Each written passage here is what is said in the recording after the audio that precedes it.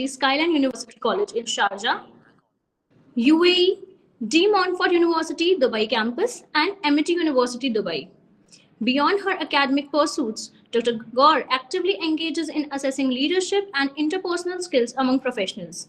This involvement aligns with her commitment to guiding professionals in enhancing their essential skills, facilitating excellence in their work settings. Dr. Deepika Gaur's comprehensive expertise, blending academia and industry experience, makes a notable figure in the diverse realms of psychology and human resources practices. Her dedication to both research and practical application underscores her commitment to advancing the understanding and application of psychological principles in various contexts. So, I would like Dr. Deepika ma'am to please take the floor. Over to you, ma'am. Hi, thanks, Ms. Samiksha, and good afternoon to everyone over there. Thank you for introducing me. I'll share my presentation.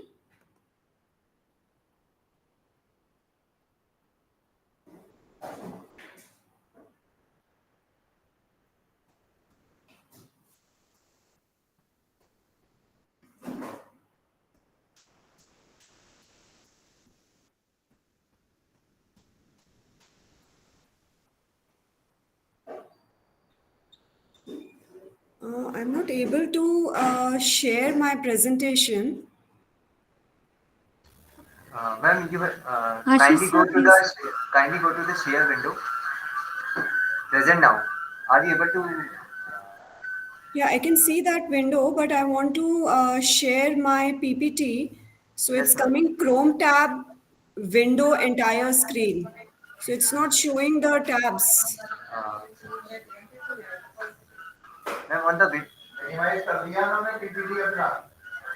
I want to select a tab. yes, ma'am. Then ma'am, you can select the desired tab, and then it will. Then you can share. That's not happening actually. It's not giving me the option to select the tab. Ashish sir will share it on our side. If ma'am permits, we'll share it from our side, shall we? Yes, yes. Yes, ma'am, we may done that. Okay. Already, although I added few more PPTs, but still it's okay. It can be shared from your side. I can talk about it. So, You ma'am. just, So, ma'am. Deepika ma'am, again you just go to the share now option. Yes, ma'am. Check it out if it is visible. Or ma'am, you may WhatsApp or email to Krati ma'am so that we may present from our end. Okay, just a second. I'll do that. The participants are also coming in, so I hope in 2-3 minutes we have more than 100 participants to join ma'am's session.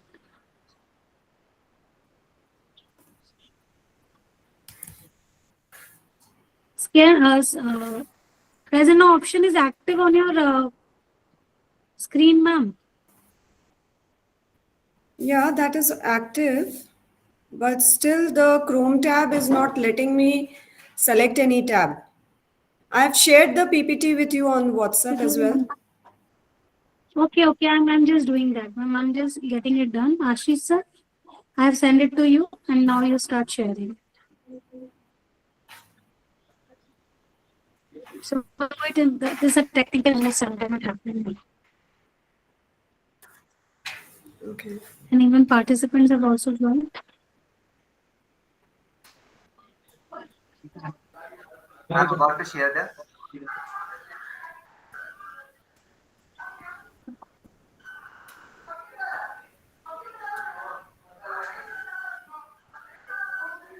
Is visible now, ma'am. Can you see your screen now? Can you see the PPT? Yeah. Yes, sure. I can see that.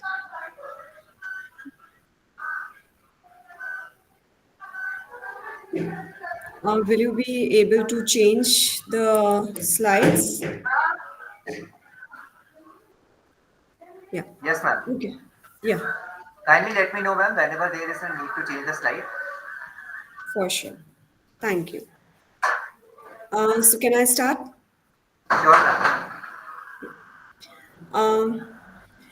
So again, good afternoon to everyone over here. And Ms. Samiksha already introduced me, and thank you for talking about me. Just in nutshell, I am Deepika Gaur, and I'm currently working with Symbiosis International University, Dubai.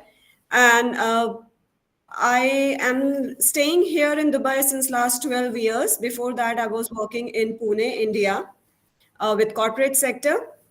And over here, I have worked with various universities like Curtin University, which is an Australian university, American university, and Canadian university, and even Leicester, that is UK university. So I felt that after working with so many different universities into, I can say, multicultural environment, diverse environment, so I felt that yes, it's the right time and it's a very good topic to talk about. That is the need and significance of preserving dialects. And can we go to the next slide, please? And when we are talking about the need and significance of preserving dialects, we need to understand what is dialects. And I'm sure that all these days you all were attending the sessions, and it's the last day today. So already there are so many conversations occurred on the dialects and the MLPs, how to preserve it through MLPs. So today I'll just talk something about basic. What is dialect? Now, dialect, we know that it is the regional or the social variation of language, and it is distinguished by the way we pronounce it, the kind of vocabulary we introduce in it, the grammar we have in it.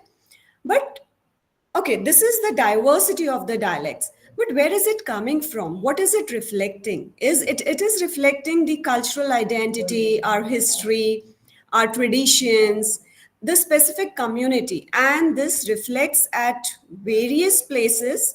Can you please change the slide? I'm not sure if the second slide is on. I can see only the first slide. Thank you. Ashisa, please, second slide. Okay. Yes. So, Is it visible now? And make it full screen. Yes, ma'am. Yes, it is. okay, thank you. So here, like if we take, I'm from Rajasthan in India. So if I'll talk about Marwari as a dialect, so we know that Marwari, this is a unique subset of Hindi. And when we talk about Marwari, so it talks about the heritage of Rajasthan, the culture of Rajasthan. There are various prompts, there are various idioms which are there in Rajasthani and Marwari, it talks about. It's not only Marwari, we have Mewari, we have Shekhawati. So there are so many dialects which are there in Rajasthan, and they are not only mere variations of the language, but they talk about the living records of our human history. They talk about the social evolution. Now, why am I talking about social evolution? I'll talk about it in a while. And why are these dialects different? So these dialects, the next slide, please. Yeah, this one. So these dialects are different due to various geographical, historical, social factors, which which comes up with the framework of these dialects. So if we talk about geography, we know that the geographical boundaries, they isolate the communities, the distinct linguistic traits which are there in these communities. The history, in the history, we know a lot of invasions occurred, migrations occurred, trade, commerce between different geographical boundaries were happening, due to which people were traveling from here and there. And that was the reason why the Rajasthan's Marwari dialect incorporates, which I spoke about, the social evolution. So it incorporated the Persian and Arabic influence also because of the historical trait roots. And similarly, various caste, religion, occupation, they even further diversified the dialects, creating a rich linguistic mosaic completely. Now, so this is what we understand what dialects are. But now, what are the role of dialects? This is the reason why we are talking about need and preservation when we talk about the role of dialects. If you can go to the next slide, please. In the society and the cultural growth. So when we talk about the role of dialects in society, we know it plays a pivotal role in fostering the cultural growth, and it has preserved our traditions. We can say, okay, why do we need Marwari dialect, or why do we need Mewari, or why do we need Shekhawati, or why do we need Tamil for say, Gujarati for say, and different languages and the dialects under those languages? Why do we need that? We know the festivals, we know the traditions, we can just celebrate them. But no. The regional music which we have, it incorporates, it integrates the literature.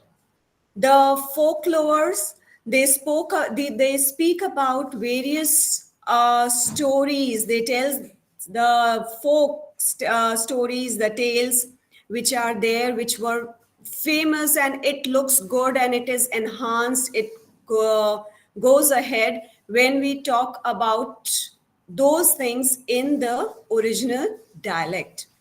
So these offerings, they incite into a community's way of life. It gives an insight. It tells us how the communities were living earlier.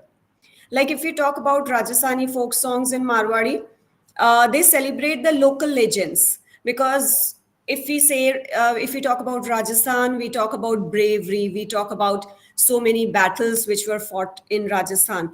And so they talk about, and so that's the reason in the folk songs also they talk about, they celebrate the bravery of those legends, they celebrate the events.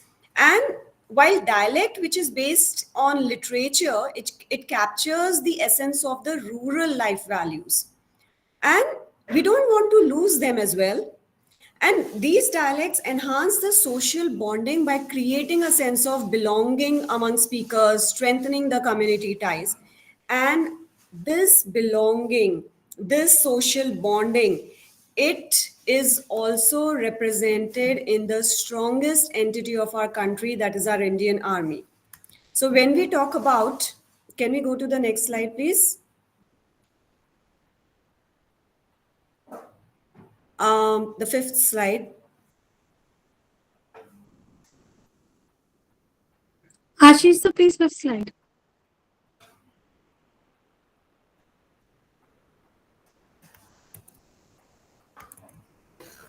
Ma'am, is it okay?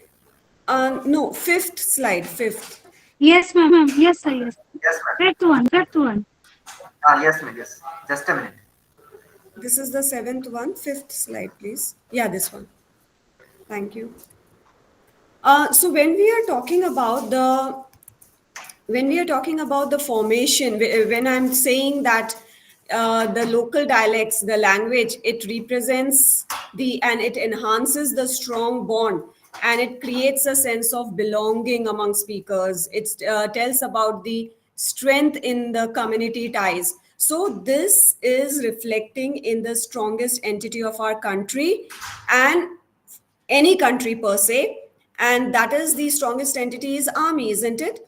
So when we talk about the formation of army units, why do we think it is based on the community, it is based on the culture? Like if we take the example of the Indian Army, so this the Indian Army's practice of forming units based on community and culture, this has an historical and even a practical reason, because Indian Army units, they are often organized by community to enhance the operational effectiveness. The shared linguistic, cultural, traditional backgrounds, they foster the strong interpersonal trust and the communication. The psychological alignment, which creates a family like atmosphere over there, it enhances the morale during the warfare. If we take the example of the Rajput regiment, it leverages the Rajputs' martial traditions. It reinforces their warrior ethos. So additionally, cultural familiarity, it reduces the internal conflicts definitely, because they all share the same community. So they develop into a kind of families. And they sometimes have a stronger influence in terms of their, in comparison to their real families. And it reduces the internal conflicts even during the utmost stress they are in. And this facilitates the seamless coordination and while making units more cohesive, more disciplined.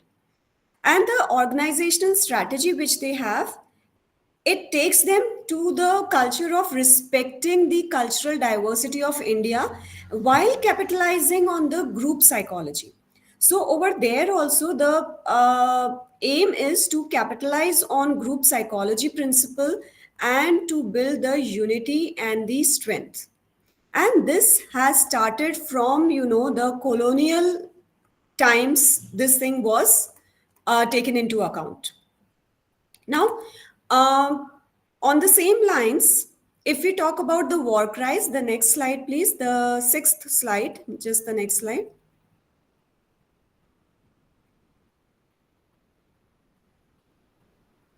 Yeah.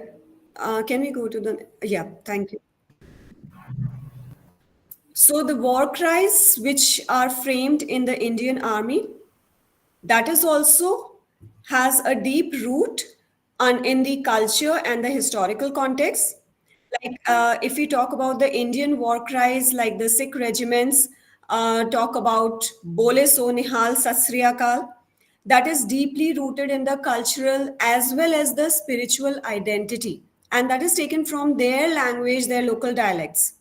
These cries, what they do is, these war cries, what they do is they invoke collective motivation. They are giving a kind of courage and even the divine blessings. That's the reason the war cry of all the regiments is different. Now, what they are doing in a psychological way, if I talk about, why am I introducing the psychology concepts everywhere is because my background is psychology. So, and it's very important because everything is driven from there. So they are leveraging the psychological principles like shared identity, emotional resonance, which they have among themselves, and it also instills the unity and the morale. Now, the rhythmic repetitive chants, this creates something. This is why do we say that it is giving a motivation, and we can say a collective motivation for the matter. It is giving a collective motivation for the reason being because it is giving one thing is they are into a group.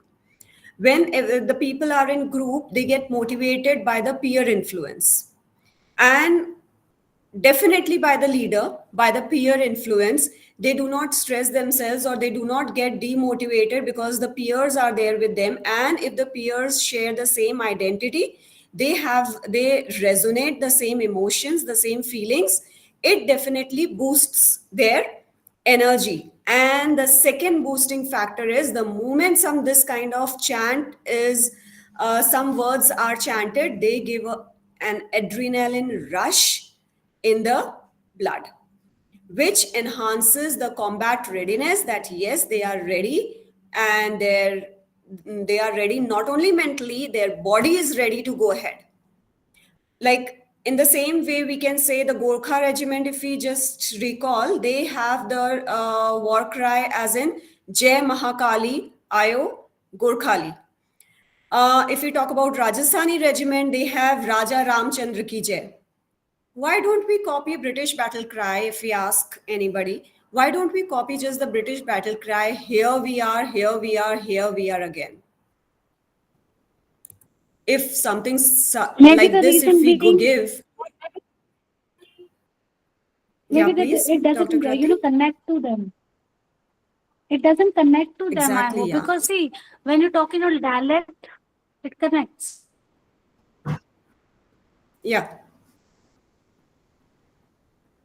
So yes, exactly, because we are over here talking about the dialect. We are talking about the culture. Because what is going to motivate us? It's not something wherein in a simple format, something like, okay, we are going to play something, or it's like even we are making an art and craft or something like that. It's not that level of motivation which is required. The motivation and the courage is required in the utmost stressful situation. And in that kind of stressful situation, definitely something which connects, which relates to us, it's going to give the kind of reinforcement to our camaraderie in the high stress environment, and that bravery and the cultural spirit of the soldiers will be able to be brought out. And similarly, if we talk about next slide please. In the next section, if we talk about the dialects in the education, the 7th slide. So when we talk about the dialects in education, this will serve, if we can think about it, definitely we do not practice dialects, we do not practice even the local language, the regional languages is not that much there in education sector, and definitely it's not there in Rajasthan. It is there in some of the other states, but it is not there in Rajasthan if we talk about, since Poornima College is located in Rajasthan. So I'm giving the examples of Rajasthan, and I do belong from Rajasthan. So, but yes, these dialects, they serve as a bridge between the traditional knowledge and the modern learning. It includes the local dialects in the primary education, helps children. Now, if we talk about why the local dialects are required in the primary education, we need to understand that there is a requirement, because in the primary education, it helps children grasp the concepts more effectively by connecting them to their linguistic roots. And furthermore, dialects even provide a rich reservoir of indigenous knowledge, which is passed down orally for generations together. Nowadays, it's not that common that they are listening to the stories from their grannies, but earlier they were listening to it and the local dialects were passing on. And so the knowledge, and that was that indigenous knowledge which was getting passed on.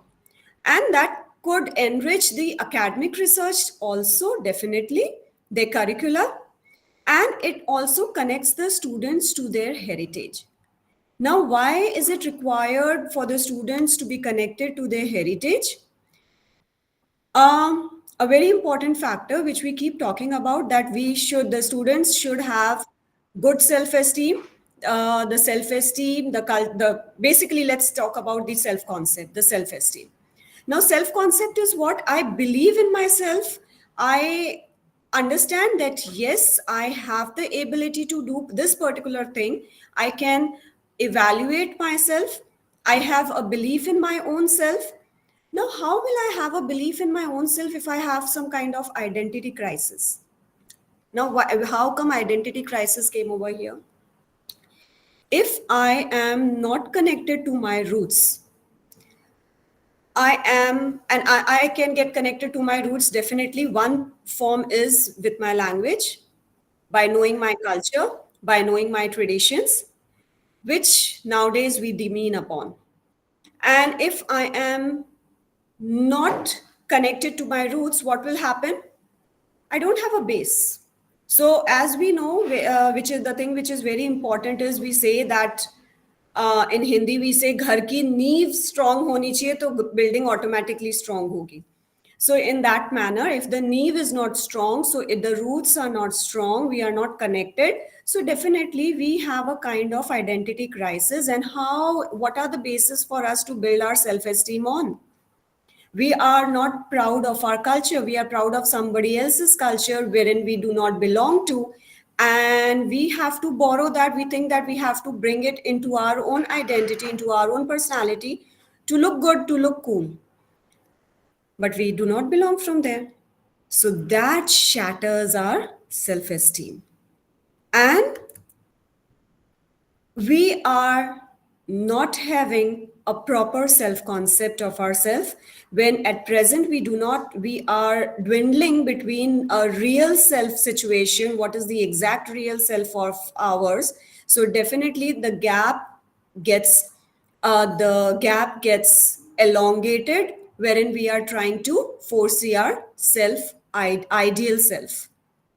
So the another thing which we need to talk about is we need to combat this language stigma, because elevating the dialects to an academic platform wherein we are talking about the dialects in education, it will reduce their association with the backwardness, informality, promoting linguistic equality. We don't have to do this because, and the people will not demean their own language. They will not look as if, oh, my parents or my grandparents, they talk in this particular language. I don't want them to come in front of my friends because I will look backward. I don't want to talk in my own language, in my own dialects. I will look backward. Yeah. So we need to come out of this schema which we have developed. And it's not only that, definitely a psychological impact is there, which will later on impact our personality, our overall attitude, but it will also improve the cognitive skills in us, because it will make us multilingual. And multilingual advantage is it helps it from the childhood. We are introducing and we are inducing the cognitive flexibility, problem solving abilities, creativity in a child. And research has shown that the multilingual students, they develop stronger memory and the mental agility. And the language, if we say that, yes, okay, these are the languages we can teach the children at any point of time, they are listening to us at home, and so on and so forth. There is an age. Till the age of 5 to 6 years, maximum brain development happens. And with the maximum brain development, it is very easy to grasp and understand the language skills.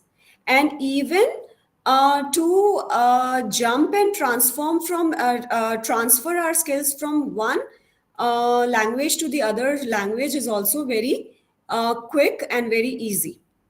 So the linguistic awareness, by understanding the dialects, sharpening the awareness of linguistic diversity and adaptability, it will give a sense of, and not only sense of, it will improve the cognitive skills of the children. Now I'll just talk about a research in my next slide. That is slide number 8, please. So over here, I'll talk about the research which was done by Hugo. Now this research is talking about the language endangerment and the perseveration in South Asia, which is in this research, various other scholars, they spoke about various different things. And they spoke about one thing which interested me was when it was spoken about the death of language by other means. Now, how the death of language can occur by other means? We are saying, okay, the language is getting developed, the language is there, the language needs to be preserved in the education. Let's say people are talking in their languages, but still how the language is dying. Now, Anna Malai explored how modernization, and this is not only for India, this is South Asia. They are talking about because the language and the languages are in danger. Not only in India, they are in danger across South Asia.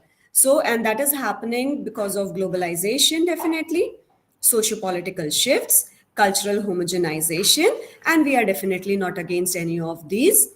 me sitting over here in Dubai, I am definitely using a lot of AI, a lot of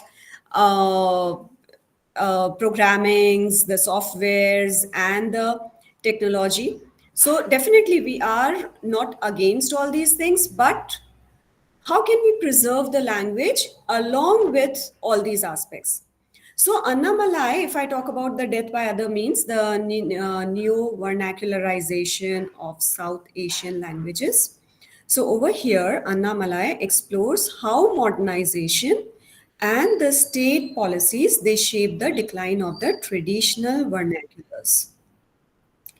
Now, in new vernacularization, they are referring to the transformation of the local language to serve the modern functions. So, local language is there, but they are serving the modern function. Now, what are the modern functions? Some form of education, or we can say some role in the education, in the administration, and wherein the local languages are coming up. But then what is happening to make the things easy, to make the things in easily acceptable form, there is a loss of traditional form and is happening of the dialects and the oral traditions.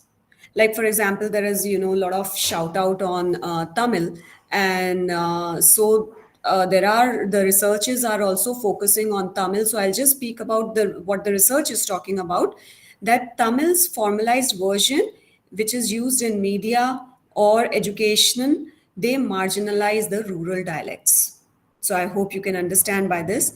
Now, this process results in linguistic homogenization for sure, where languages lose their cultural richness and the local identity. Now, so over here, the next research, I'll talk more about it, but let me just introduce these researchers first.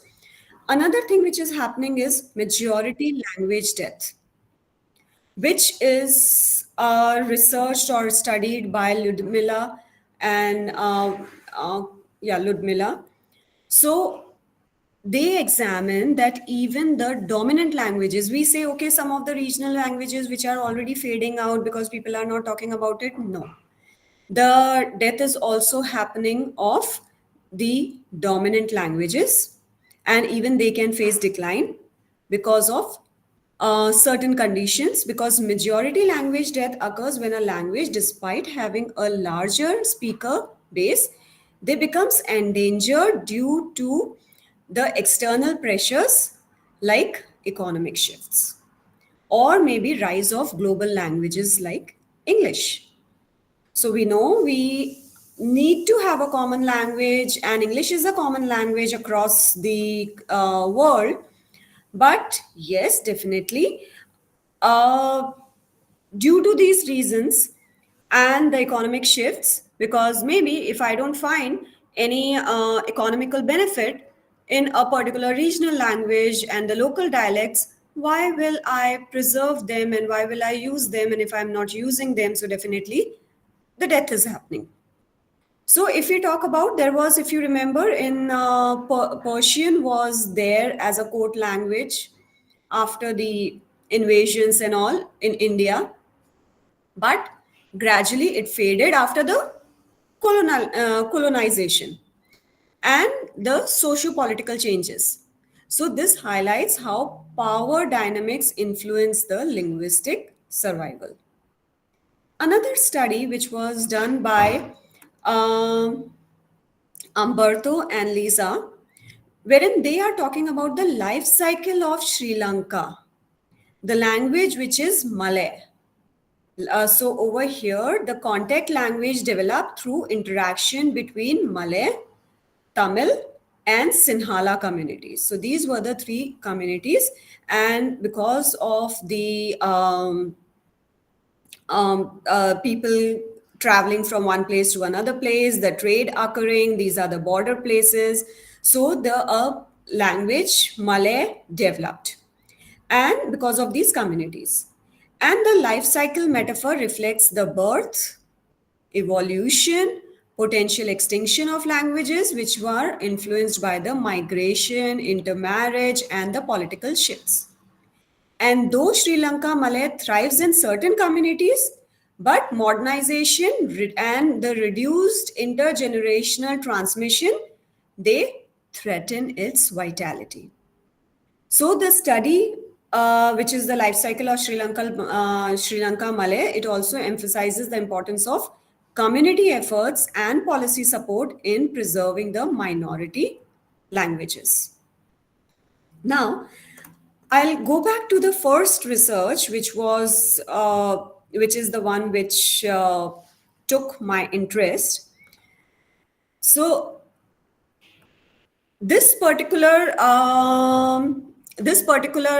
study, it speaks about wherein Annamalai, they came up with a concept of and emphasized, I can say, on neo-vernacularization, which describes how South Asian languages undergo transformation rather than outright extinction and leading to their death by other means. Over here, what they are talking about is neo-vernacularization happens when a language adapts to the modern needs. And that is what we were talking about, that in the governance sector, media sector, definitely they want to ease out the communication, make it more acceptable, adaptable, and they lose the traditional roles, forms, the cultural depth of the language. And so I took the example of Tamil, and that is what I was talking about, that now what is happening is the moment it is used for the formal purposes, you can easily sideline the rural dialects, the colloquial expressions. And while the language survives in a technical sense, its cultural, historical richness, that diminishes. Now, this process is driven by some of the state policies, and even the urban job markets do not have a requirement of these local languages. And so the utility of these languages are reduced, and definitely why the modern youth will take it ahead. Because if they are not finding a value in the local dialect and the language, so they will not take it ahead. They will just, as I was talking about it before, that what will happen is they will demean it.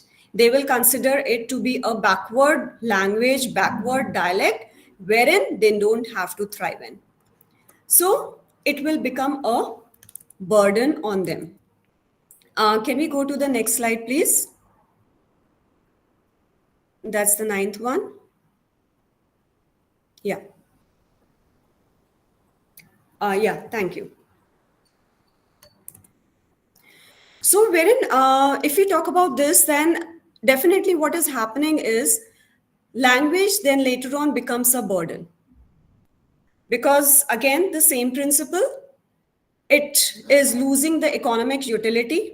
If the language does not provide access to jobs, education, global networks, then why to preserve it, and younger generation may stop using it.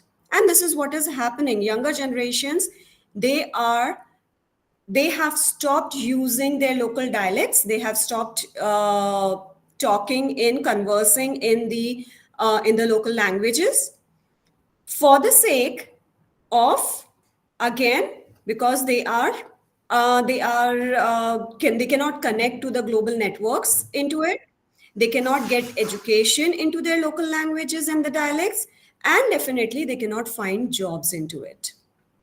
So there is now the next thing, which is what is happening is there is a social stigma. Minority languages are often associated with, again and again, which I am talking about, is they are demeaned, they are looked down upon. It's said that, oh, they lack sophistication. These minority languages, they are not as per our standards.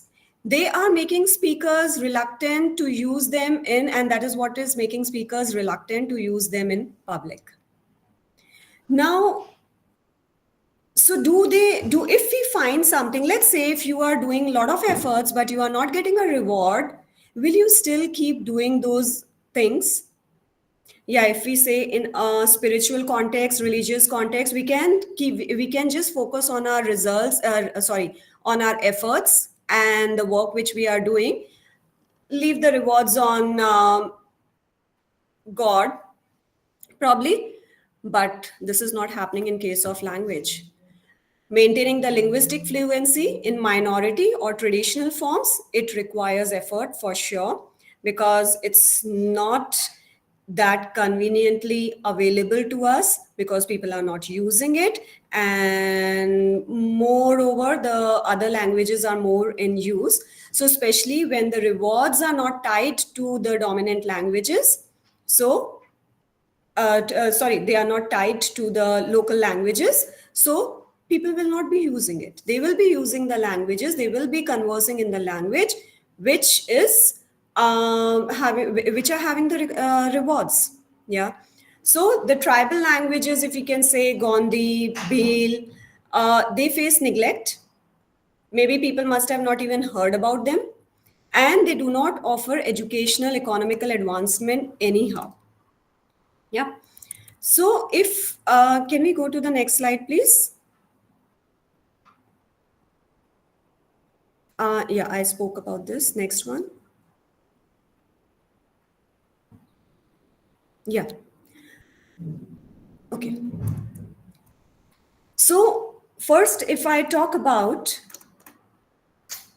why do dialects need to be preserved? What is the necessity to preserve the dialects? And then I'll come to the slide of how we can preserve it. So we need to preserve our dialects so that we can maintain our cultural identity. And languages, they embody the history, they embody the traditions, they are the worldview of the community. And if we cannot take our worldview ahead, no problem. There are communities and the languages which are ready to engulf us. They are welcoming us so that they can engulf us. So losing a language means erasing the cultural heritage. And like, for example, if we talk about Sanskrit, it preserves the ancient Indian knowledge system. If we talk about Bhoti, it connects Himalayan communities to their Tibetan heritage. And therefore, we need to preserve it. Otherwise, yes, we are ready to get diminished and go into identity crisis. We need to have linguistic diversity, which is definitely there in India, and we need to be proud of it. So just as biodiversity sustains ecosystems, linguistic diversity sustains the cultural and intellectual ecosystems. And every language offers unique structures. Now, intergenerational knowledge transfer happens in that local language, in those local dialects. The social harmony, if we talk about, so preserving languages fosters inclusivity, respect for the minority. There are people coming from the rural backgrounds. So this marginalization, we talk about reducing the marginalization on the basis of caste, creed, various other things. We can reduce the marginalization through culture by promoting harmony, because this is a common ground, as we spoke about various examples in the education, in the army, in the various other places. We already spoke about it. So this is one of the means which can connect people in a very obvious manner, in a very natural manner. And yes, definitely, I spoke about the cognitive benefits earlier as well, which helps us in preserving, in problem solving, building up our creativity. Now, we are talking about why we should preserve the dialects. I'll give a psychological impact, which in the next slide, the slide number 12, I'll give, can we change to slide number 12, please?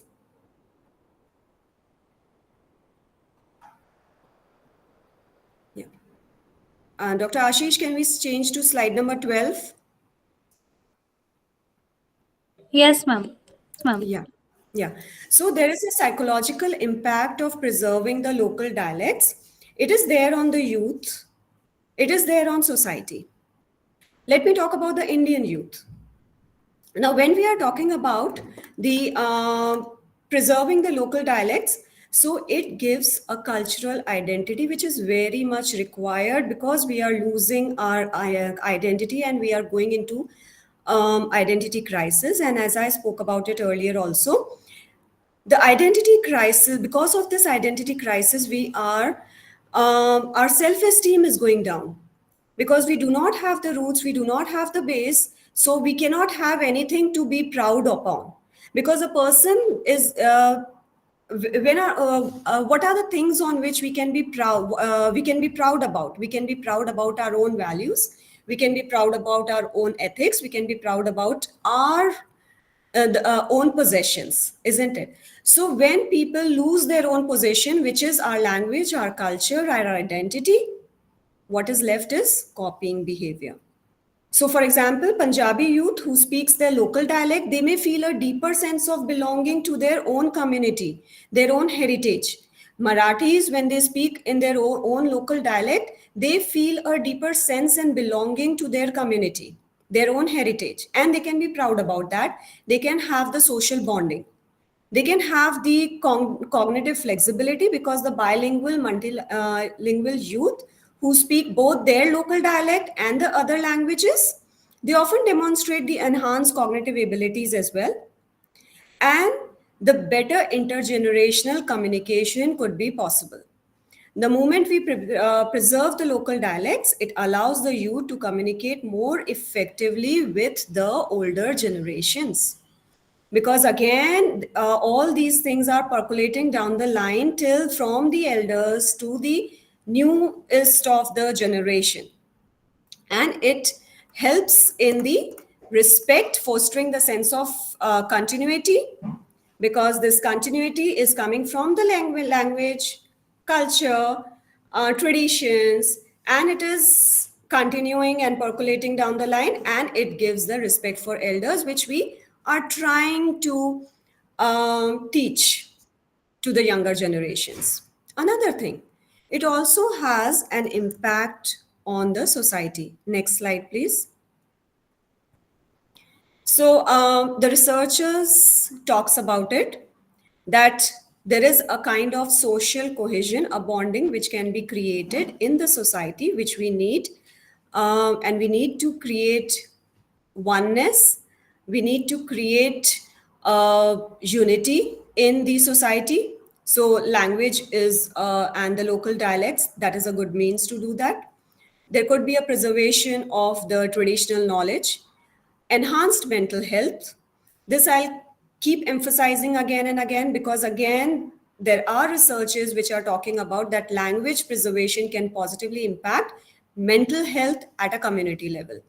And it can reduce the rate of depression and even the societal ideation if we can get connected to our own society and our roots.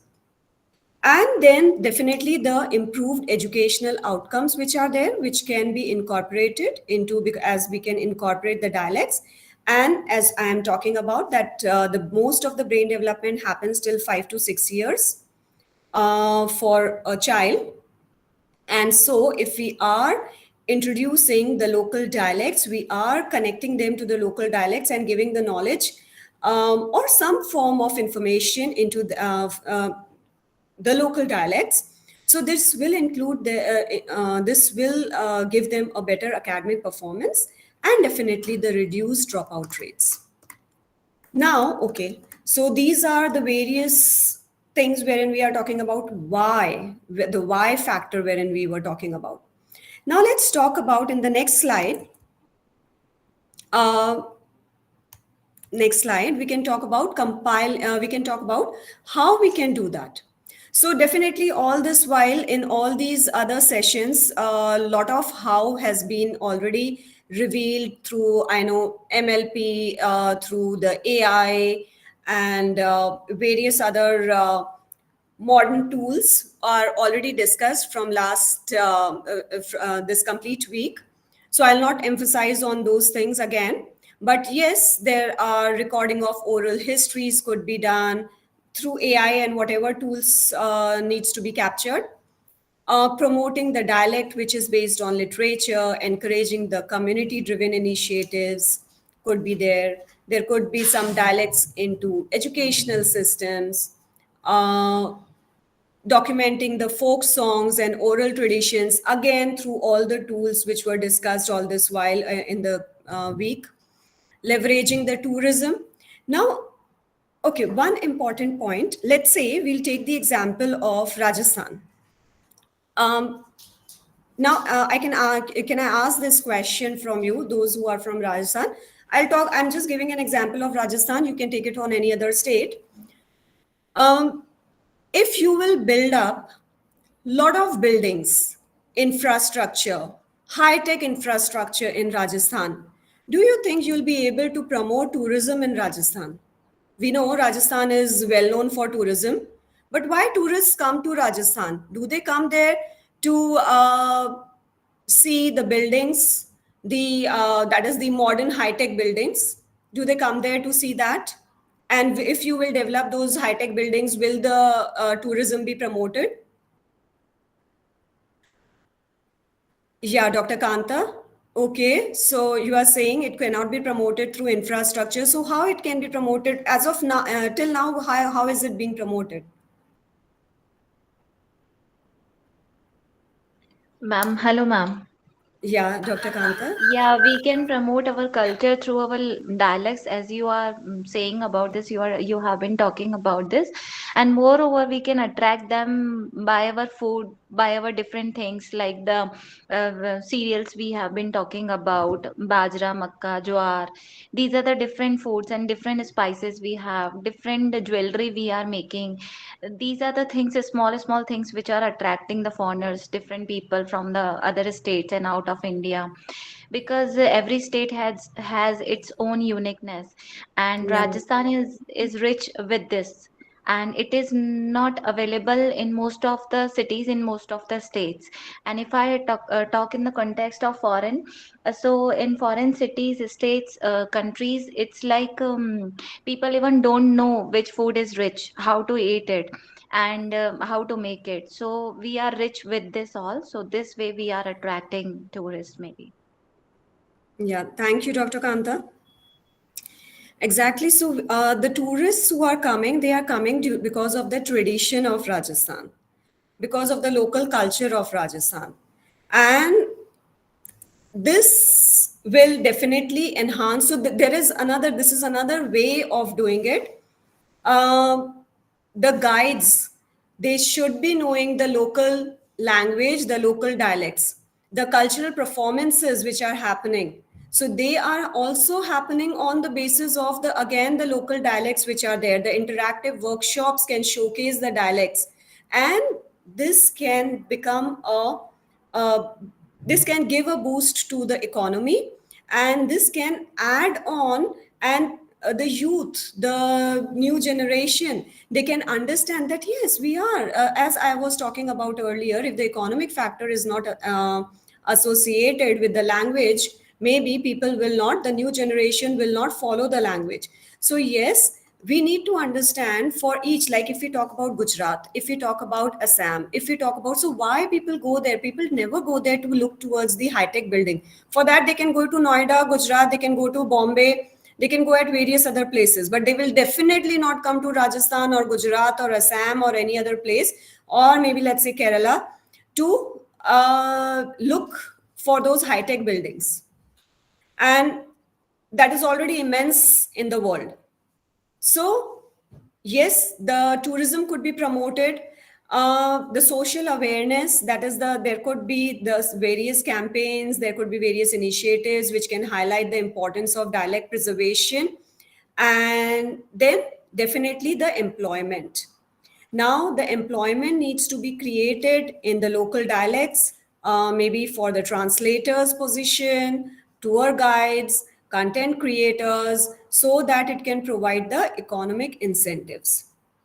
And these are the ways how some of the we can say, and definitely all this by if we need to attract the youth, we need to do something about it in the social media campaigns, the podcasts, and to engage the younger audiences. so that they can make the reels into it, and which is happening, by the way, on the social media platform. The channels which are promoting the local languages and which are talking in the local dialects, they are getting popular. So people do have a tinge about it, but definitely they need to even promote it and not demean it. Because if we talk about, again, the importance of it, so this is one of the importance. Army is definitely one of the importance. The practical benefit of it, if we talk about, so it is giving a sense of, it is bridging the gap between the generations. It is helping the families preserve their heritage. They can pass down their heritage in the linguistic traditions, parents, grandparents. They can ensure that the future generations, they can stay connected to their roots. They can foster a sense of pride and belongingness in them. So, and it can make them, they can make a language, through language, they can make their future generations a living record of the cultural identity. How was, after the libraries, Nalanda, for example, we know after they were burnt, how some of the knowledge was preserved. How was it transferred? It was transferred from the generations to the other generations, and that is how it came forward. So definitely there needs to be, these benefits needs to be there, so that the economic benefits needs to be there. Let's say if again I talk about Rajasthan, so there is a very common proverb or dialogue, Padharo Mare Desh. So, and this is ingrained in various platforms, so that like when you are attracting tourists, or wherein you are promoting Rajasthan, so you are promoting Rajasthan with this dialect, and this has been taken from the local language, isn't it? So this attracts tourists, this attracts people towards Rajasthan. They say, yes, it's a colorful state. Rajasthan is known as what? This is known as a colorful state because of the cultural destination it has, because of the kind of local businesses also are getting promoted, like you were talking about the jewelry business. Yeah, so there are various other social benefits. Now, social benefits of preserving dialects are what? Can we change the slide, please?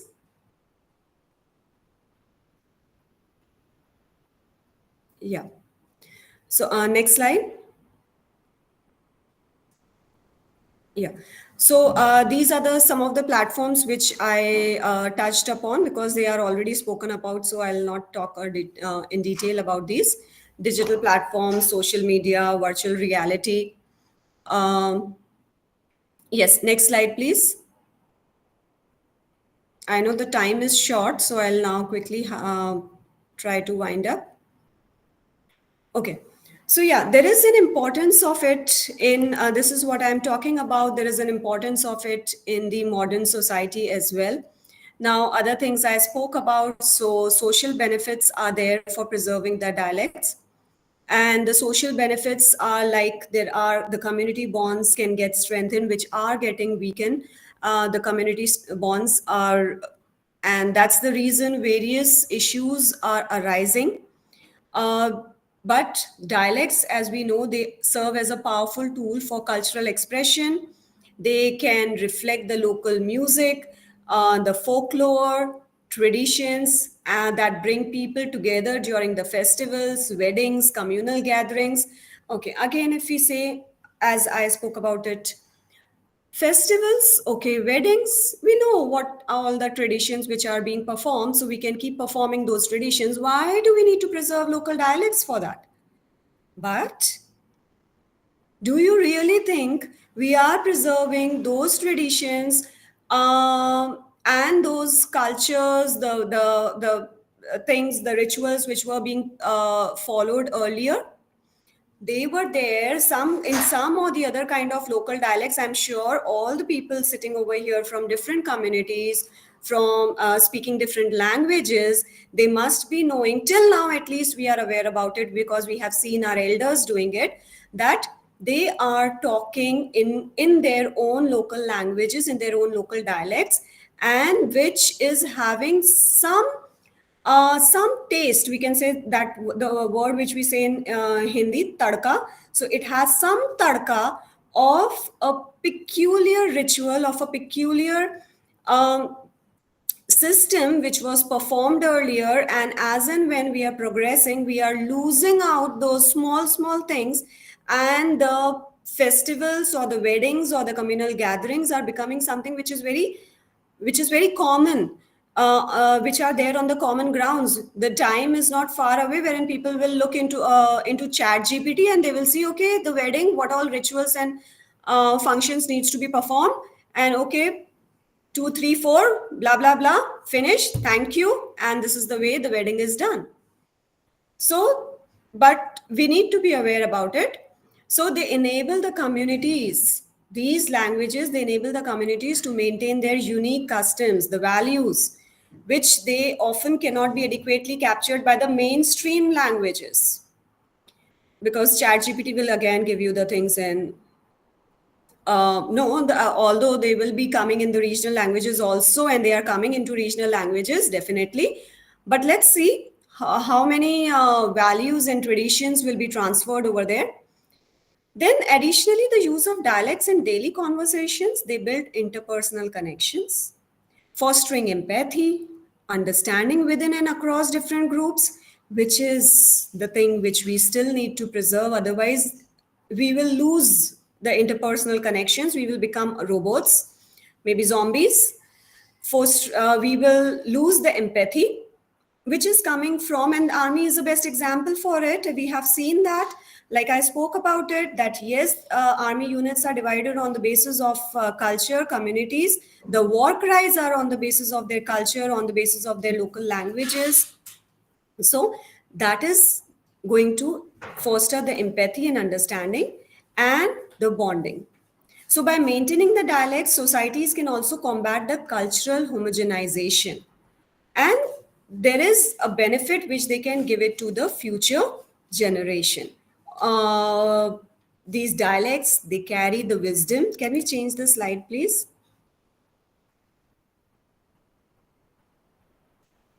Yeah. These benefits I spoke about. So we can go to the 20th slide. Yeah, social benefits. Yeah, that's it. Thank you. So, quickly, those benefits I already spoke about, but these dialects, they are carrying the wisdom, the tradition, the stories of our ancestors. And we always know that we need to learn from history. We can never forget our history. Otherwise, what will happen? Those who have, we can see to the countries. There are various countries who were divided from us, and they deleted their history literally. And because they deleted the history, they don't have anything to learn from. So where do we learn from? We learn from our history. Those who have good knowledge about their history, they know that yes, these are the mistakes that we committed already. And it's not about a single thing. We cannot look in a very superficial way to it. We need to understand that there were different people of different personalities. We can talk about Napoleon, we can talk about Hitler, we can talk about Raja Ram Mohan Roy, we can talk about Cholas, we can talk about so many others. We can talk about Chandragupta. We need to know about history. If we do not know about history, how Chanakya came up and for what reason he established the entire kingdom, he made the entire kingdom to get established, and what were the principles they were following. So if we rule out those histories, we will never be able to learn from the mistakes which occurred and the policies which were created, and those policies gave the benefits. So we need to understand that. So that's the reason the stories of our ancestors, and those are some of the things which I'm talking about are there on the national platform. There are various regional heroes which we have, and that again they are glorified, they are spoken about, they are sung in our local songs, in the local languages. Yeah, and we feel proud about it. So providing young people with a deeper understanding of their heritage and identity is important for them to feel proud about something. And learning a dialect equips future generations with a unique perspective on their community's history and the values. Now, if we take some examples, like for example, if I talk about Tamil Nadu, so the Kongu Tamil dialect, widely spoken in the agricultural regions of Western Tamil Nadu, has economic significance due to its role in agriculture-related trade, knowledge sharing. Farmers in the Kongu region, they use the dialect to communicate with each other effectively in the local markets. They share some traditional farming techniques, like the organic farming, water conservation method, which are unique to that particular area. So all this help them preserve their indigenous agriculture practices. And this improves the productivity, the sustainability, and it also fosters the economic progress, which is what we are talking about. That we need to have the economic connectivity so that those languages can thrive. And this is another language, if I talk about in Gujarat, the Kutchi dialect. And because of the Kutchi dialect, they have created the area which is very famous for tourists, the Kutch area. People go over there. So can you show, when you go to Kutch, or let's say in Rajasthan, if you go to the desert safari, what are you going to show over there to the tourists? You will be showing the local culture, the local regional languages, the local structures.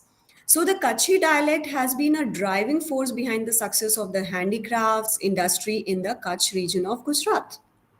And if the language is gone, again, the younger generation, they will feel, oh, I'm doing something backward over here.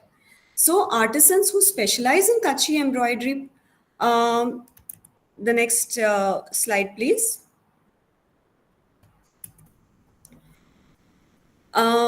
The pottery, the block printing, they often rely on their dialect to market and brand their products, especially during international trade fairs, the Ran Utsav which they have. They promote their workshops, their storytelling sessions, adds the cultural value to their crafts, and all this is coming from the local culture which is preserved through the local language, which is Kutchi.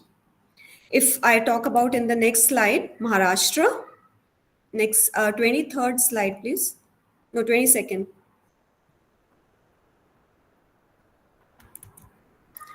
So Varhadi dialect and tourism in the Vidarbha sector in Maharashtra.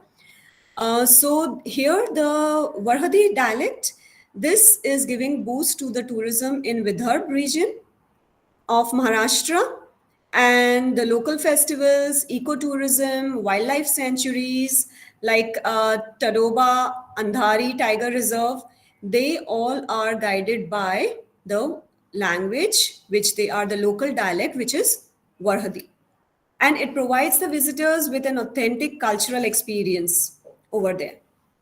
So these are some of the, next slide, 23rd slide.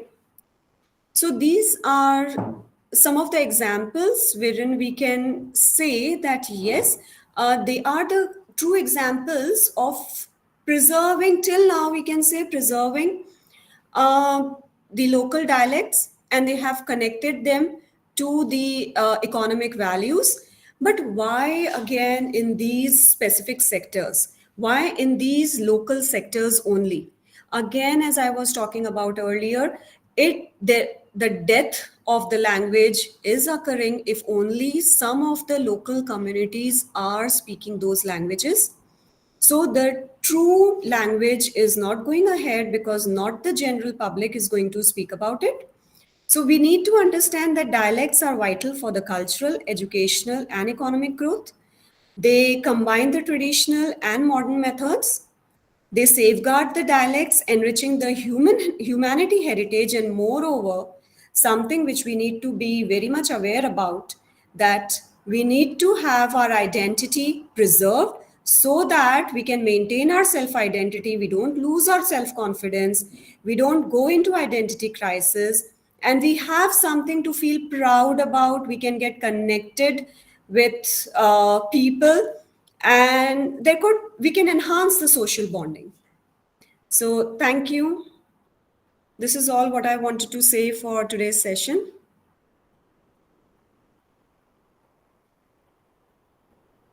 So much, ma'am, for this wonderful session, and the way you have connect to so many things and gave a diversity not only to dialect but to agriculture. Then you talked about rituals. And you needed, but now we are also thinking and looking at the people that who will going to give that tadka.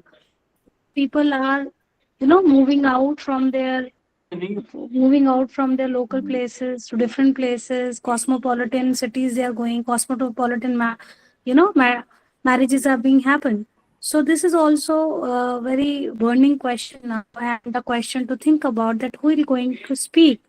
And because the parents are talking now that language in which they both can communicate. If a person is from Haryana or a person is from South, so they'll either talk in English or in Hindi. So their dialects are dying out and the children are not getting that language because of the nuclear family impact also.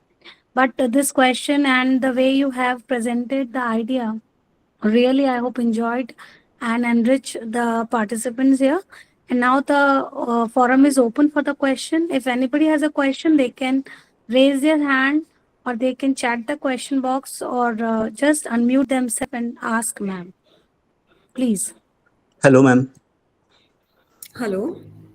Hello, ma'am. This is Dr. Anubhav Shubham Kaur. Tripathi from JECRC University. Yeah, from Am which I university? audible? Yeah, from which university You're you said? I audible. didn't hear you. JECRC University, ma'am. Yeah, okay. Please go ahead, Dr. Ma'am, Anubhav. my question is variation of any boli is hampering the language or not? Because if we take the example of Bhojpuri and Mathili, even Mathili don't have a Unicode, but still a scheduled language. But Bhojpuri, because of so many variation found in Bhojpuri, it's not even a scheduled language. Whether the number of speaker is more, area Bhojpuri or what Bhojpuri covers is more than the Mathili, but still not a scheduled language. So what do you think? The more variation is hampering a language or not? Means what your opinion regarding this? Yes, okay. Thank you for the question, Dr. Anubhav. Now, see, the researchers have researched about this topic as well. And what do they say is, now, if we talk about variation, we need to say how the variation has come in.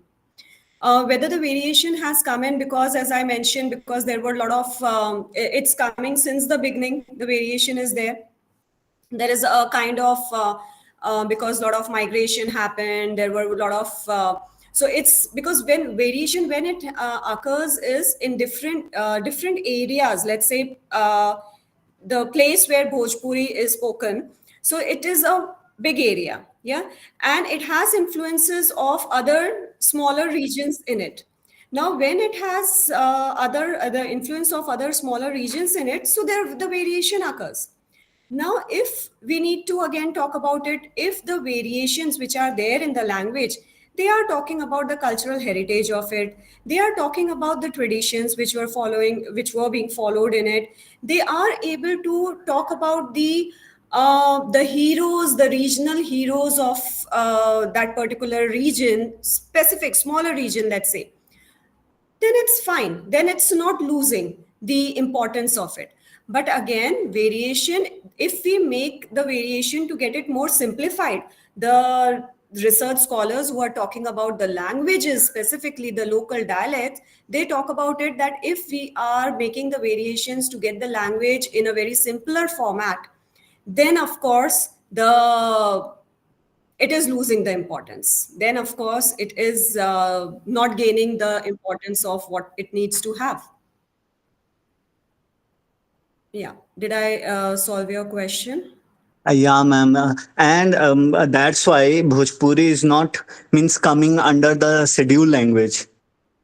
Just Yeah. because of these multiple variation in the language.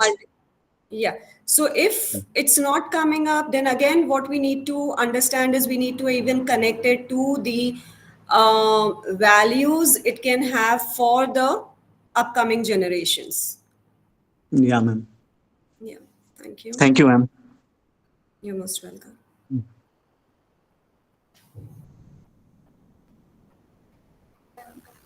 Any other question from participants?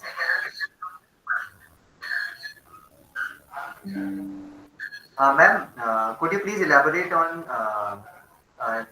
cognitive flexibility a little bit? Okay, yeah, thank you.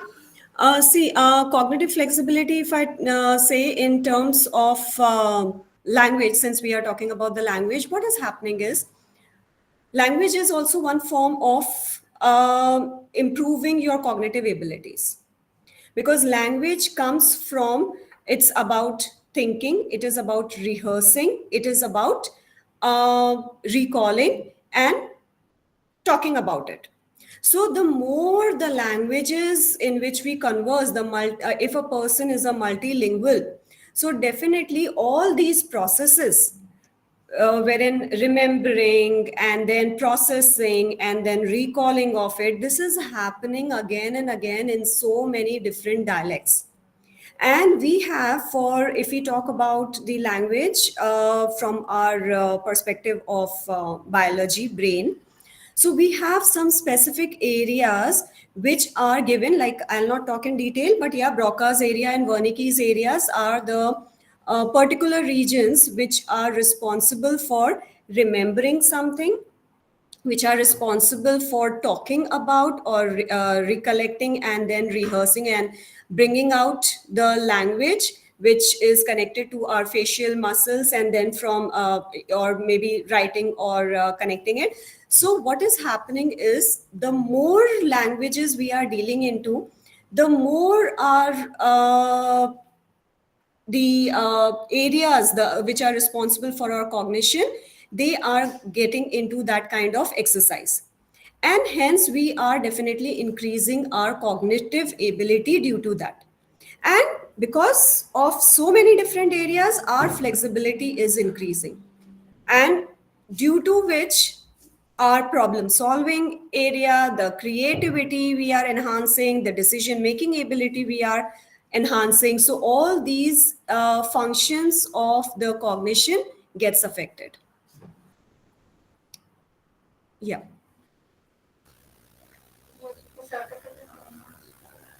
And ma'am, what maybe understand from the linguistic efficiency means exactly? Efficiency. Linguistic efficiency. Means how dialects preservation would help in linguistic efficiency. Okay, yeah, thank you. Dialects preservation, how we can is being influenced is definitely, if we want to influence the preservation of dialects, so we need to bring it, we need to see till what time. If I say I want you to learn or to talk about something at this age or right now when you have started working, or for the children as well, I want them to learn some particular thing or do a particular action. They will not do it till the time they will understand the importance of it. They feel that yes, they will be able to gain something out of it, they will not be doing it. Yeah. So for that, what do we require is we need to create the importance of it. They need to rehearse it. They need to listen to it in their surroundings so that they can have they can understand the use of it. They can listen to it again and again. They can and when they are listening to some kind of language again and again, so they will be developing their abilities into that language, and it will develop their efficiency. Thank you, ma'am. Uh, Vasantha, ma'am, do you want to ask something?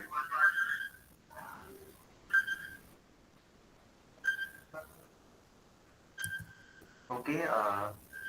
Then, ma'am, Dr. Satyam Pratap Singh says, like earlier we were discussing about why do people come to Rajasthan, how tourism is popular here. So his point of view is Rajasthan is not just about big buildings, but it's rich traditions, history, royal heritage, and vibrant culture, offering a glimpse into the past through its forts, palaces, and timeless customs.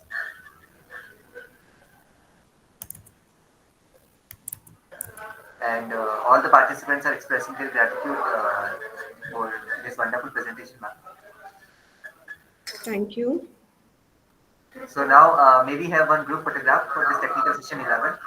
So may I request everyone to please turn on cameras. And my heartfelt thank to Deepika ma'am for accepting our invitation, taking out the time from our busy schedule, and we wish that she can collaborate with us for more such session. Thank you so much, ma'am. One more, Parveen Bala ma'am, want to ask anything?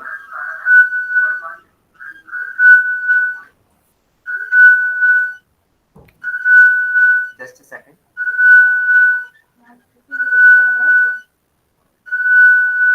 Thank you, everyone. Thank you once again, ma'am. Like we may say, we may conclude the session by saying that technology is in our brain, but dialects in our heart. So thank you on behalf of the Department of Applied Sciences, Poornima Institute of Engineering and Technology, for this wonderful session. Thank you. See you some other day very soon for another some interesting lecture. Okay, thanks everyone for listening me and participating in such a enriching and topic. And thanks, Dr. Krati. Thanks, Dr. Ashish. Thank you so much, ma'am. Our pleasure, ma'am. Thank you so much. So much.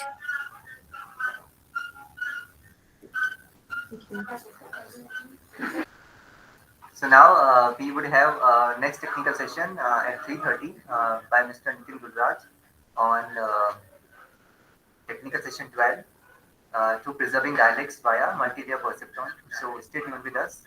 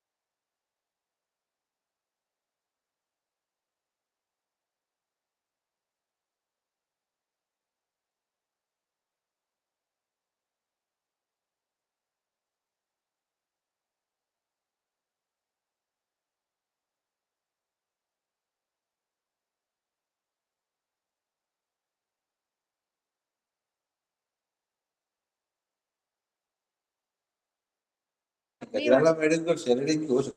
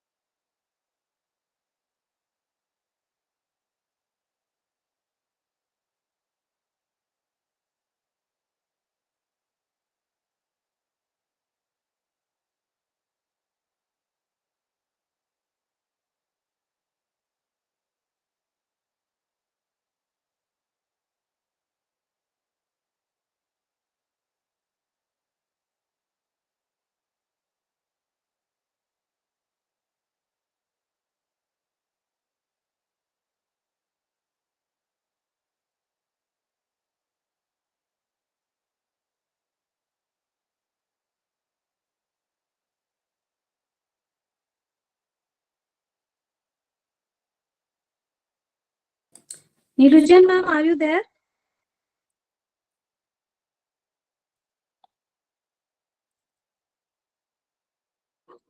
Nilujan ma'am?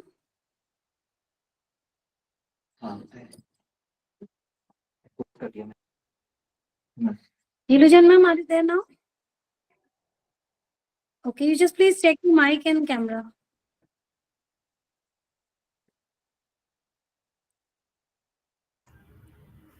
Yes, ma'am, I'm here. Before I was not able to access the mic and the Okay, camera. fine. Yes, that's why I just asked you. So, good afternoon, everyone. We have started with technical session 12, and this session will be taken by Mr. Nitin Gururaj on the topic Preserving Dialects via Multi-layer Perceptron. For her welcome and introduction, I would like to invite Dr. Neelu Jain, who is Assistant Professor Senior Scale in Manipal University. Ma'am, please do the honor. Thank you so much. Yes, thank you so much, ma'am. And let me introduce the speaker for the day. Mr. Nitin Gururaj is an accomplished engineer with a keen interest in artificial intelligence and machine learning. Leveraging his technical expertise, he addresses challenges in sustainable energy systems. He holds a bachelor's degree in electronics and communication engineering from the National Institute of Technology, Andhra Pradesh, and a master's degree in electrical engineering from the National University of Singapore. Currently, Mr. Gururaj serves as a research engineer at the Energy Research Institute at NTU, Singapore. His work focuses on harnessing artificial intelligence and machine learning to enhance energy efficiency and develop innovative optimization solutions. It is my privilege to welcome Mr. Nitin Gururaj to share his insights during today's session. So, over to you, sir. Thank you. Thank you, Neelu. Hello, everyone. Good afternoon. I would like to Welcome, present sir. my scheme now.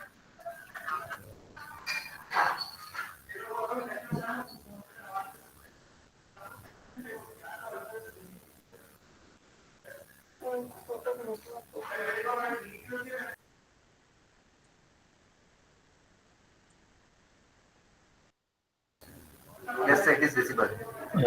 Please let me know if you can see my screen and if I'm Yes, sir. audible. Yes, sir. Okay, great. So, thank you, everyone, for joining today. And before I begin, I would like to take a moment to express my thanks to Dr. Krati Sharma and Dr. Ashish Ladda for inviting me today to speak here. It's truly an honor to be a part of this session, and I deeply appreciate the effort they have put into organizing this event and providing a platform for all of us to share ideas and knowledge. I would also like to thank you, the participants, for taking the time to attend this session, and I'm looking forward to interacting with you throughout this session. So feel free to drop any questions in the chat. I will gladly answer them after the session is done. So before I get into the topic, let me just talk about me. I think you already heard from Neelu Jain, Dr. Neelu Jain. I hold a bachelor's degree from NIT Andhra Pradesh in Electronics and Communication Engineering. And then I finished my master's in Electrical Engineering at NUS in Singapore. Currently, I'm working at Energy Research Institute at NT. Right now, I'm applying AI and machine learning for sustainable energy systems, and I'm trying to optimize and build and optimize energy efficient systems. So before we get started, I would like to give you a brief overview of what we'll be covering in this session today. And let's start with first the history of the multi-layer perceptron, and we'll explore how neural networks and in general the perceptron has evolved over time. We'll also look at some groundbreaking rules such as the Hep's rule and also the structure of the perceptron.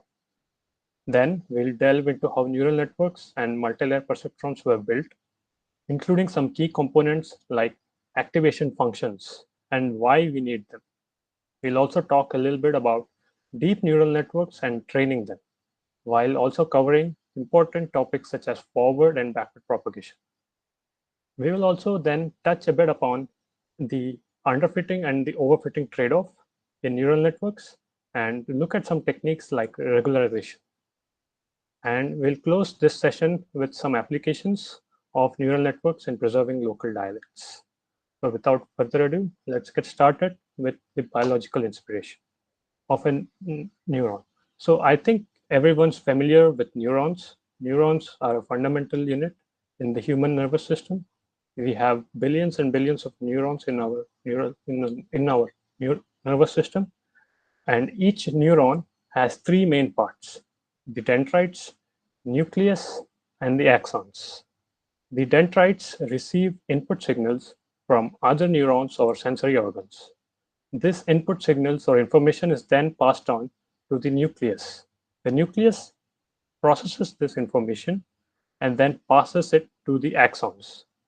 And the axons transmit the output signals or the processed information to other neurons which are connected to this particular neuron through connections called as synapses. This process of receiving, processing, transmitting information forms the basis of how artificial neural networks are designed. And in general, the perceptron is designed. The goal here is to mimic this biological efficiency in computational models. So let's look at a brief history and evolution of neural networks. On the left side here, I have a small chart which shows the major breakthroughs which were achieved in building the perceptron and subsequently the neural networks. In 1952, we had stochastic gradient descent being introduced, which served as an optimization technique, which helped us train efficient neural networks. And in 1958, the perceptron itself was discovered and it was equipped with learnable weights. From 1958 to 1986, almost for 20 years, there was not a lot of development going on. It was also called the AI winter, which means the research and development slowed down and people started giving up on AI and artificial neural networks. But then in 1986, there was a major breakthrough when the Nobel Prize winning Geoffrey Hinton found and discovered and invented the backpropagation algorithm for training multi-layer perceptrons. The backpropagation algorithm helped train deep neural networks while being able to train them efficiently and making them more coherent. And since then, the development of neurons and neural networks as artificial neural networks has been exponential.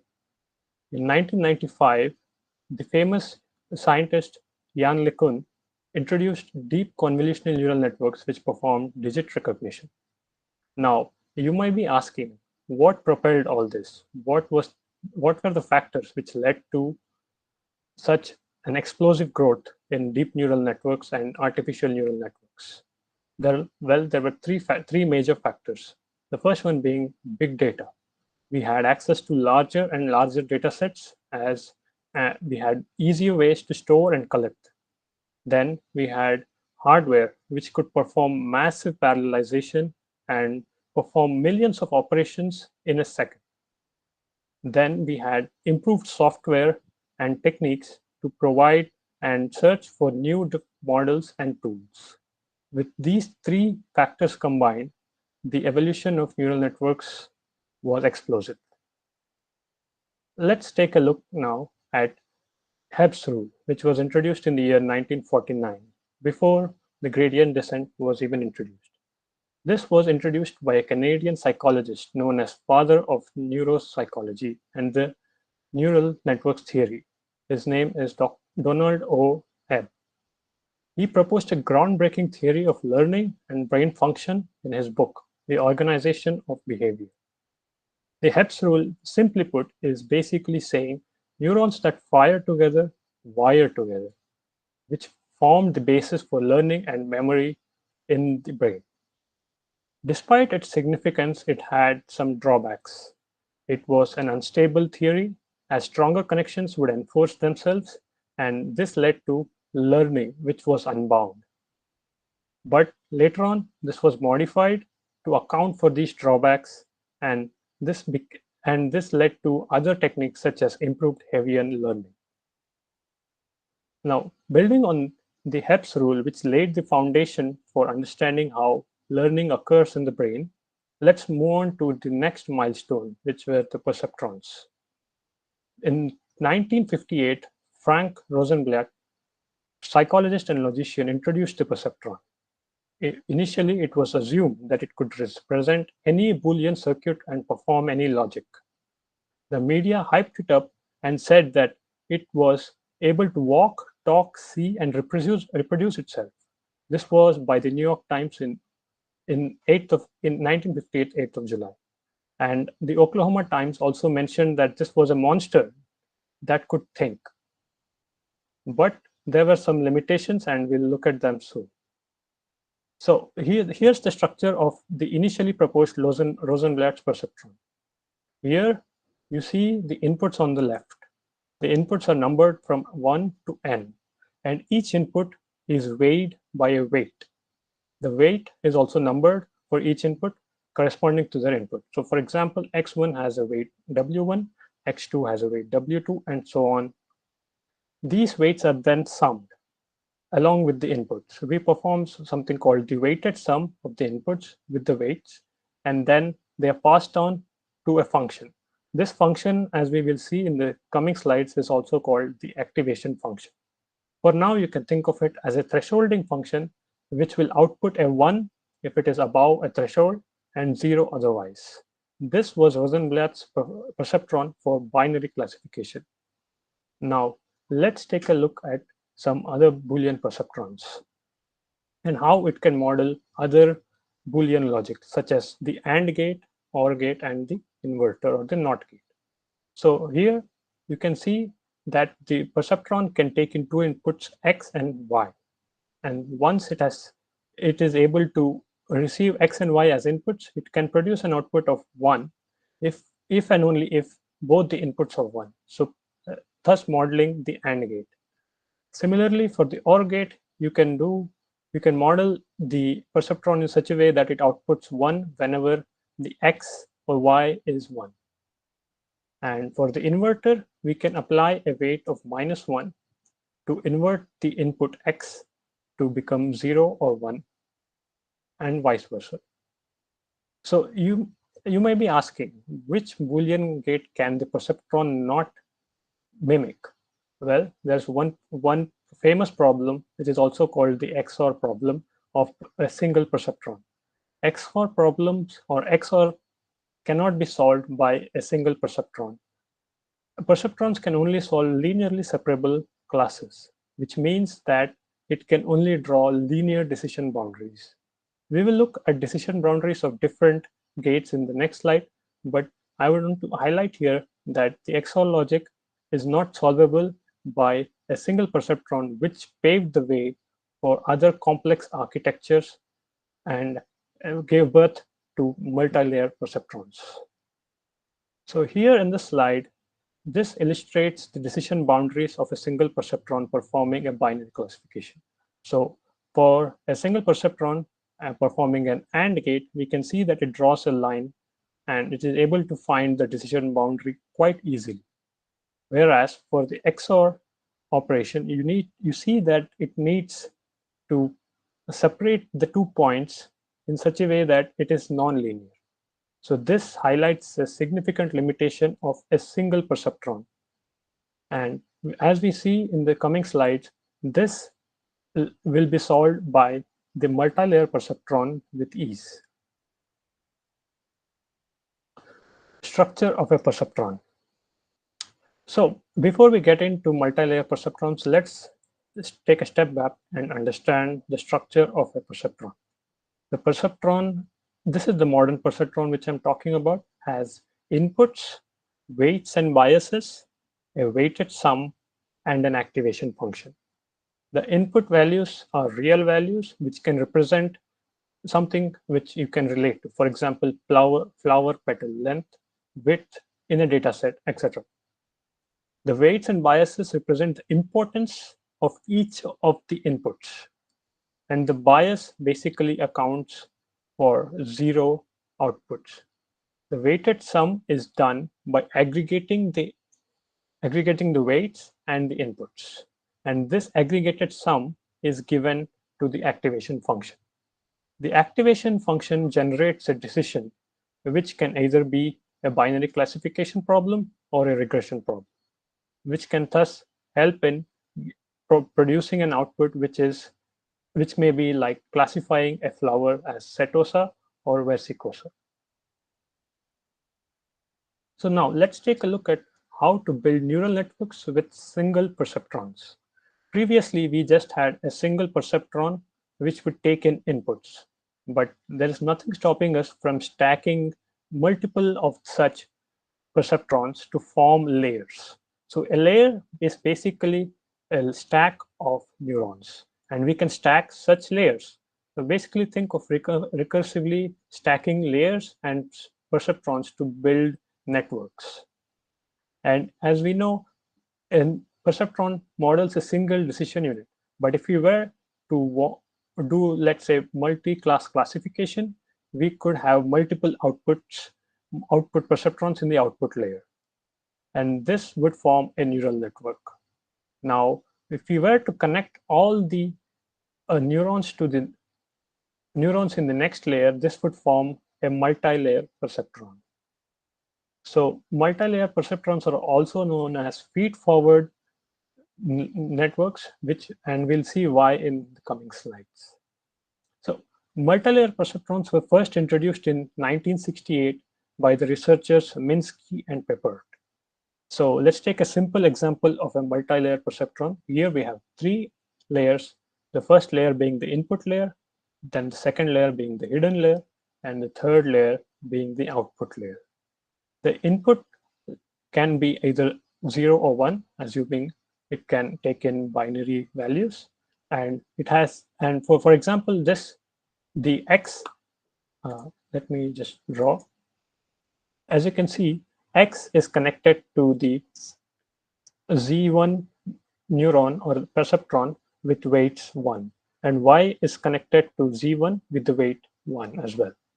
And similarly for Z2, it is connected to the input X with a weight of -1, and it's connected to the input Y with a weight -1.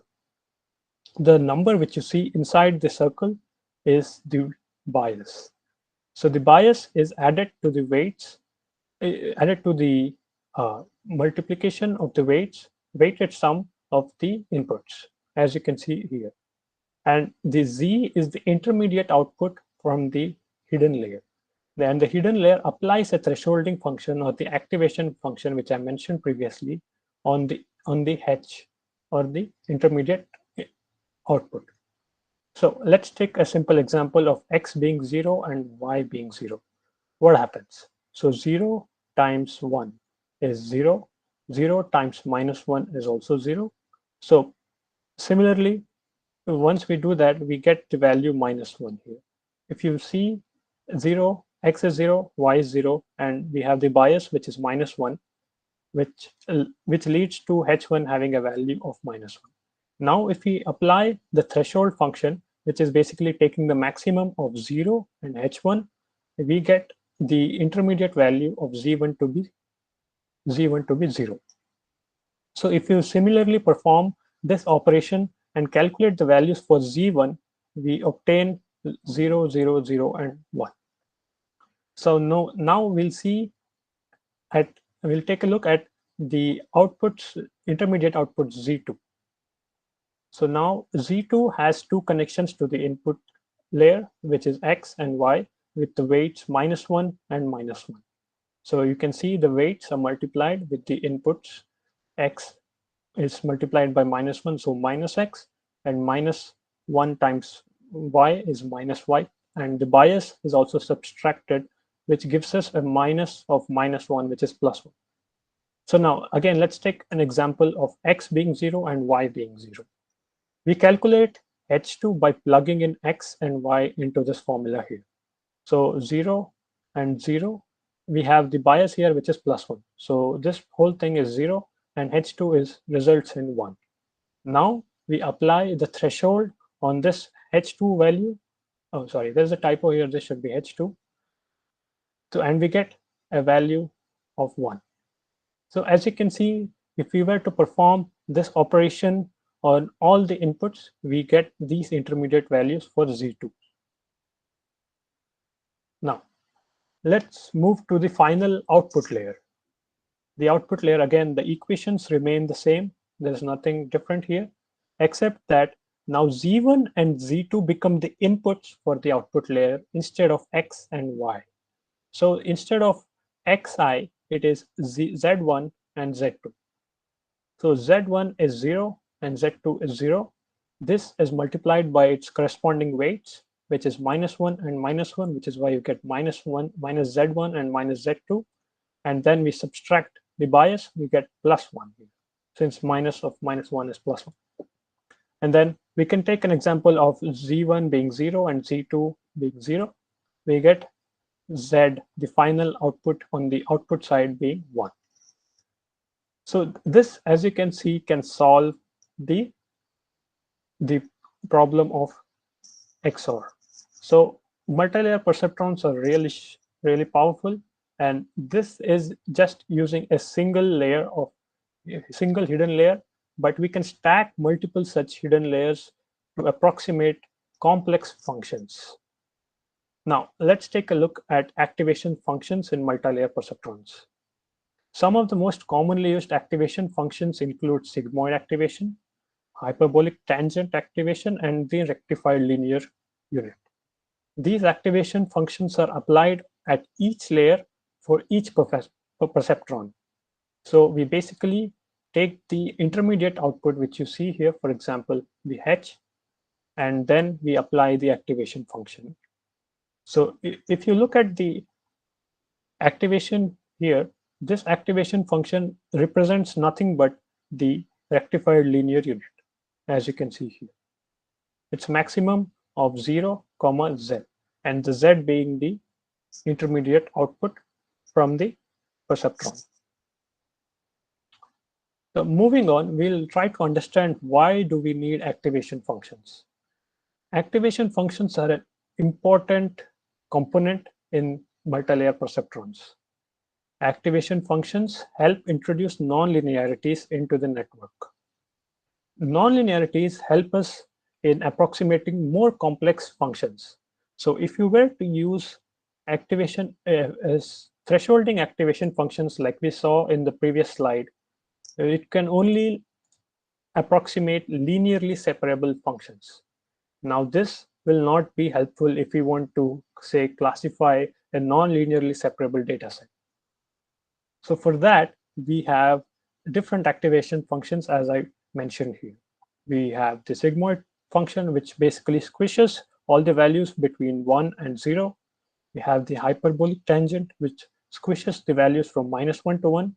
And we have the rectified linear unit, which is basically y is equals to x, which basically y is equals to x in case the input is greater than 0. So this way, we can have inputs which can be which can have multiple dimensions, and the output can be approximated to match various complex functions.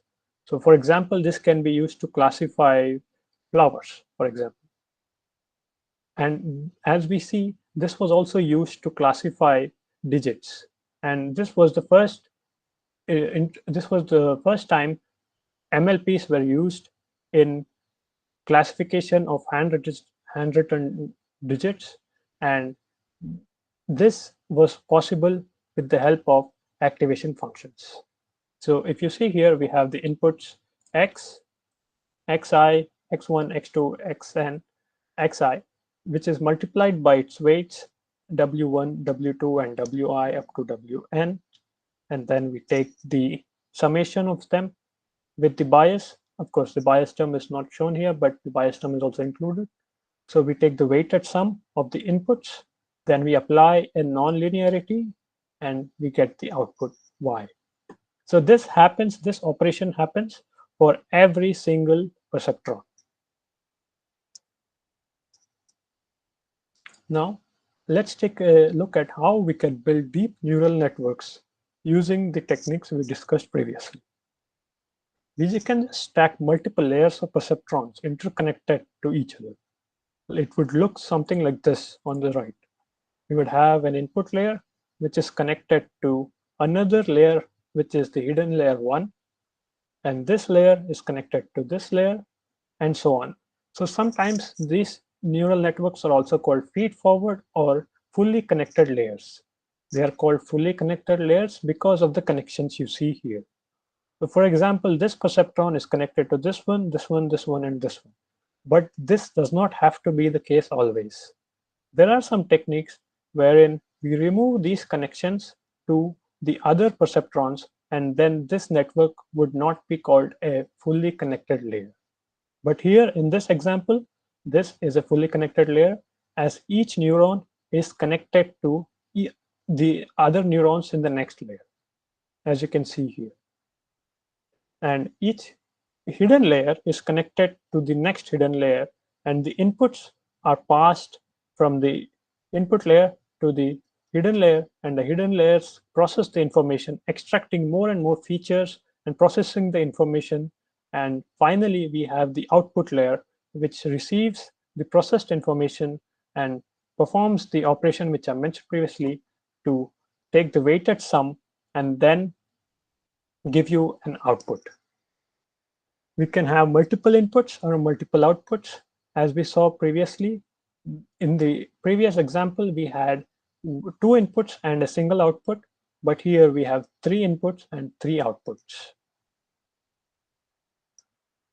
So let's also talk about how we can train neural networks. Now that we know, and now that we have an idea on how to build neural networks.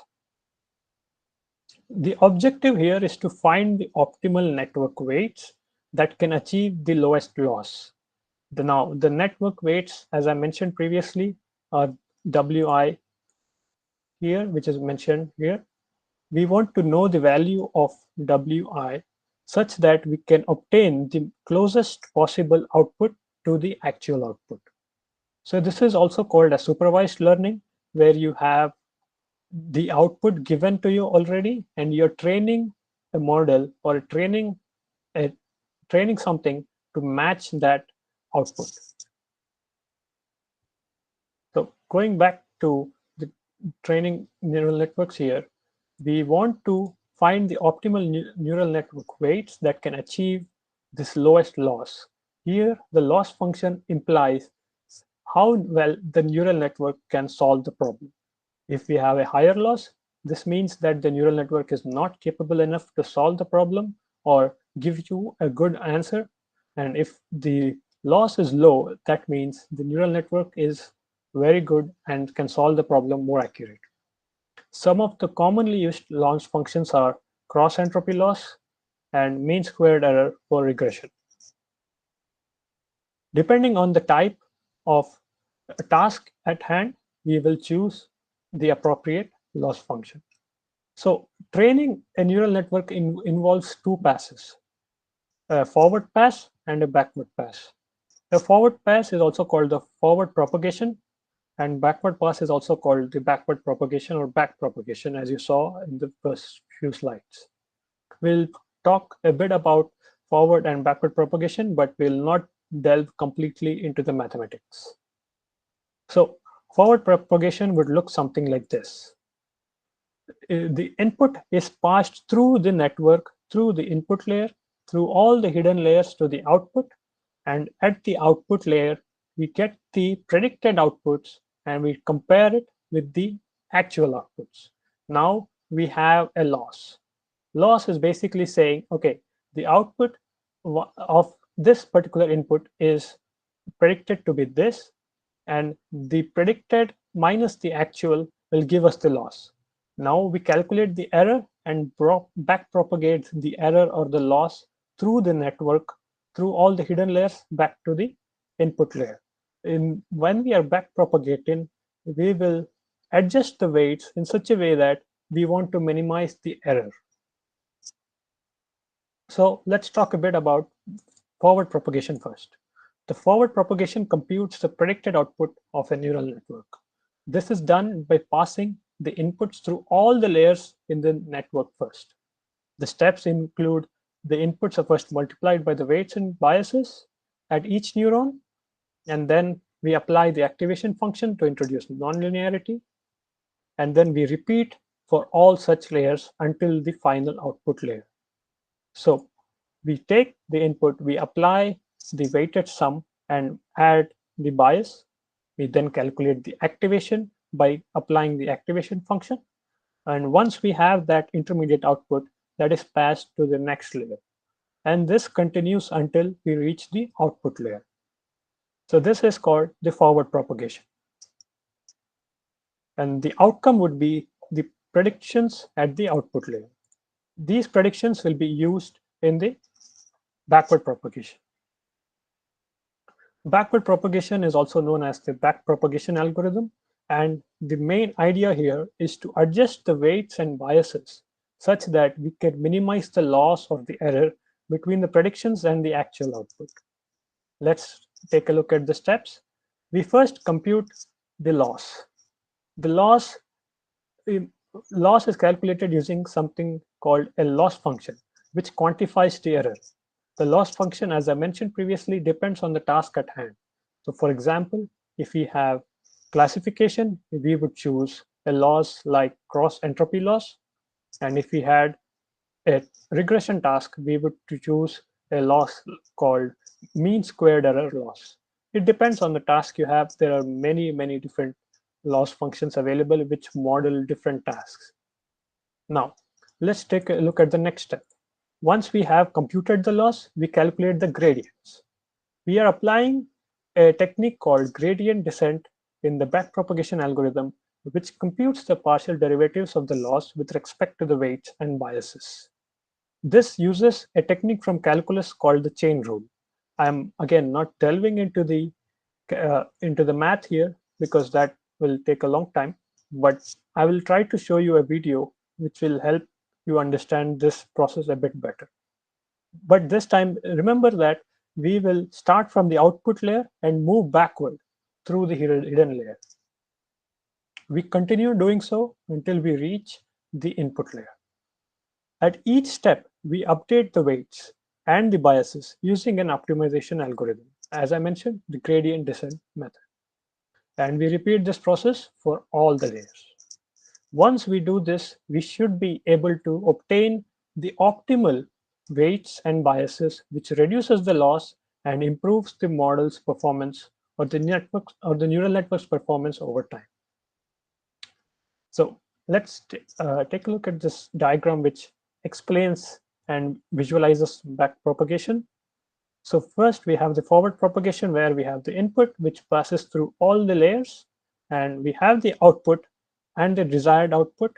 So this output is the output from the neural network, and we have the desired output. So we give this to the loss function. So the loss function takes in two inputs, which is the actual output and the desired output. Then we calculate the error E. We take this error E and get the derivative or get the partial derivative of this loss. And this partial derivative is passed through backward through the network, through the hidden layers, adjusting the weights with the gradients like dw2, dw1 here. So we backpropagate the error and adjust the weights in order to obtain the most optimal weights possible. Now let's talk a bit about gradient descent algorithm.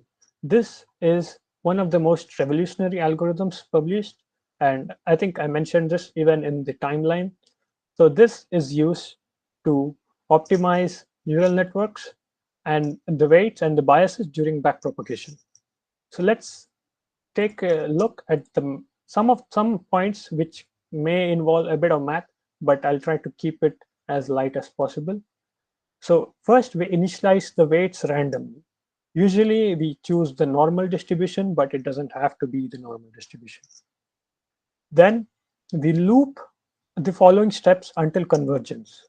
We first calculate the gradients, and then we update the weights. So we do so until we converge. Now, convergence depends on a threshold. If you see on the right, we want to achieve the global minimum on the loss function. I'll explain this diagram in a few minutes, but first let's complete the steps here. We have updated the weights, and for example, here the theta denotes the network weights, and j of theta denotes the loss function, and eta denotes the step size or the learning rate. So this is called the step size or the learning rate.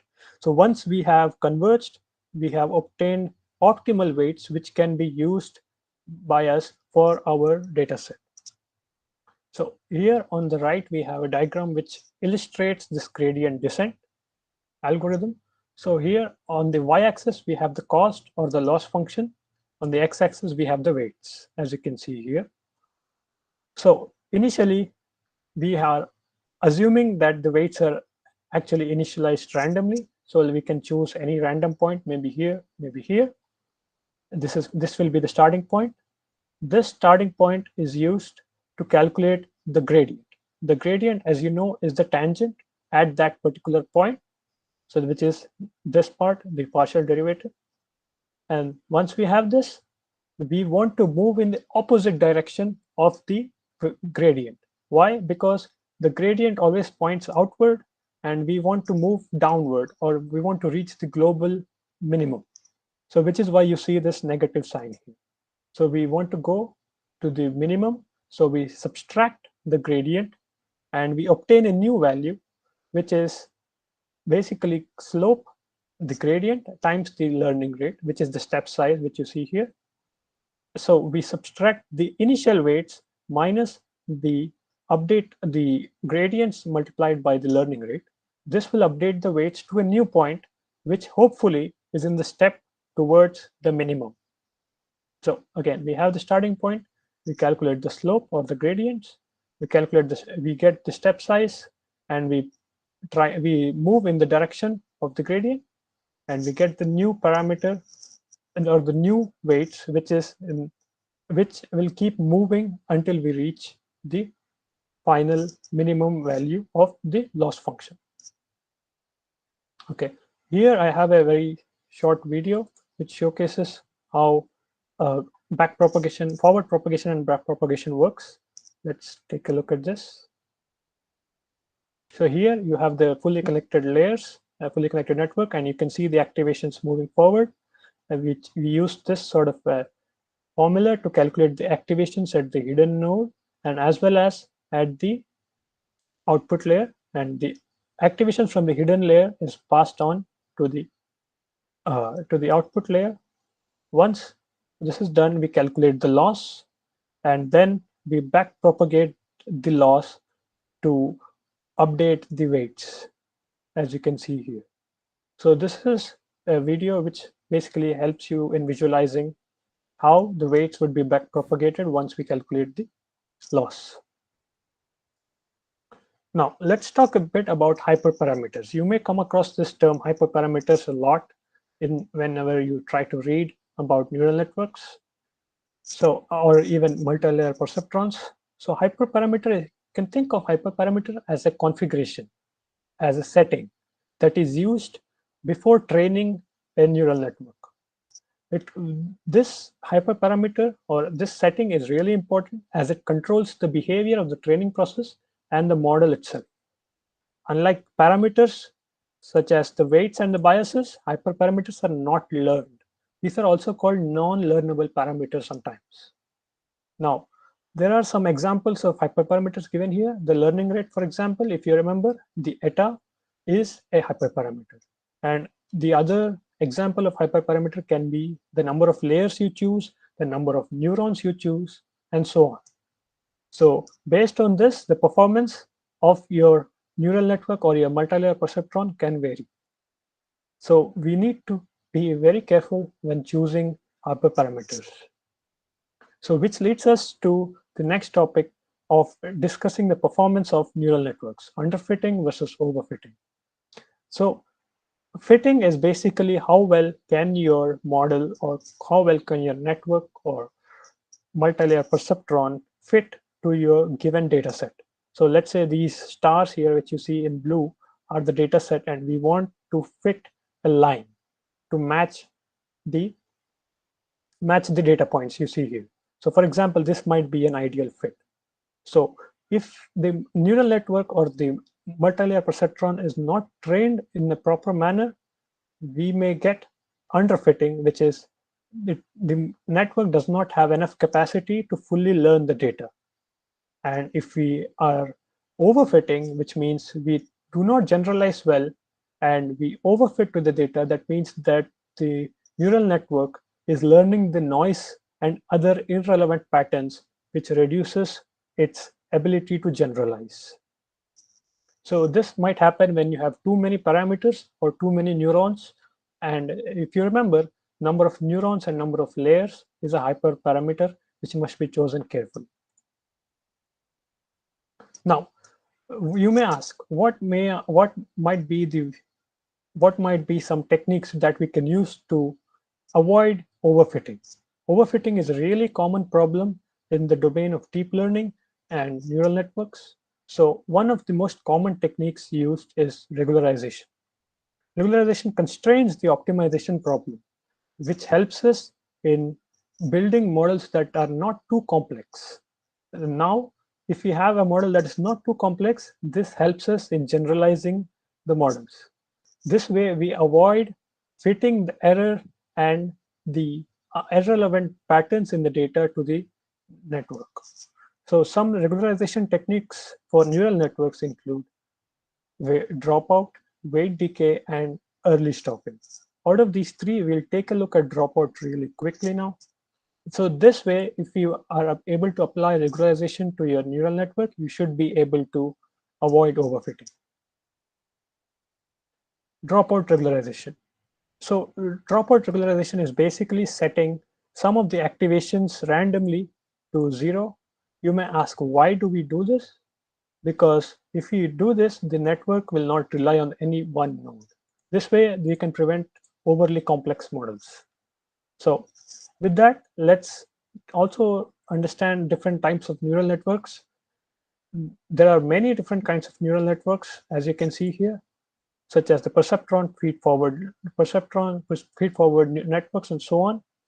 But one of the most important recent discoveries has been the transformer, which basically led to the discovery of language models or large language models as you see it today. Like ChatGPT, which you might have used already, works on this architecture. So there are many different types of neural networks. I won't be going into depth, but you can always dive in and learn more. Finally, let's also look at some applications of MLP in dialect preservation. MLPs and in general neural networks are scalable and highly scalable, which means they can handle multiple dialects and integrate into systems like virtual assistants. So for example, ChatGPT or your Google Assistant. And you can have tools which can help in powering apps like transcription, translation, and even educational apps. And neural networks are called universal approximators. So they can have really strong pattern recognition capabilities that can identify grammar and vocabularies of local dialects. So in this way, we can apply multi-layer perceptrons for dialect preservation. Let's also look at some drawbacks of multi-layer perceptrons and in general neural networks. Neural networks, as you may be knowing, require a lot of computational resources, which basically translates to having a lot of GPUs. Nowadays, you cannot find GPUs because they're always sold out. And they're always sold out because they are being used to train large and large neural networks.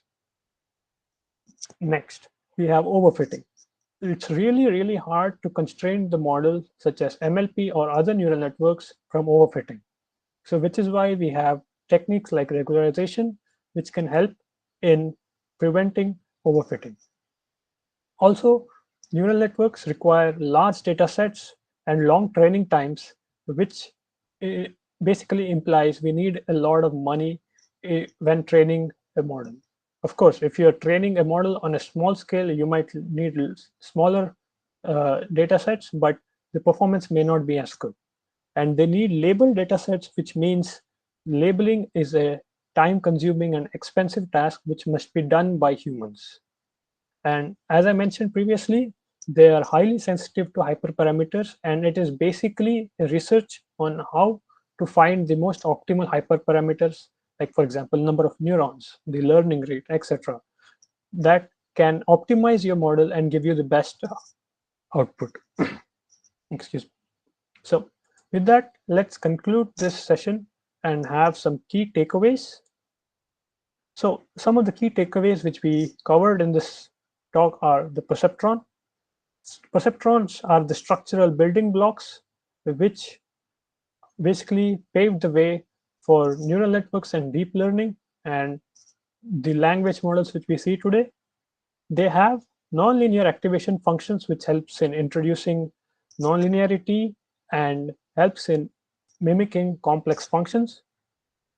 Using the perceptron, we can build neural networks which are basically stacking layers of perceptrons.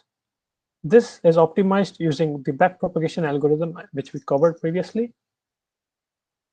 And in order to tune or train the model, train the neural network, we have also looked at hyperparameters and regularization in order to improve the generalization of the network.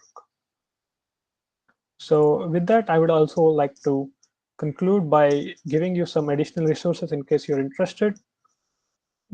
We have barely scratched the surface of neural networks. If you're really interested in learning more, I recommend some of the recommended resources are here. Please let me know if you would like to learn more, and you can refer to these resources anytime. These are really, really good books and courses that I strongly suggest for anyone who is interested in learning. With that, I think I have come to the end. Thank you. Thank you, sir. Thank you for this very nice explanation of multi-layer perceptron. So, sir, actually, we have audience from various backgrounds. So, could you let them understand that how they proceed to apply like multi-layer perceptron to the linguistic or any other field, like whichever field they are working? So, like some steps so that they may have more clearer view. Yeah. So multi-layer perceptrons, as I mentioned, are universal approximators. So you can use multi-layer perceptrons and in general neural networks for any task you may have. So to give you a brief idea on how to use neural networks for your task, let's take an example, right? So let's assume you have a data set which has, let's say, around images of flowers, right? We have images of flowers and we want to know which flower it is. This is a simple image classification problem. So this can be, so I'm talking purely in terms of an example. This will depend on your use case. So let's say we have images of flowers and we have a labeled data set of what each image corresponds to. So for example, we may have an image of a rose and we have a label corresponding to that. So we take this label data and we can use this data to train a neural network to be able to predict what type of a flower it is based on the image that is given to it. I think you all have used Google Images or the Google Lens, if I'm not wrong, that can identify flowers, objects using just by taking a photo, right? So this basically works in this way by training large number of large models or large networks using large data sets. So once we have the input and once we have the label, which is basically either it's a rose or it's a I don't know, sunflower, we use that, we train the model using the backpropagation algorithm, and we obtain the optimal weights. Once we have these optimal weights, you can basically plug this in anywhere and use it to predict the class of the flowers. So this is how, for example, Google has trained a model to do image classification. And in 2012, if I'm not wrong, they introduced a model called ALEXNet, which was a major breakthrough in image recognition. So this is just a small example on how you can adapt with, let's say, image data, but it would depend on the type of domain you're in, and it would depend on the type of work you're into. So for example, if you're dealing with data such as time series, where you have a data coming in at each time stamp, and you want to be able to predict the next value that would come at a future point. So for example, forecasting. So you may be wondering how weather forecasts are done. Weather forecasts are done nowadays in two ways. One is the numerical methods using the various factors involved in determining the weather, such as the temperature, the wind speed, the wind direction, and so on, and also using neural networks. For example, Google DeepMind has released a huge model which can forecast temperatures at an unprecedented accuracy. So like I mentioned, this completely depends on the work you're into and the domain you're into. So for me personally, since I am into optimizing energy systems, I have used it mainly for forecasting. So let's say we have electricity prices.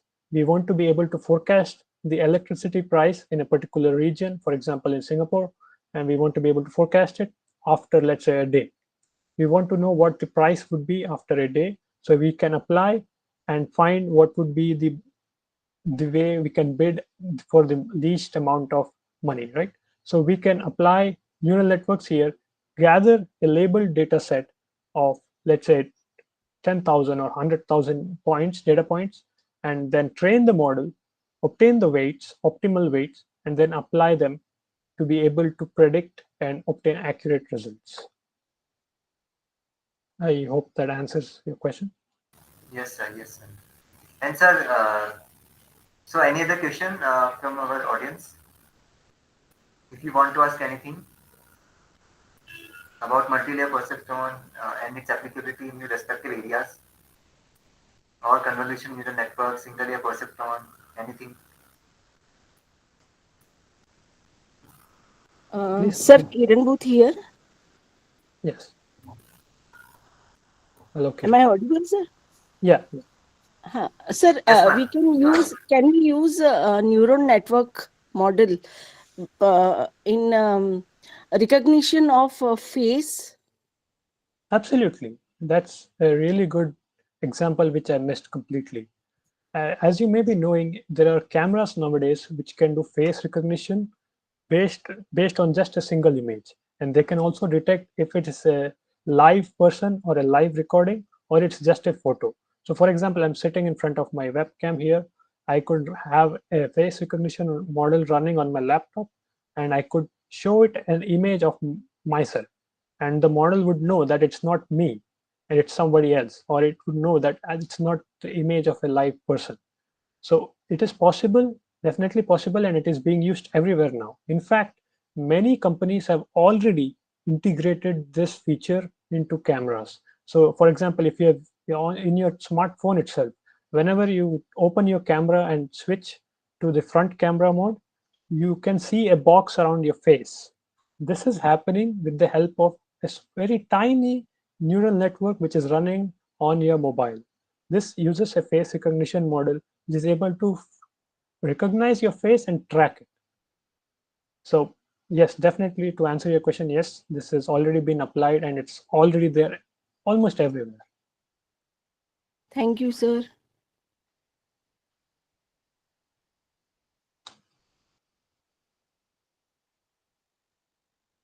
Okay. Any other questions from the audience? I'm happy to take any other questions.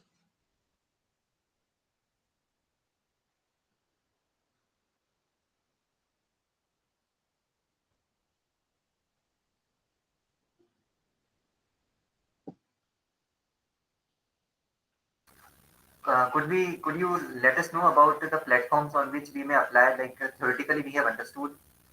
We have also got data. Then now, when we talk about the implementation side, so where we can, on which platforms we can implement like this. Like suppose Sure. I have to preserve dialects.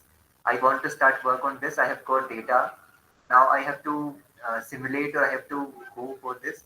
So could you suggest some softwares or platforms? Sure. So I briefly didn't want to touch upon this in my presentation because I didn't know the background of the audience, but let Sir, me... sorry for interrupting you. Let me introduce briefly that our audience is from electrical, from electronics, CA, civil, and humanities and social sciences mixed audience. Some are Yeah. faculty, some are scholars. Yeah, totally. So which is why I didn't touch that part of it on how to actually train models. But to answer your question, there are many tools nowadays. In fact, you don't even have to write code.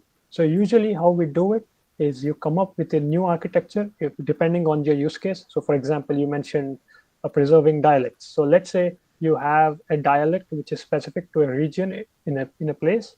You would first want to collect lots and lots of data.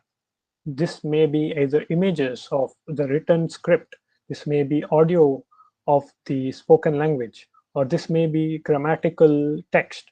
So it can be of any form, images, text, videos, audio, it can be of any form. If you have a lot of data set, now you're ready to train a neural network or a perceptron, for example. So then the thing comes in, you now have to design a network which can accept your data. MLPs, as we know it, are more precursor and preliminary models, but nowadays there are many advanced and sophisticated models which can handle inputs of multiple dimensions. So for example, audio or video or images are in multiple dimensions. It's not just a single dimension.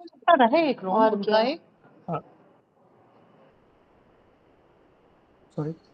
Hello. Sir, actually, it was some interruption from. Okay. Sorry. Yeah. So once you have the labeled data, either audio, video, text, or even like images, you can use them to train a model using. Usually, we use a software called a programming language called Python. So we write code in Python using some of the most commonly used tools which come to my mind are PyTorch. So there is a library called PyTorch in Python, which helps you design neural networks from the ground up. You can basically write code to design neural networks, and you can use this library called PyTorch to train them. So if you look at the PyTorch code, it's basically what I just mentioned, doing the forward pass, calculating the errors, then backpropagating the errors so that you optimize the neural network weights. And this is done with the help of gradient descent, as I mentioned. Right? So you can implement all this mathematics into your actual programming using Python, and it's some of the most popular libraries include PyTorch.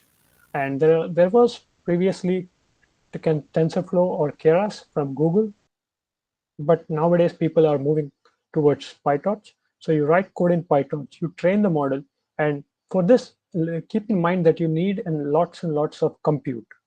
you need lots of computational resources such as GPUs. So nowadays, you might see many data centers are including heavy industry grade GPUs, such as NVIDIA GPUs, which can perform operations in parallel. This leads to multiple teraflops, or we call them flops. Flops meaning floating point operations. So we can perform teraflops of many operations at the same time in maybe less than a second.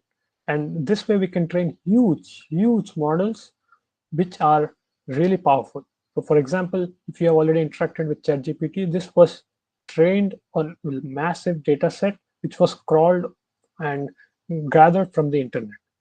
So this was all done using frameworks like PyTorch in Python, and you can also write code in C or C++ to do training of these models. But this will give you access to more hardware resources such as GPUs, and you can also perform optimization on how you move the data from the CPU or the memory to the GPU, and you can optimize the way the weights are loaded, optimize the way the model is trained, and so on. So it totally depends on how you actually want to proceed with the data you have. So coming back to your example of local dialects, let's say you have audio samples of a local dialect which has been collected from various people, and now you want to be able to detect if a particular if it is spoken by a particular person, right?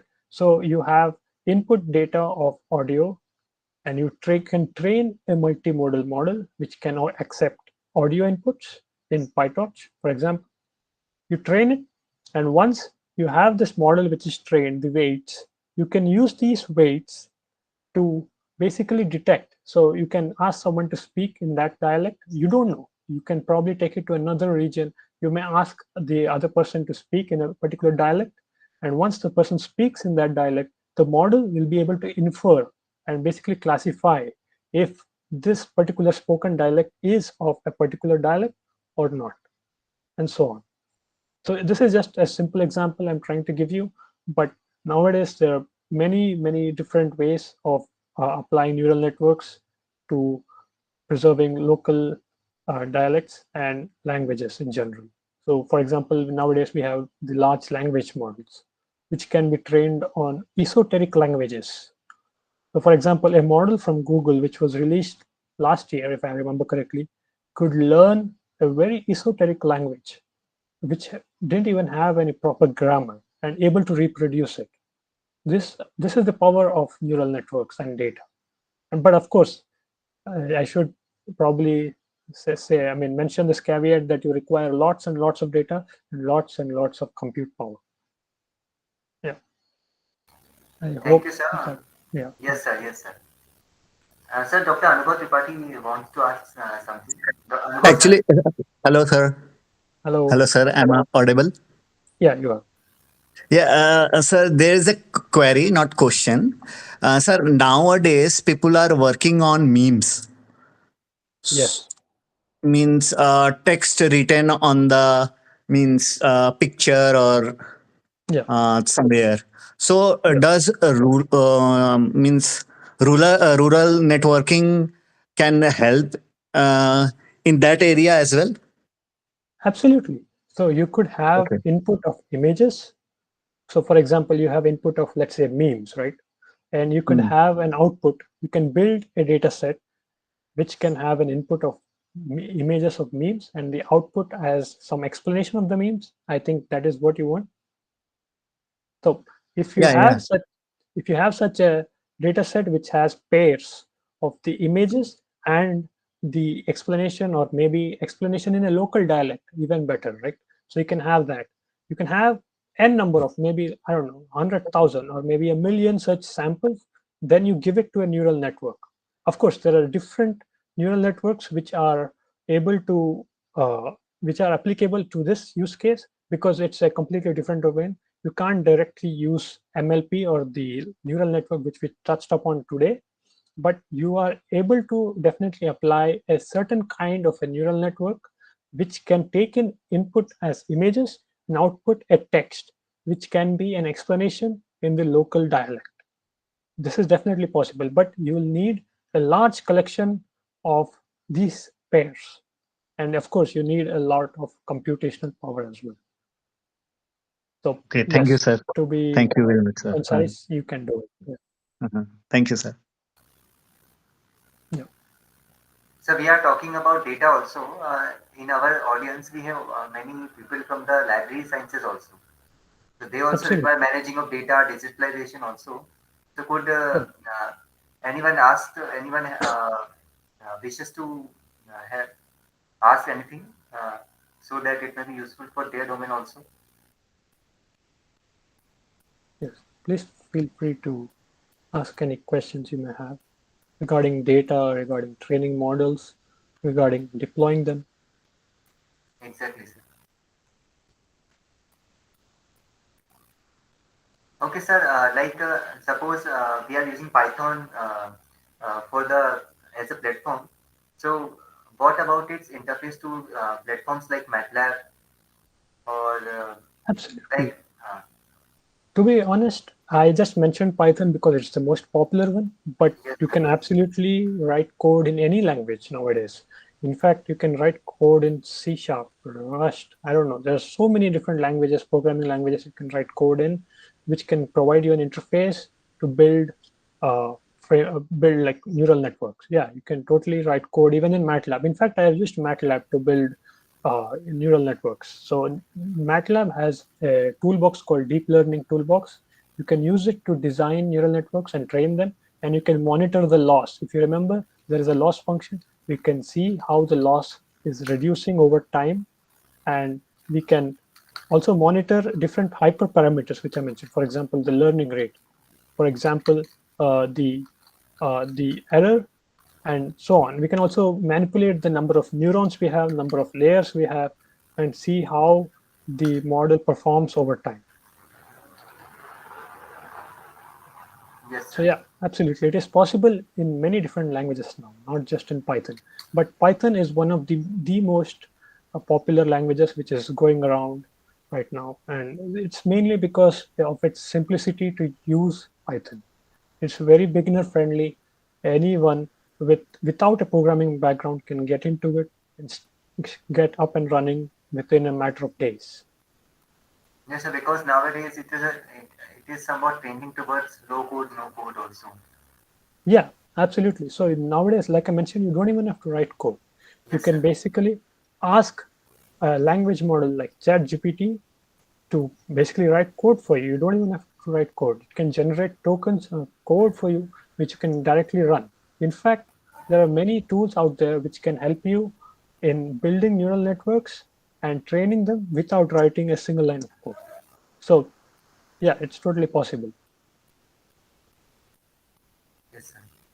Any other question? Hello, sir. Very nice session, sir. Hello. Yeah. So, sir, do we have Thank to you. learn this Python and all, how to do this coding of the dialects or other things? We need to learn this, or we can learn manually, like working on it? Sorry, I didn't quite understand the Yeah, question. I couldn't understand being a language teacher. I need to learn this, how to do coding on such kind of a Yeah. software. Yeah, like. So So it's nowadays, difficult for us because we are not from this background. We absolutely, are good savvy, but we are not having this much expertise. absolutely, I understand. I completely understand and relate to what you're saying. So to be honest, you don't have to learn everything from scratch. You don't have to write everything from scratch. Nowadays, there are very capable, very powerful language models like ChatGPT. I don't know if you have used it. There are many such models out there which can help you write code. So you don't have to learn it from the ground up. You can ask it to, let's say, you can describe the problem to it. Say, for example, since you're a language teacher, you may have, let's say, you have a dialect, and you can ask the model or the chat GPT to say, hey, I have this language and I have collected n number of data points. This data can be either in image, text, or video, audio, anything. You can ask it, can you help me build a neural network that can do this, take this input, let's say images, or let's say text, and give me this output. Like, for example, Dr. Tripathi was asking me if it could understand memes, right? So can you take memes, for example, and translate it and give me an understanding of it in let's say local dialect? Can you help me build such a neural network? You can definitely ask powerful models like ChatGPT to help you in this task. You don't have to do it manually nowadays. In fact, nowadays there is a fear among the software engineering community and in general the CS people that AI, or in general AI, is going to replace us and take over our jobs. So it has gotten that better now. So it has gotten to that level. So to answer your question, you don't have to do it manually and you don't have to learn from the ground up. You can always take the help of a coding assistant, as we call it, or we can take the help of some language models expertise and build neural networks or apply AI to your particular field. Yes, it is possible. Yeah, thank you so much, sir. Yeah, AI are taking our places. We are so much familiar with this. Even robot teachers are there. So it is Yeah, having its, yeah, it's impact. having its Yeah, way. Thank you so much. It was wonderful session. thank you. So means we may say that now coding is not much required nowadays. We just have to use AI tools, Absolutely. generative AI, etc. So we can just give some prompt and or we can Yes, smartly use those. absolutely. So nowadays you can build a whole website by just asking it to build a website. It has become that easy now. Yes, So sir. that's the direction we are moving in. So I would encourage everyone to be at least familiar with the very basics like neural networks, multi-layer perceptrons, and so on, so that you're familiar with what is actually happening behind the scenes of these models, so that you know a little bit. You don't have to know the whole thing. Even I don't know everything. I'll be honest with you. I'm a researcher. I cannot keep up with the pace of research that is going on right now, but I would strongly suggest everyone to be at least informed, know a little bit about the mechanism or the way it works, so that if somebody is freaking out that neural networks and artificial intelligence is growing at such a fast pace, you can calm them and you can tell them that no, that's not true. You still have a chance to get in and do your contributions. Yeah. So yeah, I can compare this with like earlier using Word or PPTs with effective images was difficult. Same way today AI or these kinds of a networks may be difficult for some people who are not from CS background, but soon it will be into their life. I can compare this with absolutely. maybe yeah. Yes. Thank you, Dr. Kant. Yes. Can yeah. Thank you. It's going to become an inevitable part of your life soon. Yeah. So the world is going to transform within the next 1 or 2 years, not even 5 years from now. Yeah. So you better brace yourself and try to learn and keep yourself up to date as much as possible, because AI usually previously when I was a student, AI was more of a research topic. It was like quantum theory, quantum mechanics. People were still trying to learn, trying to build stuff on it. But now it's not like that. Things have changed. There are many products which are integrating AI into it, and you better get in. Yeah, Even sir, not only AI but additionally IoT are also incorporated. Yes. absolutely. Yes. So there are many fields which are upcoming nowadays. Top three might be robotics, AI, and IoT. So these three are going to revolutionize the way we are living in and the world itself. So you better stay up to date and try to learn at least the basics, I would suggest. Yes, sir. So like earlier we were discussing that data collection is important. So like Absolutely. so Yes. could we have some platform for like you could can you suggest some platform where we can get some specific data like for particular problem, like if we are talking about some for any domain specifically like dialects. So Um, okay. So there might. one way is that you told earlier that taking the audio samples from different peoples, analyzing Yeah. them. That is the one way. To be honest, there isn't a single place where you can find for specifically for a niche field like local dialects. There isn't a centralized repository or a database, but I am sure you can find some databases published by research groups from various universities. For example, NES has a research group which publishes data for Chinese, for example, or Hokkien. There is a language called Hokkien, so they publish data for a language called Hokkien. So you will have to look out for data published by various research groups. But if you're talking only about India, I am not sure if there are any such platforms available directly where you can go in, search for something and get that particular data directly. I think the best way is to collect the data manually. Yes, this is a tedious task, which is what I have been telling from the beginning. This is a very tedious task. This is a very time-consuming, exhaustive task, but this has to be done. As we say in the machine learning community and the AI community, garbage in, garbage out. So if your data is garbage, then your model is going to be garbage. It's not going to be performant. It's not going to do well. So yeah, I think there is those. So to answer your question, I would say there aren't any centralized repositories, but one resource I definitely recommend is Hugging Face. Hugging Face is like the for uh, hub hub for sharing data sets, models, and everything AI related stuff you can find on Hugging Face. But I cannot guarantee you that you'll find any data sets which are relevant to local dialects in India, especially. Yeah. So, Hello, sir. Wonderful, sir. yes. Yes, sir. Sir, there is more query because we are talking on the data. Sir, means I just want to know what is your means opinion on that. Sir, means I want to talk about the ambiguity. So, sir, can we resolve ambiguity in future? Is it possible? Sorry, it depends on what kind of ambiguity you're talking about. Could you explain a bit more? No, actually, sir, there is structural ambiguity. For example, like मैंने भागते हुए शेर को देखा. So who was the running? Means I am running to watch the मतलब to see the lion, or lion was chasing someone. Yes, I So understand. this kind of sentence is not clear, na, Right. by their structure. So Yes. and machine always get confused.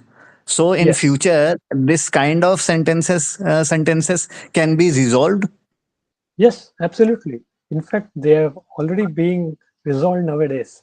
Structural ambiguity is there in like every language you can think of. Even English has it, right? Every language has it. So the point being, all depends on the context of the sentence itself, right? It depends on the context. So what happens is people are developing ways to overcome this sort of structural ambiguity by giving it specific data which encompasses this structural ambiguity. So, for example, you can have 10 such examples, 10 such data points in your data set, which you can train the model on to say that if you see this sort of an example or this sort of a sentence, then you should know that, for example, the example you gave, it should be, I don't know the correct answer, but it was the lion, right? So something like that. So you can basically tune your data set in such a way that it can represent what you want to see, which is why the data set collection and data set input is really important.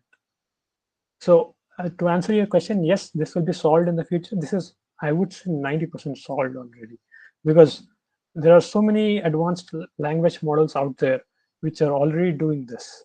I think, I don't know if you've tried ChatGPT, and there are many other platforms which can help you see if this can be solved already or not. But of course, I have to give you a caveat that most of these models nowadays are in English, but maybe you can be the one who brings this sort of technology to a local dialect, right? Since you have you're more into the domain of local dialects, right? So you could probably train your own model and have it spot out these structural ambiguities and able to resolve them in a proper manner, right? Yeah, so it's definitely possible. It's definitely happening nowadays. Yes. Thank you, sir. And actually, we are trying.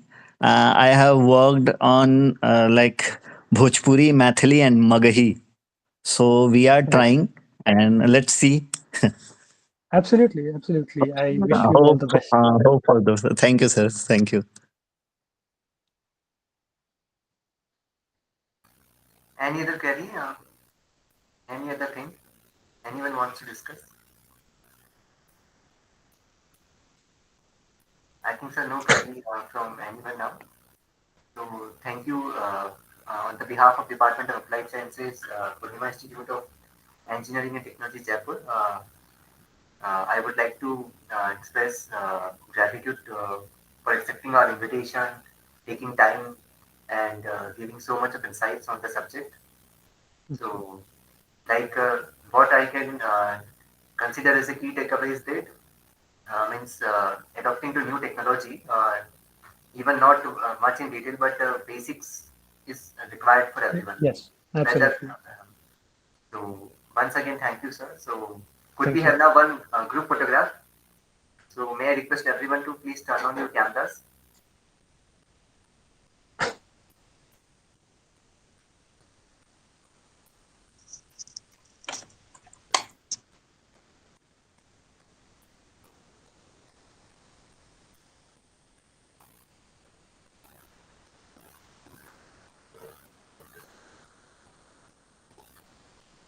Thank you, sir. Thank you, everyone, for uh, so much of interaction. And now we would have one more session, last technical session of this FDP from 5 p.m. onwards. So I request all the participants to stay tuned and join us at 5 for the last technical session of this FDP. Thank you, Nitin, sir, for taking the time. We would also request if it will be possible to you to join us at the valedictory also, if it is convenient to you. Sure, I will try my best and I'll most likely join it. Thanks to participants. Thank you, Ashish, Dr. Ashish and Dr. Krati, for inviting me. Thanks a lot. One more thing, I would also Thank you so much, sir. Yeah. One more thing I would like to convey that earlier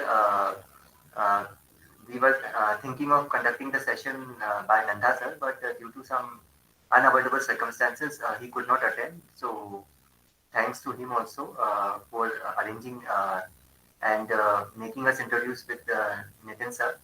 So I also wish to convey my gratitude to Nanda sir also. Yeah. Thank you.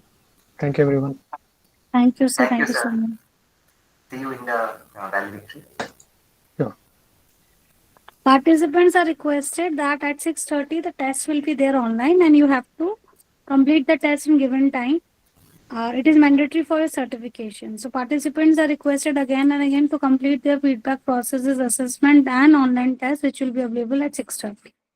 And also the feedback on the after completion of all the sessions, you will be able to find feedback link in the menu of your ATAL portal. So yes, ATAL Academy portal. So all of you are requested to complete between the same time, 6:30 to 7:30.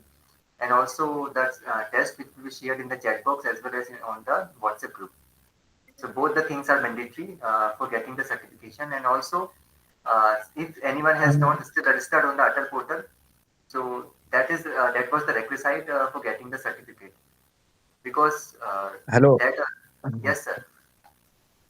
Sir, sorry to interrupt you. No, actually, sir, actually, you are talking about the WhatsApp group. Maybe I'm not there because I'm not getting any message means from your team on WhatsApp. So please Actually, once check and add me. we have sent the link also in the communicating emails. Let me Okay, share okay, this in okay, the chat okay. box also once again. Okay, okay, okay, sir. Thank you, sir. Ashish sir, please paste the link of WhatsApp in the chat box so that those who are like Anubhav sir, like people, they can also join them. No? They do the. Meanwhile, we have a time.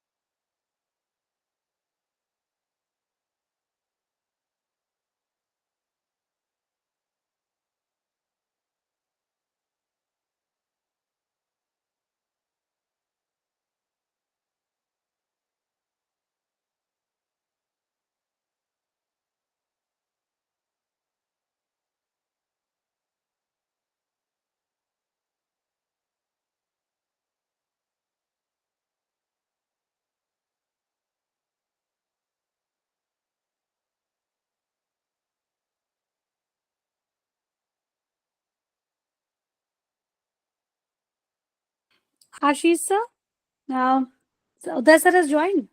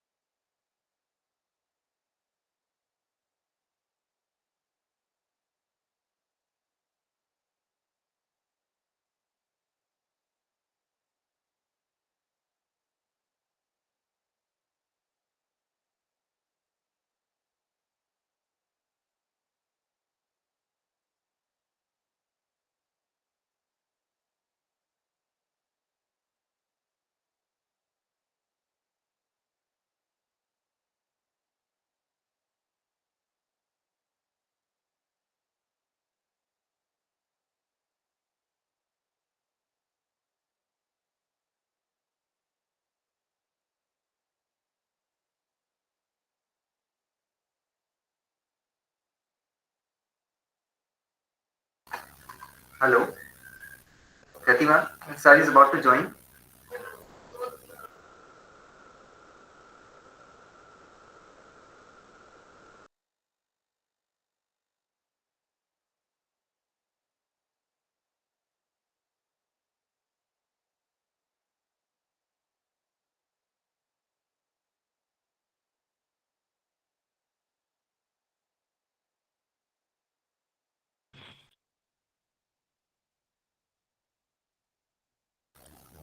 Welcome, Uday sir. Good evening, participants. So we are on the day 6 and we come to the last session of the day. And it is a wonderful journey with all of you. And I wish that you also have taken so much. And this is the last bit of the food on the platter which we have served to you. So without much ado, I would like to invite Dr. Priyanka Yadav, Associate Professor at the Department of Poornima University, to welcome our guest and the session expert, Dr. Uday Pratap Singh, who is Associate Professor in the Department of AI and AICTE Jaipur. Priyanka ma'am, please do the honor. Thank you, Kriti ma'am. A very good afternoon to everyone. So, I would like to introduce our today's expert, Dr. Uday Pratap Singh. Dr. Uday Pratap Singh holds a PhD Computer Science from the University of Allahabad, where his research focused on the predictability of atmospheric systems using nonlinear dynamics and computational techniques. He has a master's degree in computer science and engineering from Galgotia's College of Engineering and Technology. He brings over 15 years of diverse academic research and industry experience. His research interests include scientific computing, nonlinear dynamics, artificial intelligence, machine learning, artificial neural networks, and natural language processing. Dr. Singh has contributed extensively to academic publishing with 385 citations, an H index of 13, and an I-10 index of 13. Currently serving as an associate professor and DYHOD admin at PIT Jaipur, he oversees academic administration and interdisciplinary research. Prior to this, he also received a senior research fellow at the Council of Scientific and Industrial Research. He has held various roles in organizations such as HCL and ARIVA. Dr. Singh is passionate about advancing AI and ML research and fostering innovation in education. Welcome, Dr. Uday Pratap Singh. Thank you, Priyanka, ma'am. Welcome, sir. Thank you. Thank you, Ashish. Welcome, Uday sir. Over to you, Dr. Kriti. Yes, Uday sir, please start with your presentation. Okay, Thank ma'am. you. Thank you, ma'am.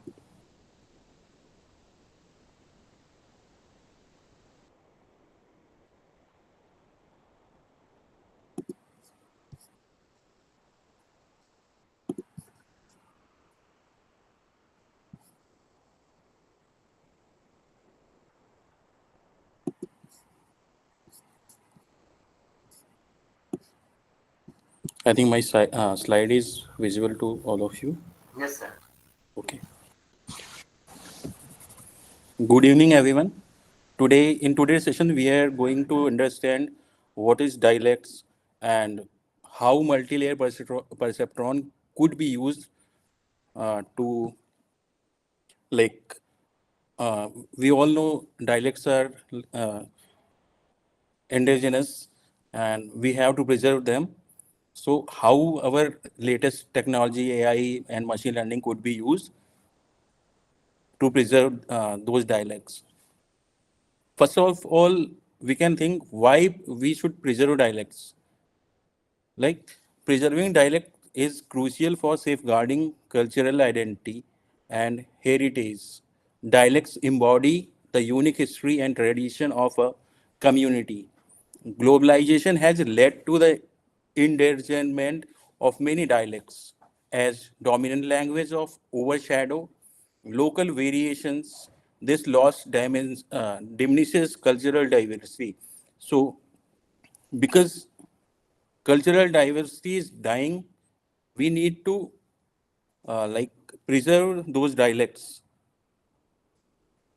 Key to cultural identity and heritage, like we all have learned so many stories from our ancestors, our grandparents, our parents. Storytelling is basically like dialects are vital for preserving oral tradition passed down through a generations. They reflect the cultural values and wisdom of a community. Local knowledge, dialects hold value inside into local environments, ecosystems, and cultural practices.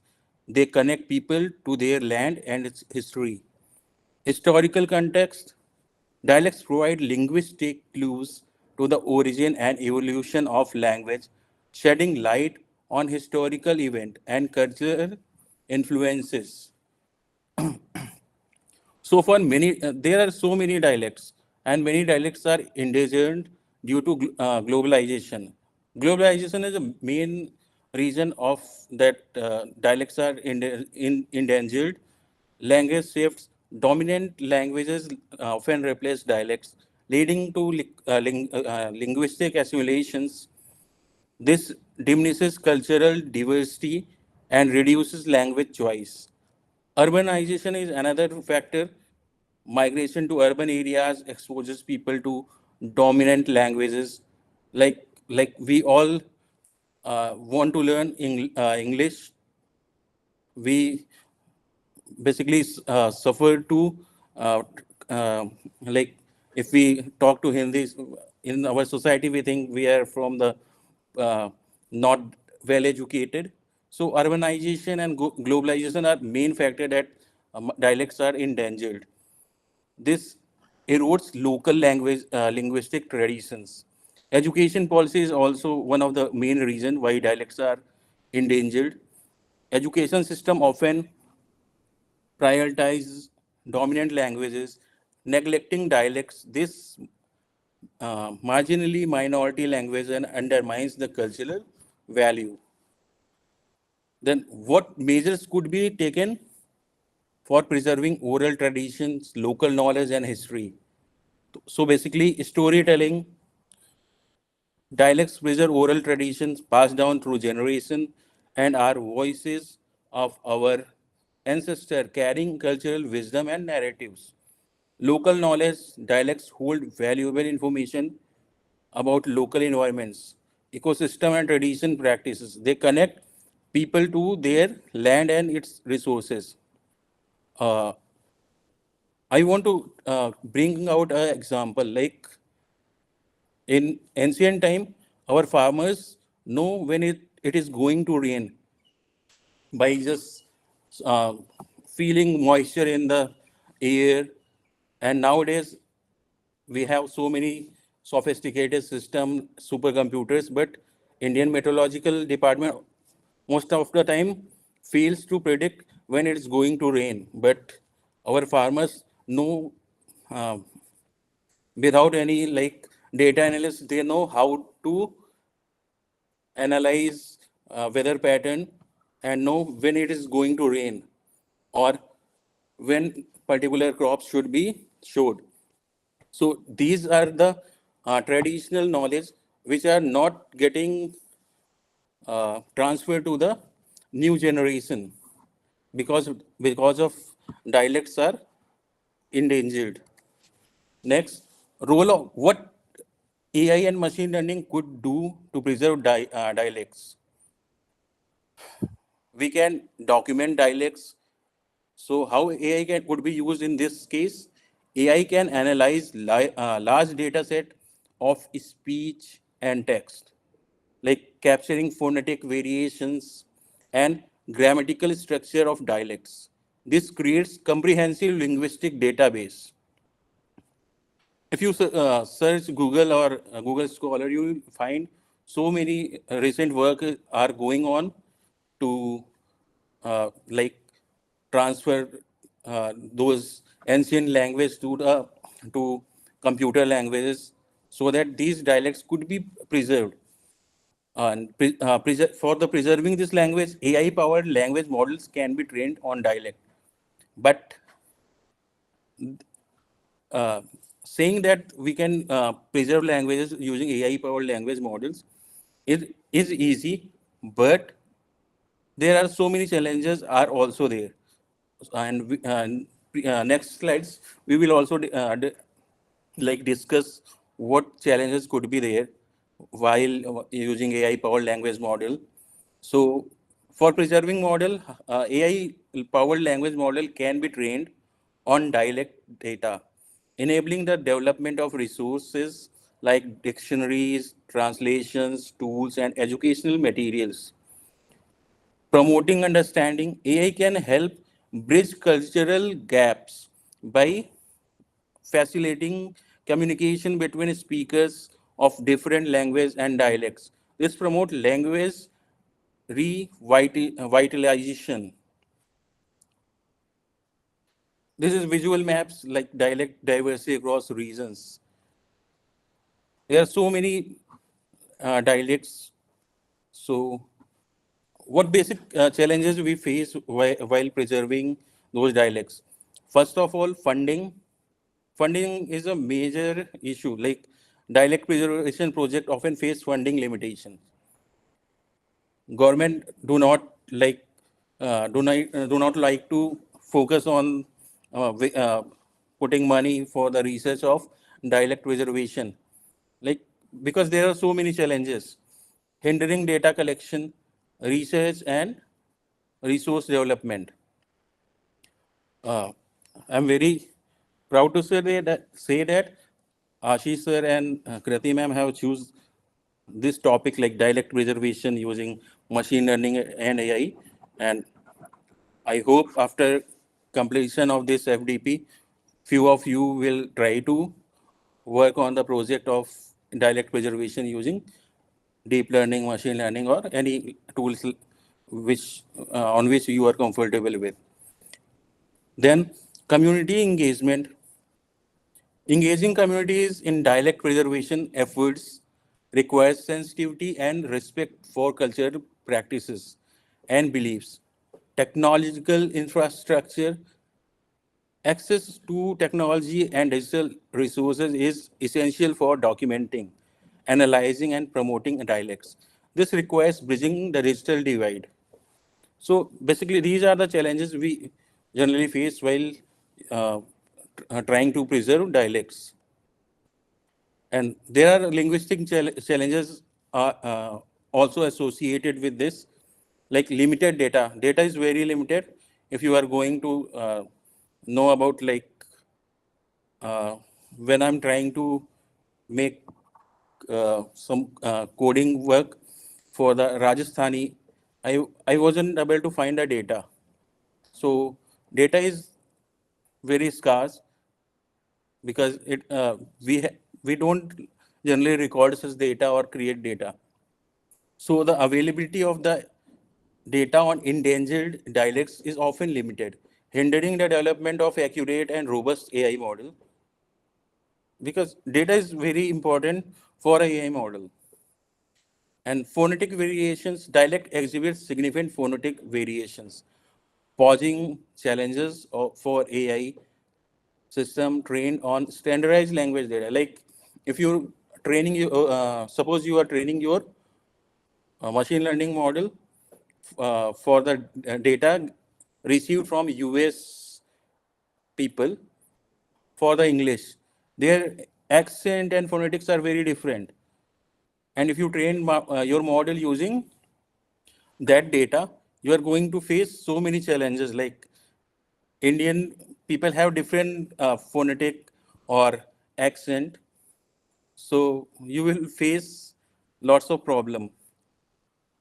Grammatical differences are also there. Dialect often have distinct grammatical structuring, requiring AI models to learn complex rules and patterns. Next, there are technological barriers also there, like accessibility, making AI-powered tool for dialect preservation accessible to communities requires addressing digital literacy and infrastructure gap. Biases that, if you are familiar with machine learning model, so far there are so many sessions you have already attended for the deep learning and other MLPs. So biases are there in the model, like because of scarcity of data, your machine learning or deep learning model is not able to understand what is major requirement. So your model basically suffers. AI models trained on a dominant language can exhibit bias, potentially misrepresenting or marginalizing dialects. Mitigation strategies are necessary. And there are ethical consideration always there with machine learning or deep learning model. Like preserving dialects involves ethical consideration regarding data ownership, community consent, and cultural sensitivity. Basically, what are the challenges we have already discussed? Like lack of standardized documentation. In local dialects, we don't have standardized documents. And also working on these things, you need to have a lot of domain knowledge. Like if I am going to uh, use machine learning model for the Sindhi language, suppose, I must have knowledge of Sindhi language. Otherwise, I'm not able to translate those things for our machine learning model purpose, right? So domain knowledge is always required. So, and to get domain knowledge, you need to have well documented transmission across generalized difficulty. Oral traditions are there, like dialects are often passed down through oral traditions, making them vulnerable to change and extinction. The lack of writing documentation can lead to loss of valuable linguistic knowledge and cultural heritage. We have already discussed like technical channel, limited data set, variability in pronunciation, challenges in syntax and semantics. Yeah, syntax and semantics, like every language have different, or we can say every dialects have different syntax and semantics that can further complicate AI modeling. Accurately interpreting and traditional dialect variations is essential. Like if I am not native speaker, I'll not be able to understand exact syntax or semantic of particular language. So these barriers are also there that can that need to be addressed. And visual representation can be shown like this. Lack of documentation, we have discussed limited data set for AI. Variability in pronunciation, like I'm not native speaker, I could not speak particular language like a native speaker used to speak. Cultural variations are there. Lack of resources are definitely there. So, for example, in India's linguistic landscape, we have around 19,500 plus dialects. This record is from 2011 census, and digital representation of these dialects. Although we are so rich in dialects and linguistic, but only 1% of Indian languages have robust digital representation, highlighting the urgent need for language technology development. And this is basically you can say that it is a problem statement that you can try to overcome. If you have you are like to have PhD, you can also work on this domain. like preserving dialects using AI, ML, or DL, because there are so many scope. But this scope also have challenges. Like I already discussed, there are so limited data. Then the need for inclusive language model, why it is required, why we want to model it using AI ML model. Multilingual support, if we want to like provide multilingual support, suppose you have built a website and you want to provide a multilingual support so that uh, your customer base can be increased. You want to provide support in many languages, like Hindi user can also get support from your website or customer care services, and also in English and in other regional languages.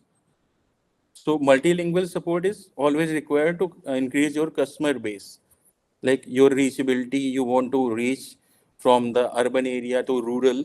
So multilingual support is always required.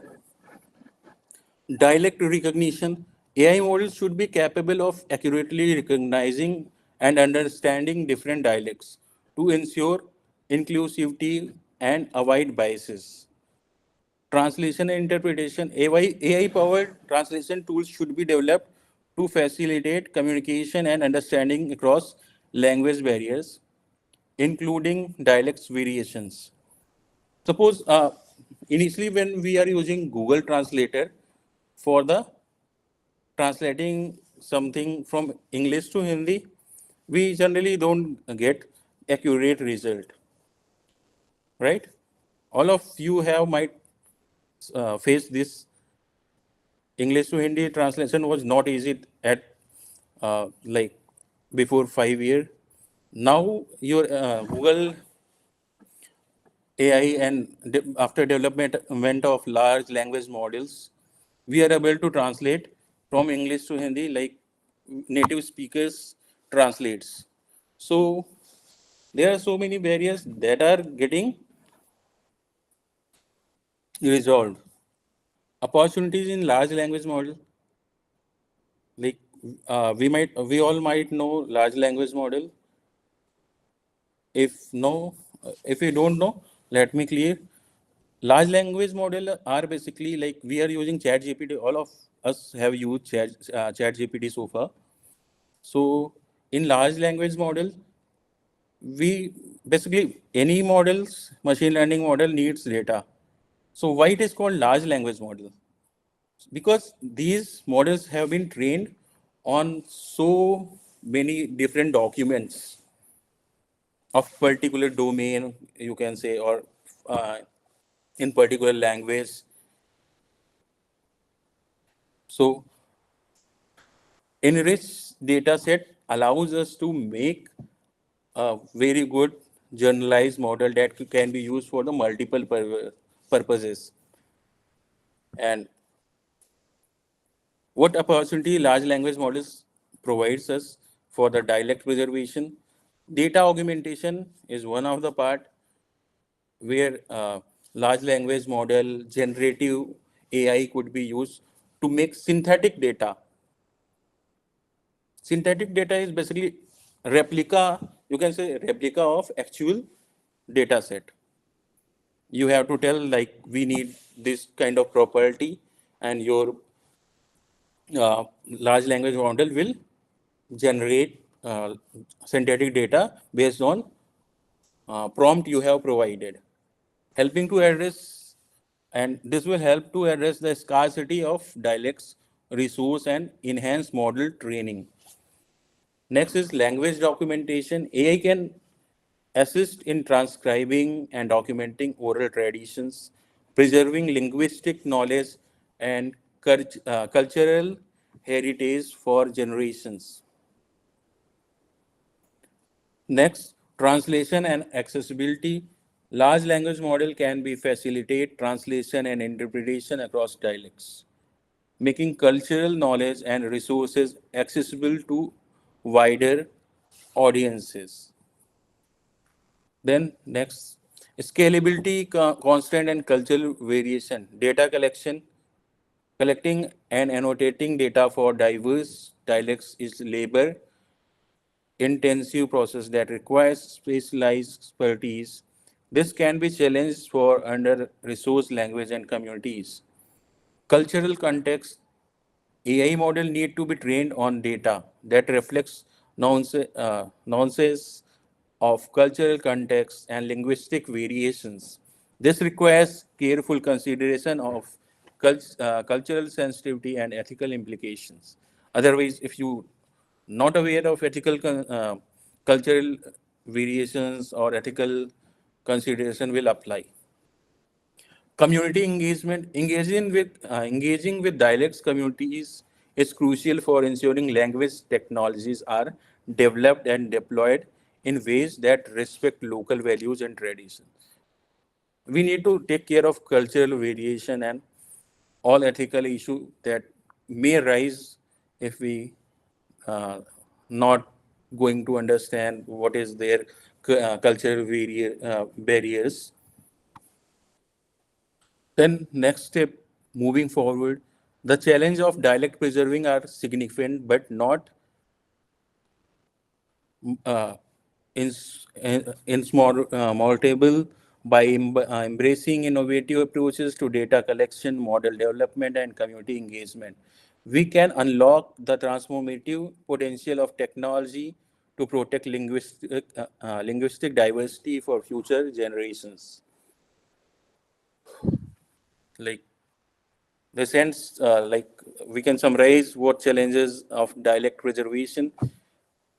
So what we have learned so far, like basic challenge is having data, like document. There are no such documentation that can describe everything for the local languages.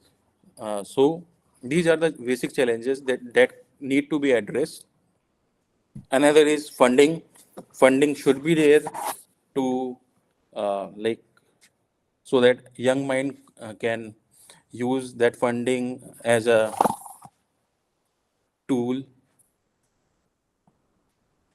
So next we are moving towards the uh, we have covered like what is dialects, why it is required, what challenges we could face while using AI techniques to solve this problem. So next, we are going to understand what is AI techniques. Basically, we are going to understand today what is multi-layer perceptron, and this is basically this shows we generally have input hidden and output layer in multi-layer perceptron. We are going to dive deep into these concepts. So, what is multi-layer perceptron? If we like to describe multi-layer perceptron, you might have already learned deep learning or ANN model, right? So multi-layer perceptron is a type of artificial, it is ANN model, like you have already, yeah. 1 minute, I think any question is there? No.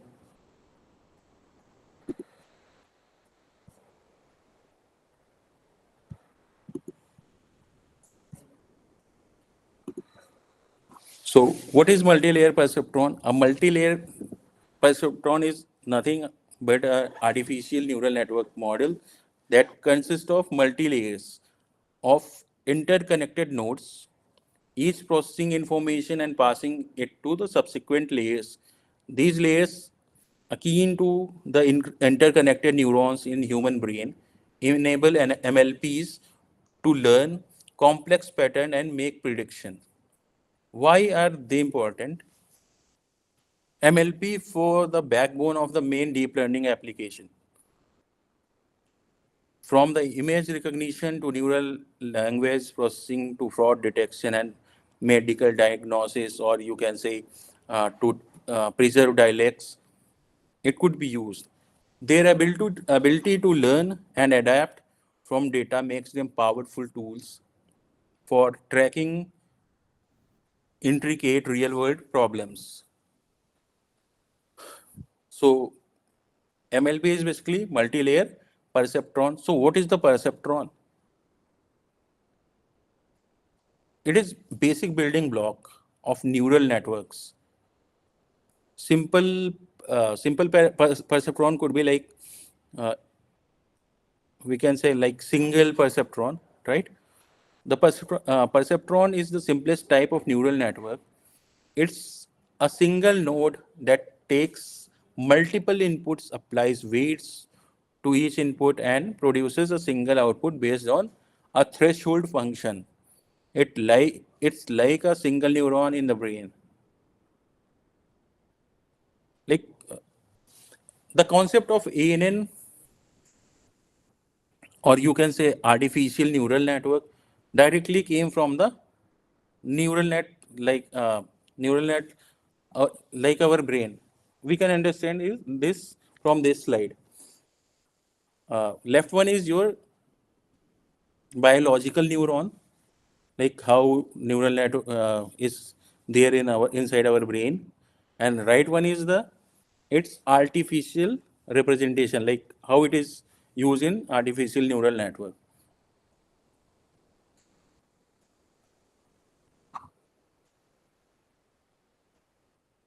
Multi-layer perceptron has input layers, hidden layers, output layer. All these layers have their different roles. Like input layer have basic role of receiving data. It could be anything like pixels, images, or any sequence of words, anything. Then hidden layers. What is role of hidden layers? It perform complex computation. All computation work is done through the hidden layers. Next, output layer. Output layer is nothing but just produces the final prediction or output, whatever your decision there, it produces at the output layer. So how ANN acquires the knowledge? ANN acquires knowledge through the learning process by using learning algorithms, and acquired knowledge is stored using the interneuron connection strength known as synaptic weight. In the right side, you can see the figure. Here, first one, x1, x2, xn are the input weights, input signals, and w1, w2, wn are synaptic weights. Next is summing junction that sums, and we generally like get, we have already know equation of linear regression y equals to x plus c. This is similarly like every unit have their different function. The ANN, with the help of parallel distributed structure, acquired its ability to learn and therefore generalize. Generalization means ANN produces reasonable output for new inputs. Like for example, we can take, suppose like we are teacher, we used to teach a student using classes. Suppose in machine learning or in artificial neural network, we divide data in two sets basically, training and testing. Let me relate it to our classroom teaching. Our training data set is like we used to teach students during their class time, and test set is basically what, like question paper we set for the to assess the performance of the student. Similar concept is applied in artificial neural network. We use training data set, model used to learn those things and try to approximate the function using synaptic weights. It's try to set synaptic weights, activation function, and calculate biases. If there are error, it generally try to reduce errors by fixing weights. Like we take class tests, and in class test, if performance of a student on particular concept is not good, what we do? we generally try to provide extra lectures or remedial classes to the students for the particular concept so that their result after the class test could be improved. Same thing we apply to the artificial neural network model. And suppose you have trained well to the your artificial neural network model, and during the test time, your result, you can say, result of the student is not good. So it means there are some problem. Your model is not able to understand basic concept. So for this purpose, we generally want to model is generalized so that it can be it could provide reasonable output for the unseen data as well. Like if question paper is very different from your classroom teaching, completely conceptual. If a student is like going for the rota classes, he will not able to answer those questions. So conceptual understanding is very important, and similar thing apply in artificial neural network model. If your model is not able to understand conceptual pattern hidden in the data, your model could not able to produce a good result. Although so many pre-processing techniques are need to be used before giving input to the model. So moving forward, what is feed-forward back propagation network, neural network? Basically, feed-forward propagation is the flow of information occur in the forward direction only. We provide input and get output. This kind of feeding is called feed-forward propagation.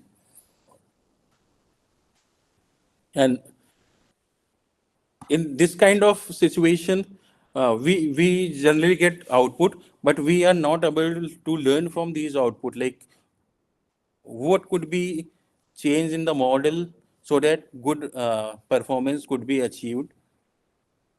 Again, I'm taking the example of classroom teaching. Like we have taught any subject to the student, and during the first midterm, we saw the performance of whole class is very poor, and we just ignored everything and started to prepare and deliver lecture for the second midterm course. So these kind of method are called feed forward.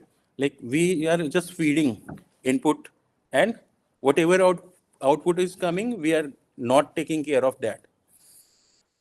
Another approach is back propagation, in which after seeing that result of students is not good, we are trying to find out reason.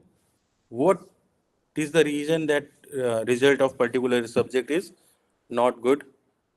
We just feed those result to the our faculty members. Like this is the issue. Please try to find out the solution. Ask student what is going wrong, so that they can things could be improved on the basis of that feedback. So that feedback is shared to the faculty, and so improvement in the result is seen. Unless this process repeats, unless performance is actually good. Here is the figure, like you can see here. This is we are taking input. 1 minute.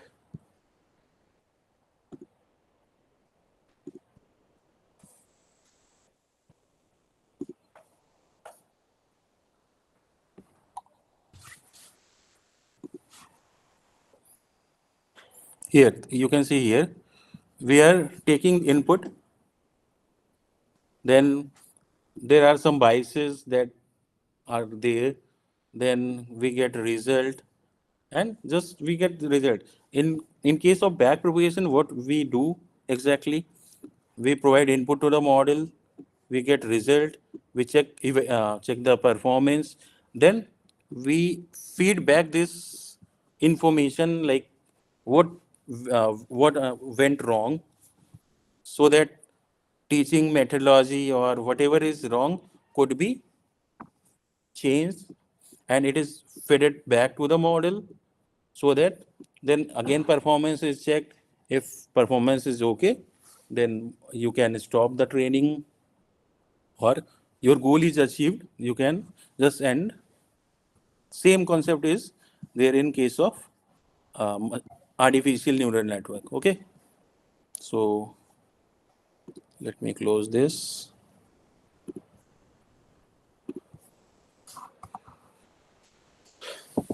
So far, I think we are able to understand what is back propagation, what is feed forward, what is multi-layer perceptron. Multi-layer perceptron is nothing.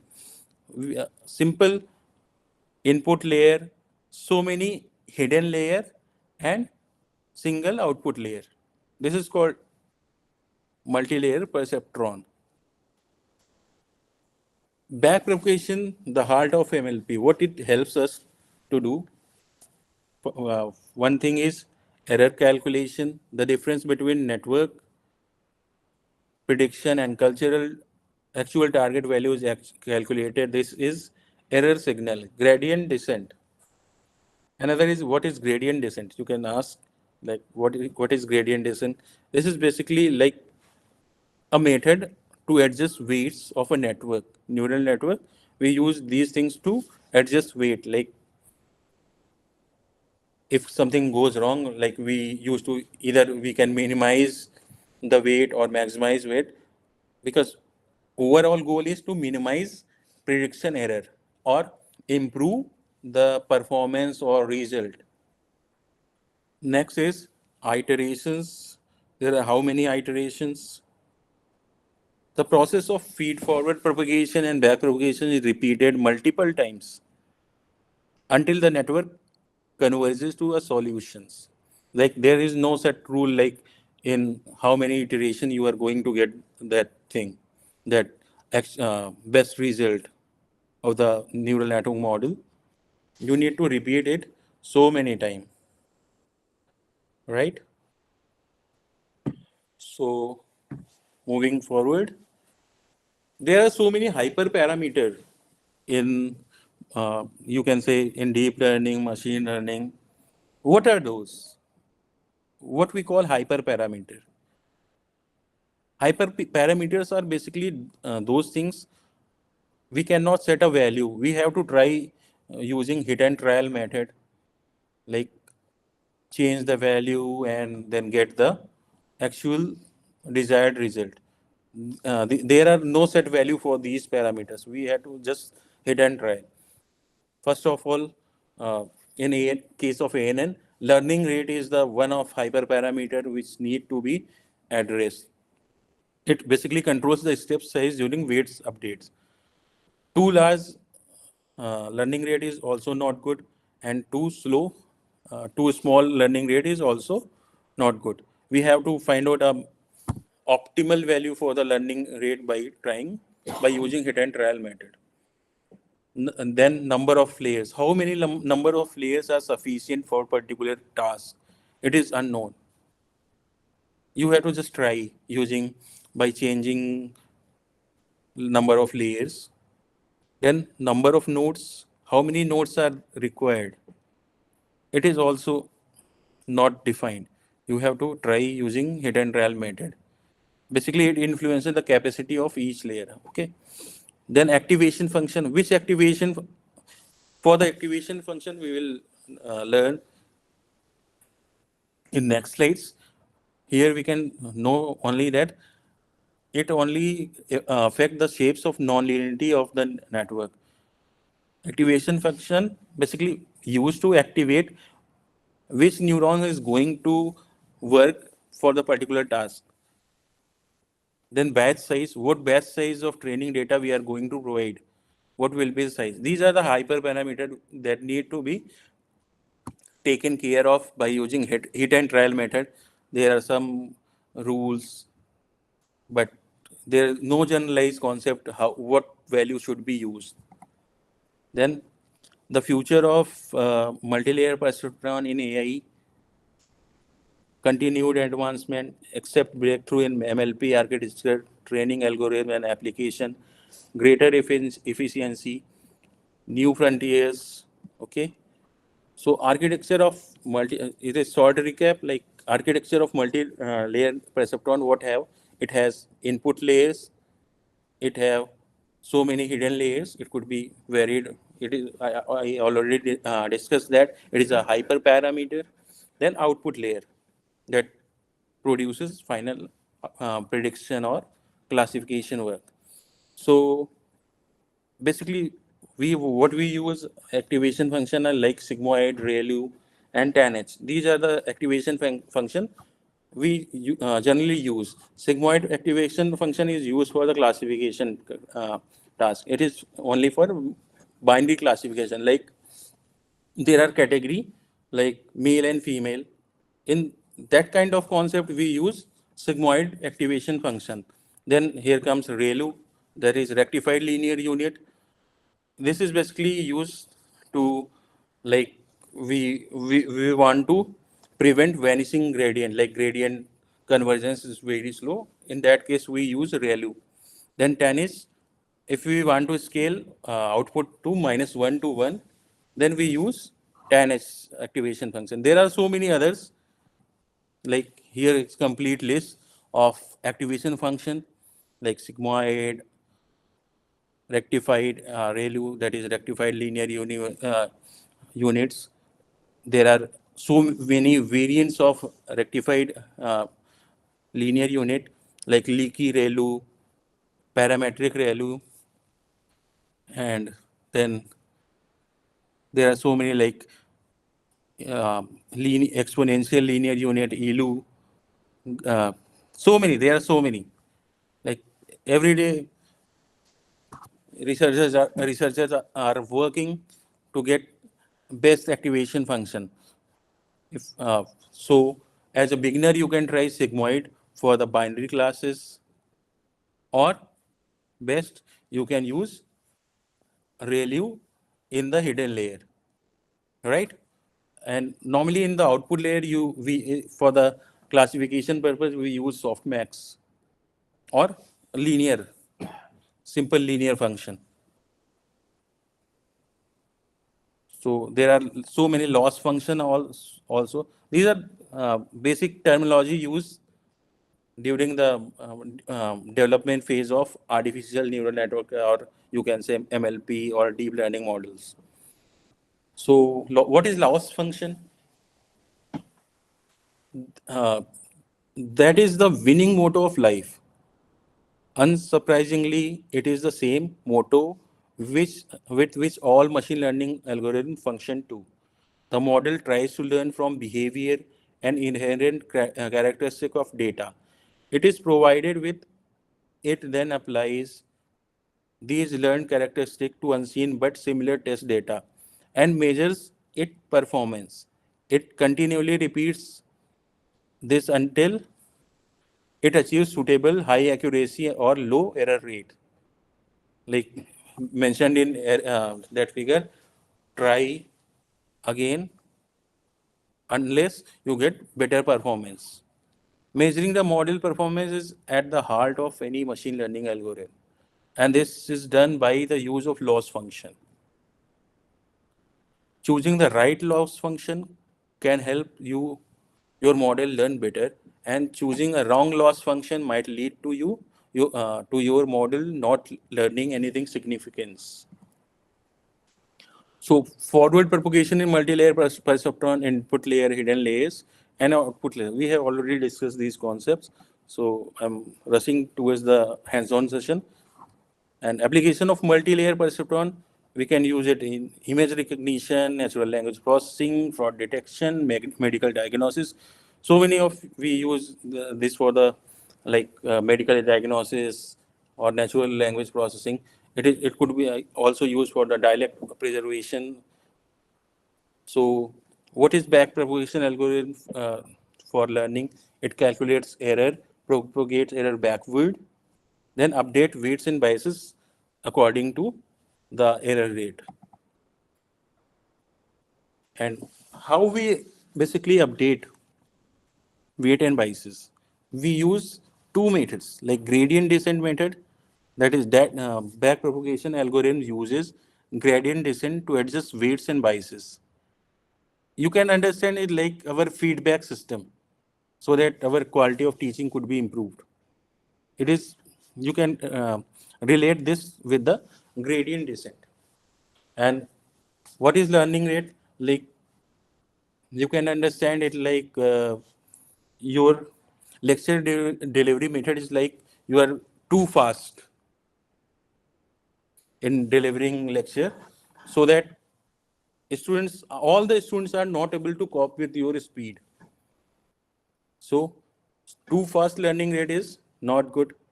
Suppose you are too slow, like you're like a snail teaching too slow, a student get bored.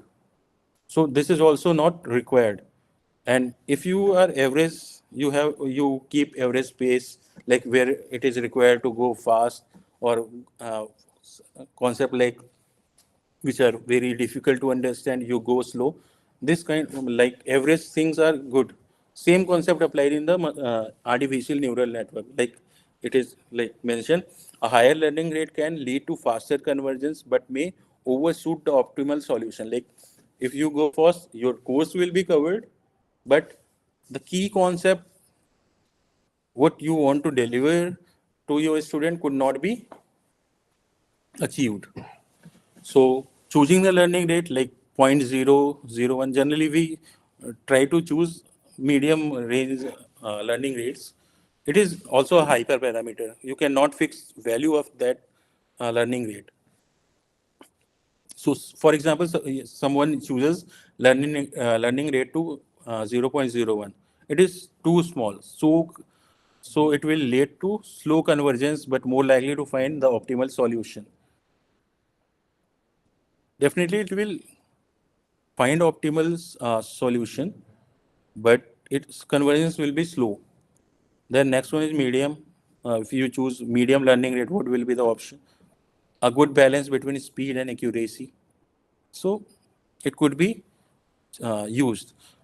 Like if you directly choose learning rate to 1, so it is very large value in case of learning rate in artificial neural network. Fast, it will converge your model so fast, but it may overshoot and miss the optimal solutions. What challenges we face during the training multi-layer perceptrons? First one is overfitting. Like we can say, our student learn better in the classroom teaching, but when we change the concept or paper is came conceptual pattern, the question they haven't seen, but the concept they have learned. So they might be feel the question is very difficult, that because they haven't understood the core concept. They just went for the rota method. They just crammed everything, and so that when conceptual paper came, they just failed. So this kind of problem is called overfitting. Like your student is very good in class, but in actual examination he failed.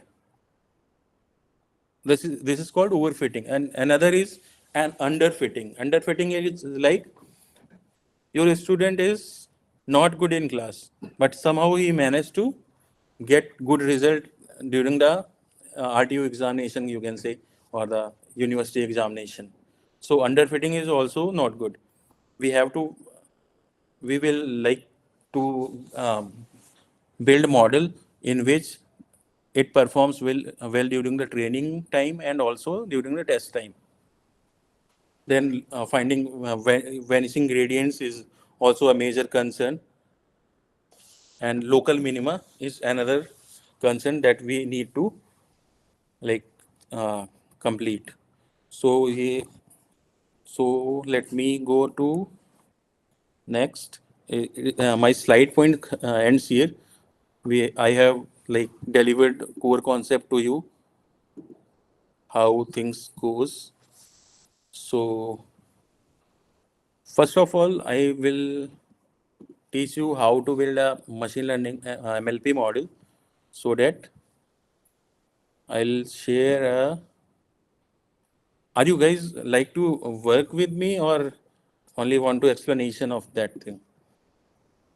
Anyone? Yes, you can ask question. Okay, you like to work. So I'll share something. Yeah.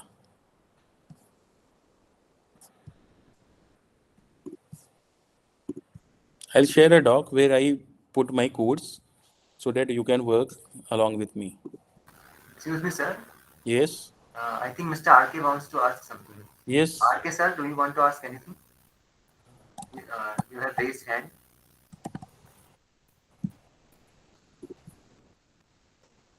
Okay, sir. I think no question.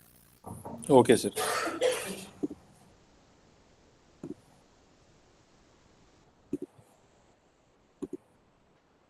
I'm sharing this link to chat box. You can use this. I'll share the code here. Right? You can access this link. I'll explain the code and paste that particular code for your learning purpose. So, like I used to teach my students, I'm starting on that note. Like you all might be aware of some programming language, right? So in machine learning, we used to import some basic files, right? These files are like all of us have already somehow know C language. So we used to include some files. Like if we don't know programming or we don't know how to solve that particular problem, but we used to include those files like hash include stdio.h, conio.h, and mat.h. Although we suppose we don't know the internal logic, but we used to include those files. So in machine learning, we need to like blindly copy or write import these files. First one what we use is NumPy. That I haven't let me connect myself. Let me change my runtime first, otherwise it will not change runtime type. Okay, I'm connecting myself to GPU, otherwise things will be very slow. You can also try this. You need to click on the runtime and click on the change runtime type. Here you can select GPU, right? Instead of CPU, you can use GPU provided by Google. Okay. So click on save. You will now you are in the GPU of Google. So first file that we generally import is NumPy. NumPy is basically what? It is numerical Python. Okay. And what is use of that? As we can understand by name, numerical, and it is written in the Python. That's why it's called Python. Any numerical work you want to do on your data, you need to use this library. And what is this Edge? Edge is basically alias name. Alias like nickname. Instead of writing complete NumPy every time, we are just writing NP. You can just change it to anything else. You can either like my name is Uday, I can use it UD, no issue.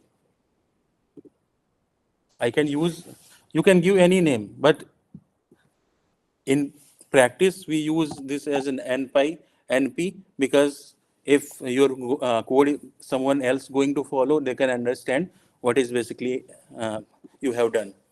So we are following just conventions.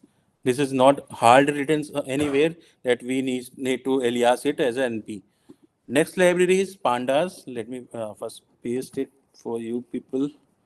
I'm putting it here. You can get this. Yeah.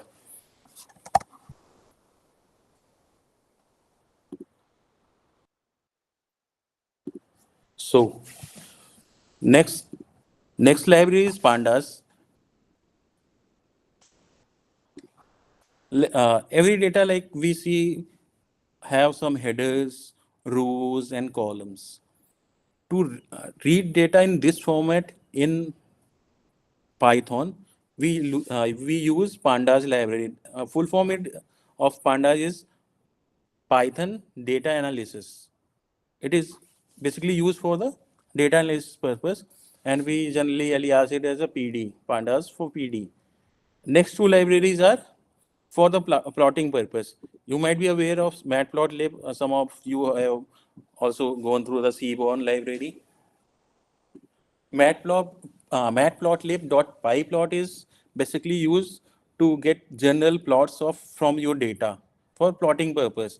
And Seaborn is like if you want to perform some data analysis using plotting.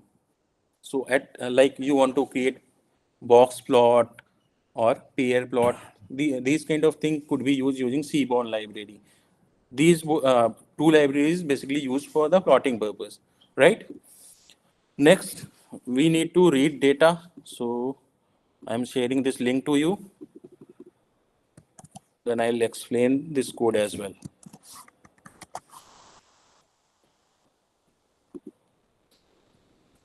Right? I'm for this particular session, I'm using a Titanic data set. Although I wanted to use some dialects, but I wasn't able to like get data in proper format. So I switched to the Titanic data set. Most of you already have worked. This data is basically from the like the Titanic, like how many passengers are there, right? So I have downloaded used this data set from the GitHub repository. So let me tell you about this particular line of code. DF, we generally use it. You can name it any. You can just name it something, anything, but it is data frame. That's why we, for our ease, we just write it DF. Although you can write your name, Titanic, whatever you like. It is just a variable name. Okay. So DF. Then we put a equals marks. Then what is PD? Here we provided alias name. That is PD. We are using pandas. You can also use pandas, right? It will also work fine. But we have already, like, we don't want to write every time pandas. We just want to, we are lazy enough to, so we are writing only two keywords, PD. Then PD dot read underscore CSV. What is this? You can see here, extension of our file is CSV, right? So let me zoom it for you. Yeah, right. So extension for our file is CSV. CSV is basically comma separated value, and it is used to like store values by using commas, so that space could be saved. Like storing is like white space also takes so many spaces. That's why we use comma separated values to reduce size of our data set.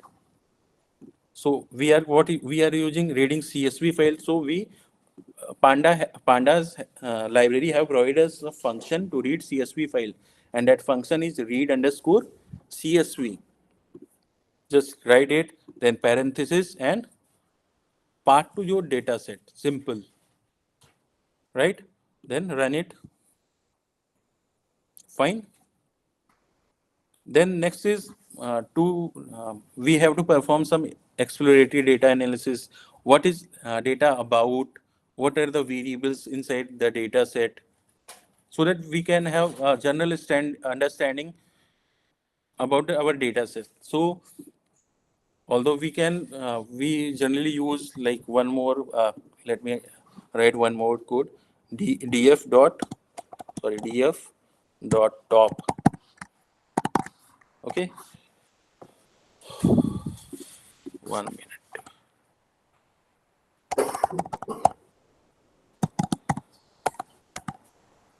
So head df dot head, right? It just shown us top 5 rows of our data set, right? df dot head.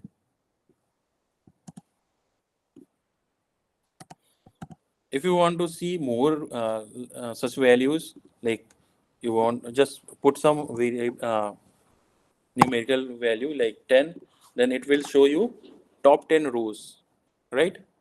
In Python, indexing starts from 0, it is 0 to 9, right? So like our data set has passenger IDs, survived or not. 0 means not survived, 1 means survived.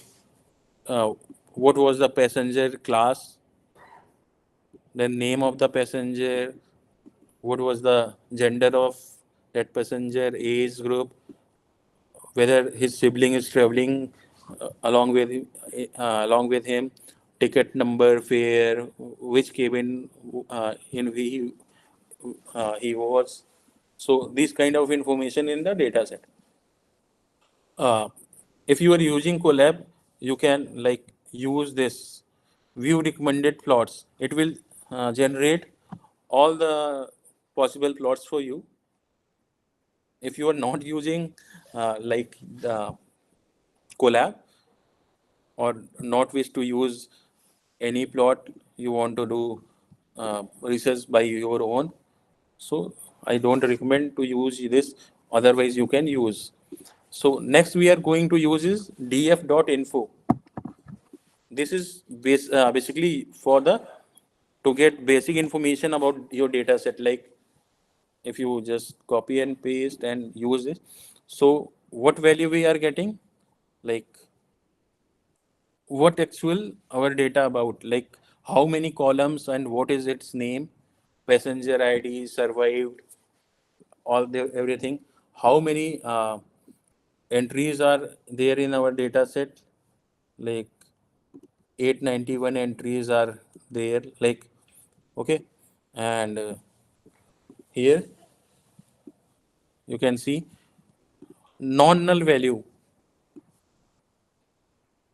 We have 891 entries for the passenger ID. We have all values that has, there are no non-null values. But in case of age, there are 714 non-null values. Rest are null values, right? And from here we also are getting what data type of our variable, like it is integer 64. Objects mean it a character type, like name is all, you all know, object type character. This gender is also object type, male or female, right? And then next is df.describe. You can ask any question if you want, right? Next one is df.describe, that is used to get like quartile values.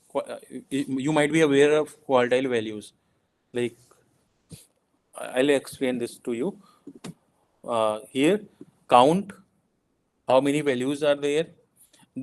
This value, this particular code gives you output for the only integer or float columns. Okay, all other columns like object, these are missing from this, because these values like mean, standard deviation, minimum, count. Sorry, count could be there. Otherwise, mean, standard deviation, or mean could only be for the numerical values.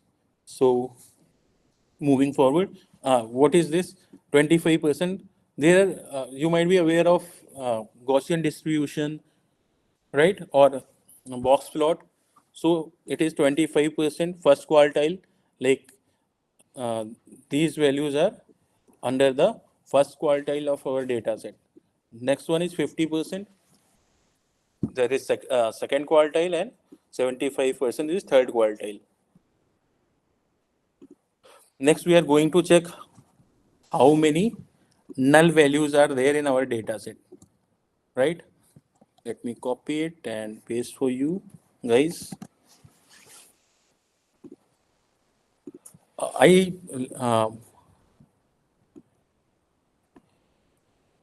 request you guys not to use this someone. Then check the result. Like I just deleted it. What will you get? Get. It is false, false, true, false. Like these kind of values. What this sum function does? False is, we all know false means 0 and true means 1. So what it basically does? It just sums if there are any true values, right? So in case of age and cabin and embarked, we are getting 177 values that are missing. Okay, and here also we are getting 637 values missing, and in this case 2 values, right? Next, we are going to do some univariate analysis. Univariate analysis, you might be aware of. Let me check. Is there any friend of mine there who can answer? Yes, Vivek sir, can you answer? Univariate analysis.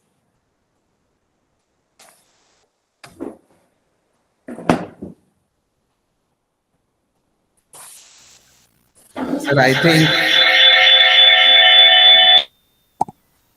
I think single data working. Yes, sir. You are right. If we are using single variable for the analysis, it is called univariate analysis.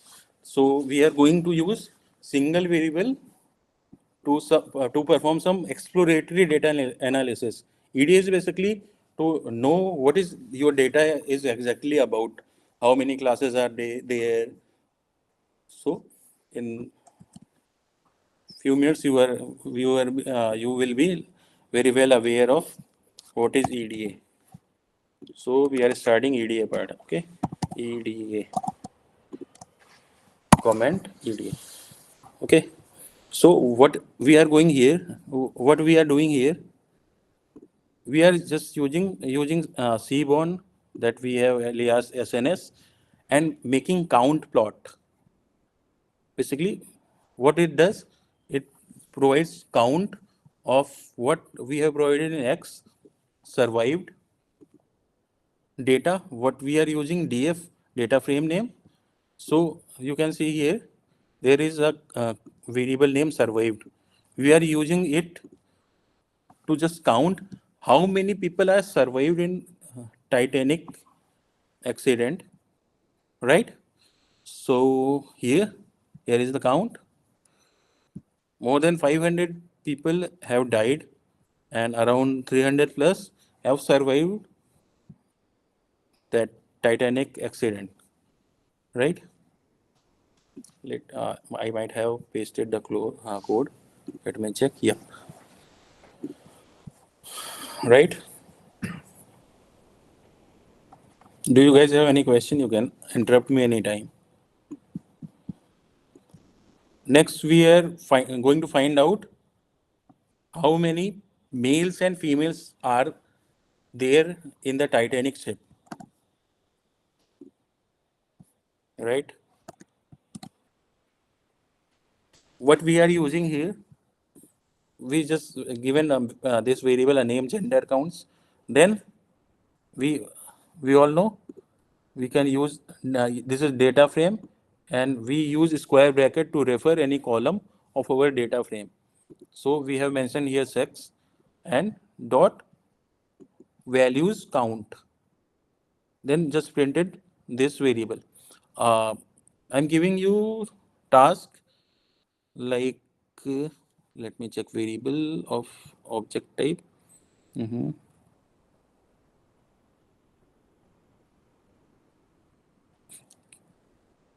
Can you guys just do a favor for me?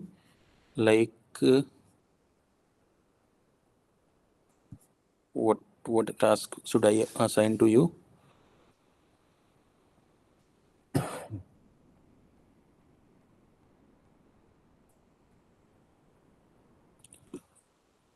Cabin. Okay, cabin. Can you guys just uh, run a count test on the cabin? Similarly, what output will you get? Let me know. Here is the output. In Titanic ship, there was 577 males and 314 females. So, what I have given you, like just count any object, like any object you can count, like ticket or cabin, in whatever you like to do.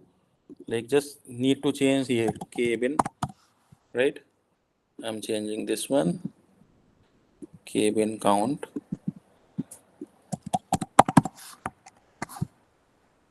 Need to change this one as well, cabin counts.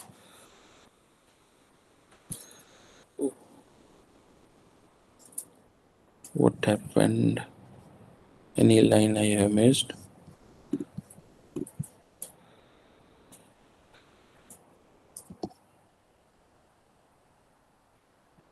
I might have written variable name wrongly. It is capital C. Yep.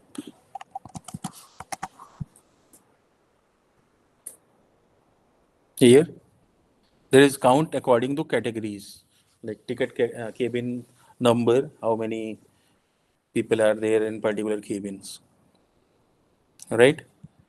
So next task is to, can you guys plot this one? Like how many males are there, females are there? Let me help you in this case.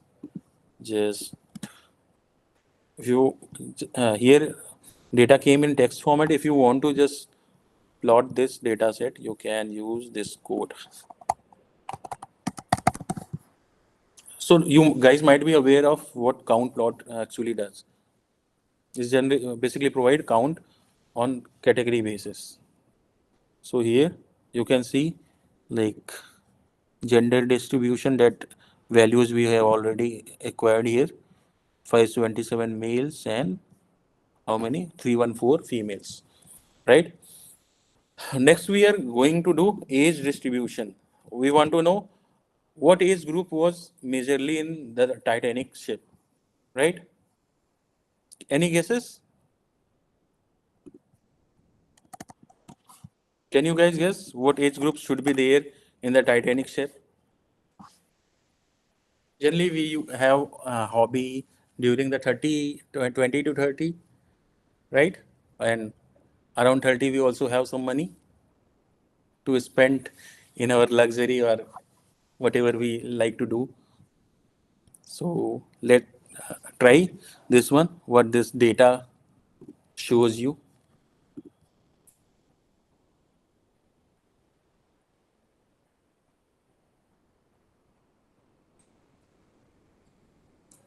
We are running short of time, so that we need to just go further, faster. I'll skip next EDA part and move directly to the creation of multi-layer perceptron, or you can say feed-forward network for that data that predicts.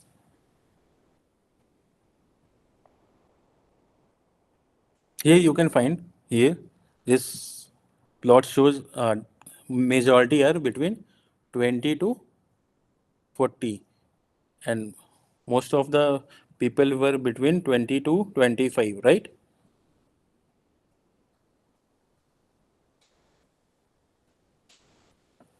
Next, survival by passenger class, like which class people have survived most.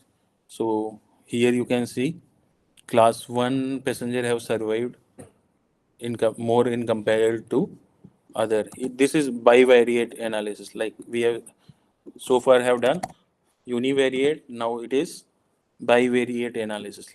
How I'm saying that, like you can see here, previously we have used only one, now we are using another thing, passenger class, another variable. That's why it is called bivariate. If we are using single variable, it is univariate. Then if you are introducing more than one variable, it is bivariate. Like, okay. So also we can use correlation analysis, like what kind of correlation between these values, right? This plot basically what tells us, like everything is 100% correlated with this. We are not going to bother about this.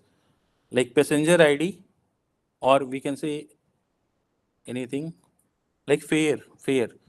Let's see how fare is correlated with age. Point 1, what maximum correlation of any variable with a fare?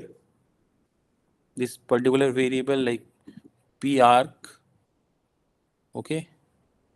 And so basically this gives what particular correlation that particular variable has with another variable. This plot is basically to show, like we want to use which variable we should use to predict particular class or particular variable, we can find out from here. Now we can do some feature engineering. I'm skipping this part as well because time is not allowing us to do so. There are some other, I'll share this complete notebook to you guys. You can find, just calculate like here, there is a interesting thing like gender wise who survived or died. So you guys want to know that. Like here, if we see here, male person have died more in comparison to female in Titanic. Although you can say male members are in larger number in the Titanic in comparison to females. That could be a reason, or there might be so many other hero like we saw in movie who saved females. And this is just a joke, okay? Right? I don't know exactly what was the reason. Then there are some other like survival by class, which class passenger have survived most. Here you can see class 3 males have survived most. Now let's come to the, directly we are coming to the multi-layer perceptron. Okay. So here we are we are going to create a feed-forward network. Let me give you the code so that we can run and find out the result for this. And I'll explain everything to you guys. I will just skip that EDA part. I'll share my notebook to you since we are running out of time. And here, this code is basically, let me comment here so that whenever you refer it as MLP, okay, right? We are creating here MLP. So here is the code here.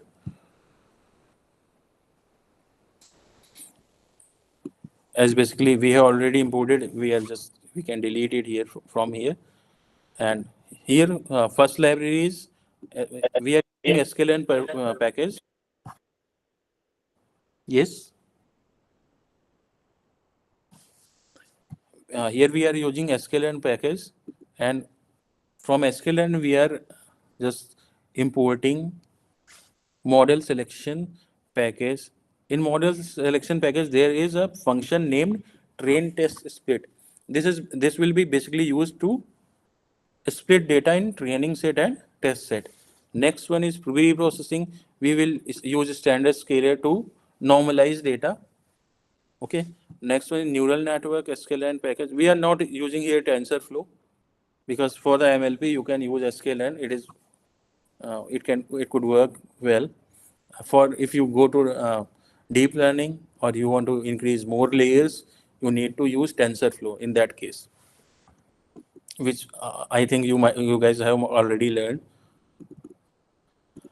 So we are from neural network, we are using MLP classifier, multi-layer perceptron classifier. We are using it for the classification purpose. That's why it is called classifier. If you are predicting any numerical value, then it will be multi-layer what? Predictor, right?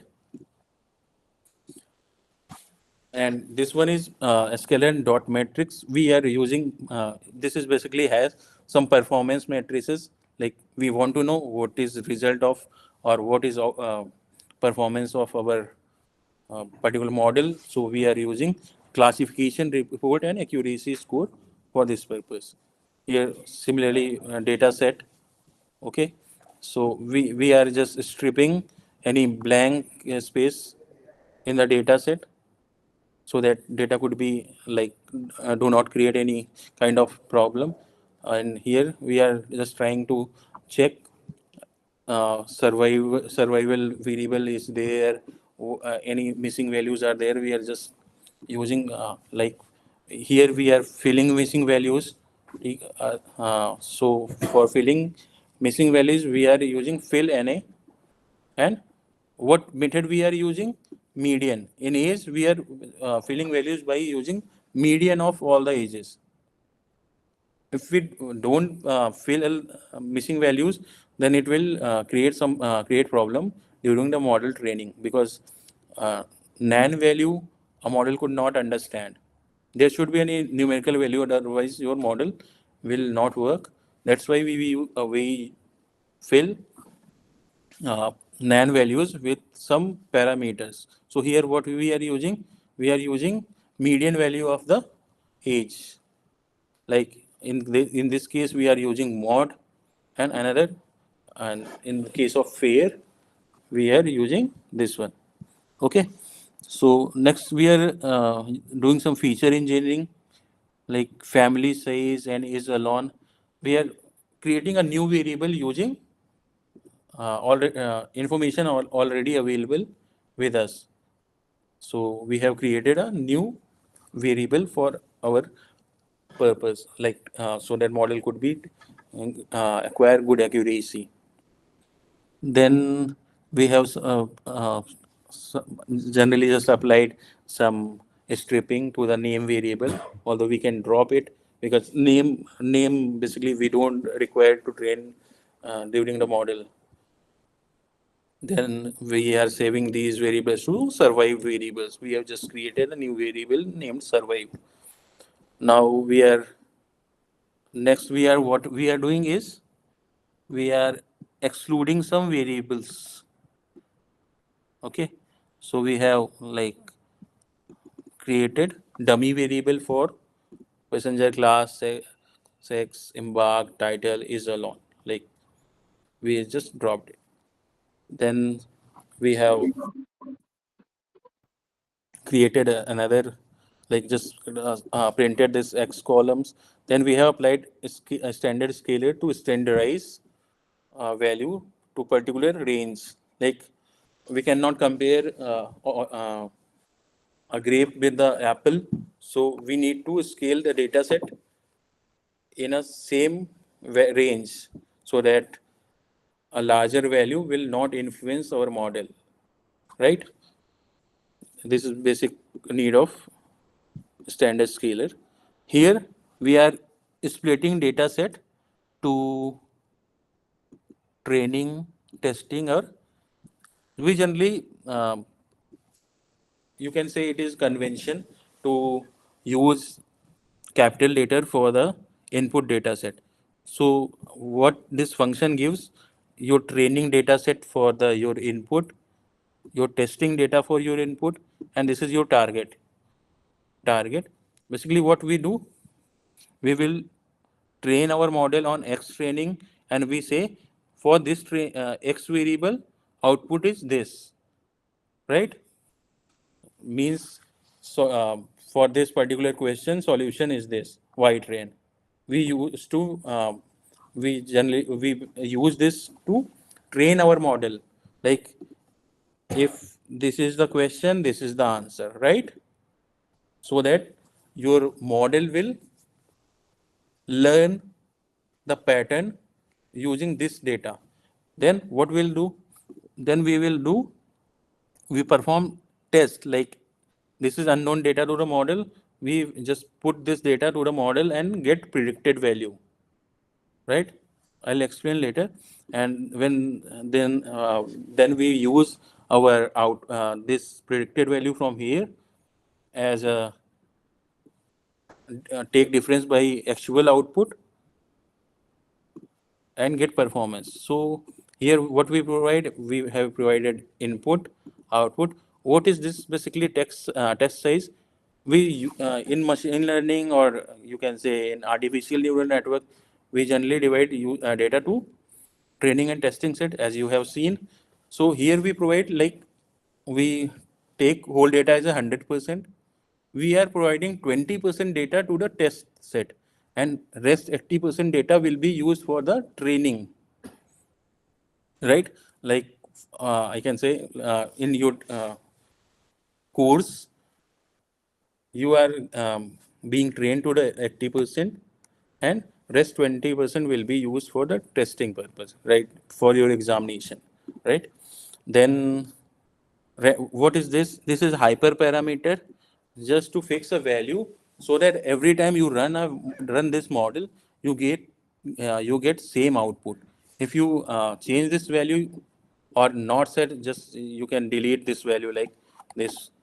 So every time you run this model, you will get different output. If you set this value to a particular random state, you will always get a same output whenever you run this model. Like you can just change it to like 0 or 1, any value. 42 basically, it is like people think 42 is good. Most of the time you will find 42 or 0 in random state. So next we are building MLP model. Here we are using hidden layer size 6432. Maximum iteration we are giving it to 1000. Activation function that I have discussed, we are using rectified linear unit. And so as a solver, we are using Adam. And random state is already again given here to 42. Then we are fitting this model to X-train and Y-train. What we are doing here, we are training our model. We just trained our model on the training data set and its corresponding output. Then we are making prediction using this model, MLP.predict, on the testing data set. And for this, we already know Y test. So here we are using it to test accuracy of our model. Like we generally take differences between Y test and Y pred. Here you will see what, then you will check the classification report. Here accuracy of model, you can see 80%. In my case, if you change the random state, you will get another output, right?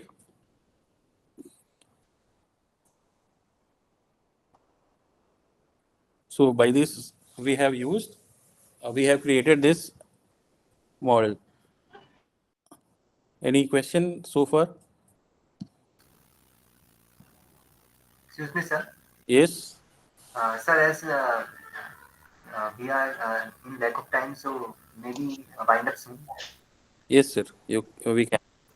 If there is no question, you can just. Any questions from participants? Any queries? Hello, sir. It's not about the session. It's about the link. It will be shared here or on adult portal. Which link? Sir, they are asking for test link, sir. It's about the test, sir. Sorry. Okay. We would share, sir. We would share. Okay, thank you, sir. So I think I should stop presenting. I'll share this code.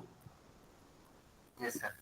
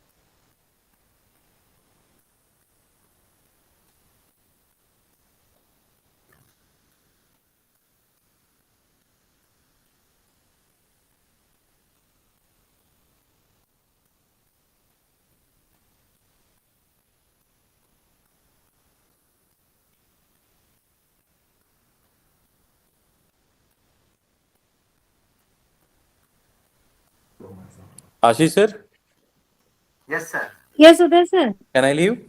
Uday sir.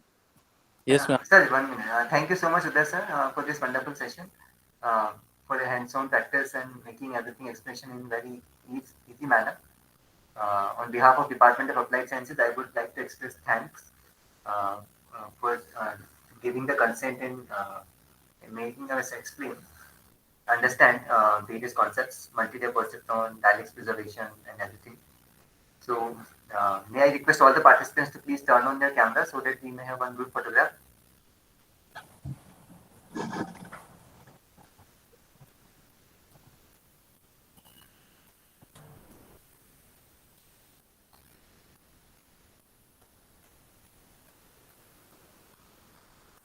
Thank you, everyone. Thank you, Uday sir. Thank you, For Kriti, this. ma'am. Thank you, Ashish sir. Thank you so Thank much you so for much. Thank you, Uday sir. Thank you so much giving this for joining us. opportunity. And and Okay. Thank you. Thank you, Uday Pratap sir. Thank you, sir. Thank you, sir. Thank you, Monica. Thank you, sir. participant test link will be shared in the group in the chat box only. So be It here has in been the shared, chat ma'am. box, It and has at been 7 shared we'll both in the start with chat the. box as well as in the WhatsApp group. It is shared because and so you can start doing it, and please be in the meeting itself because at 7 we'll start with the feedback session and 7:30 we'll start with the valedictory. All the best. I hope you will find the test easy. Yes, all the best to all the participants. And also note that filling the feedback on ATAL portal is also mandatory for getting the certificate. So also after completing the test, kindly do fill the feedback on the by logging into ATAL portal. It would not take much time. Just do both the things, and then we will join at 7 for the feedback.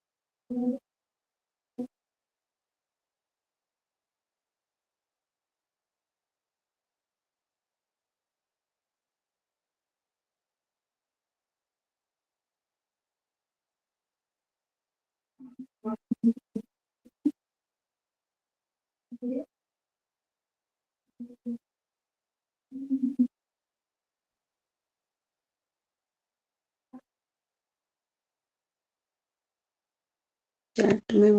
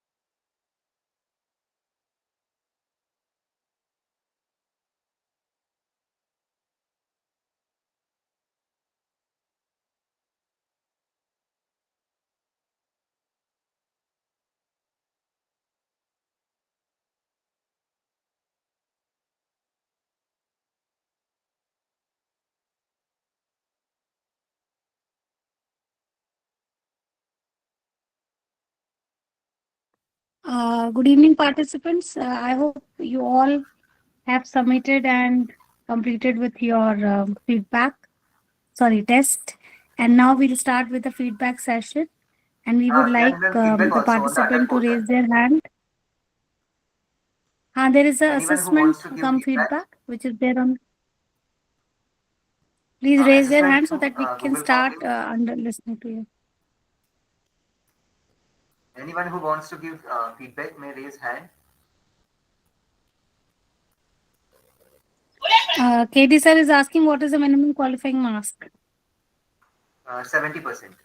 70% I have. 70%. That is 21. Yes, ma'am. Yes, ma'am. As per ATAL.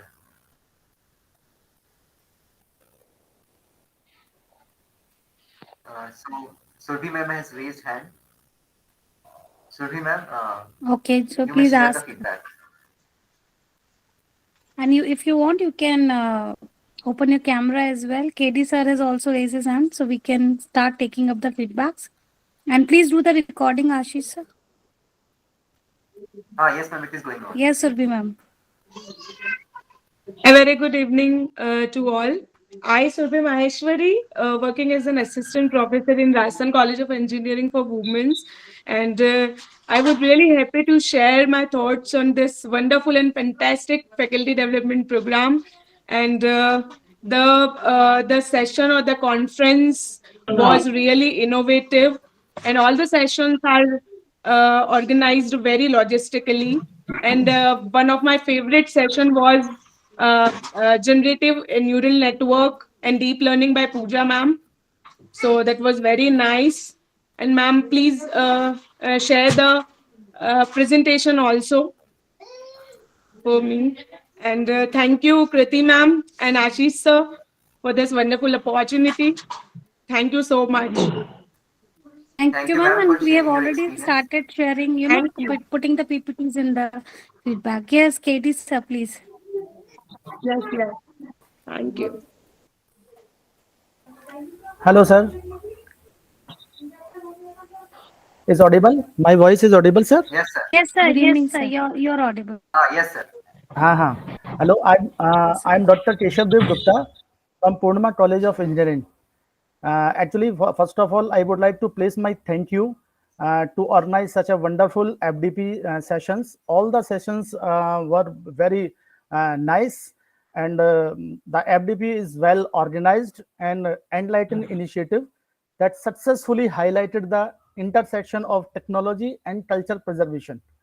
It not only equipped participants with valuable technical knowledge, but also inspired them to contribute meaningful to the sustainable development of community through language preservation efforts. We are looking forward to more such impactful sessions in the future as well. Thank you very much.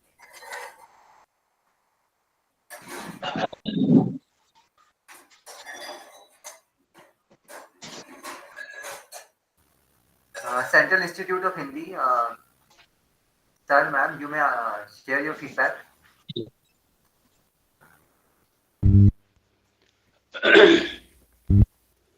सभी को सादर नमस्कार।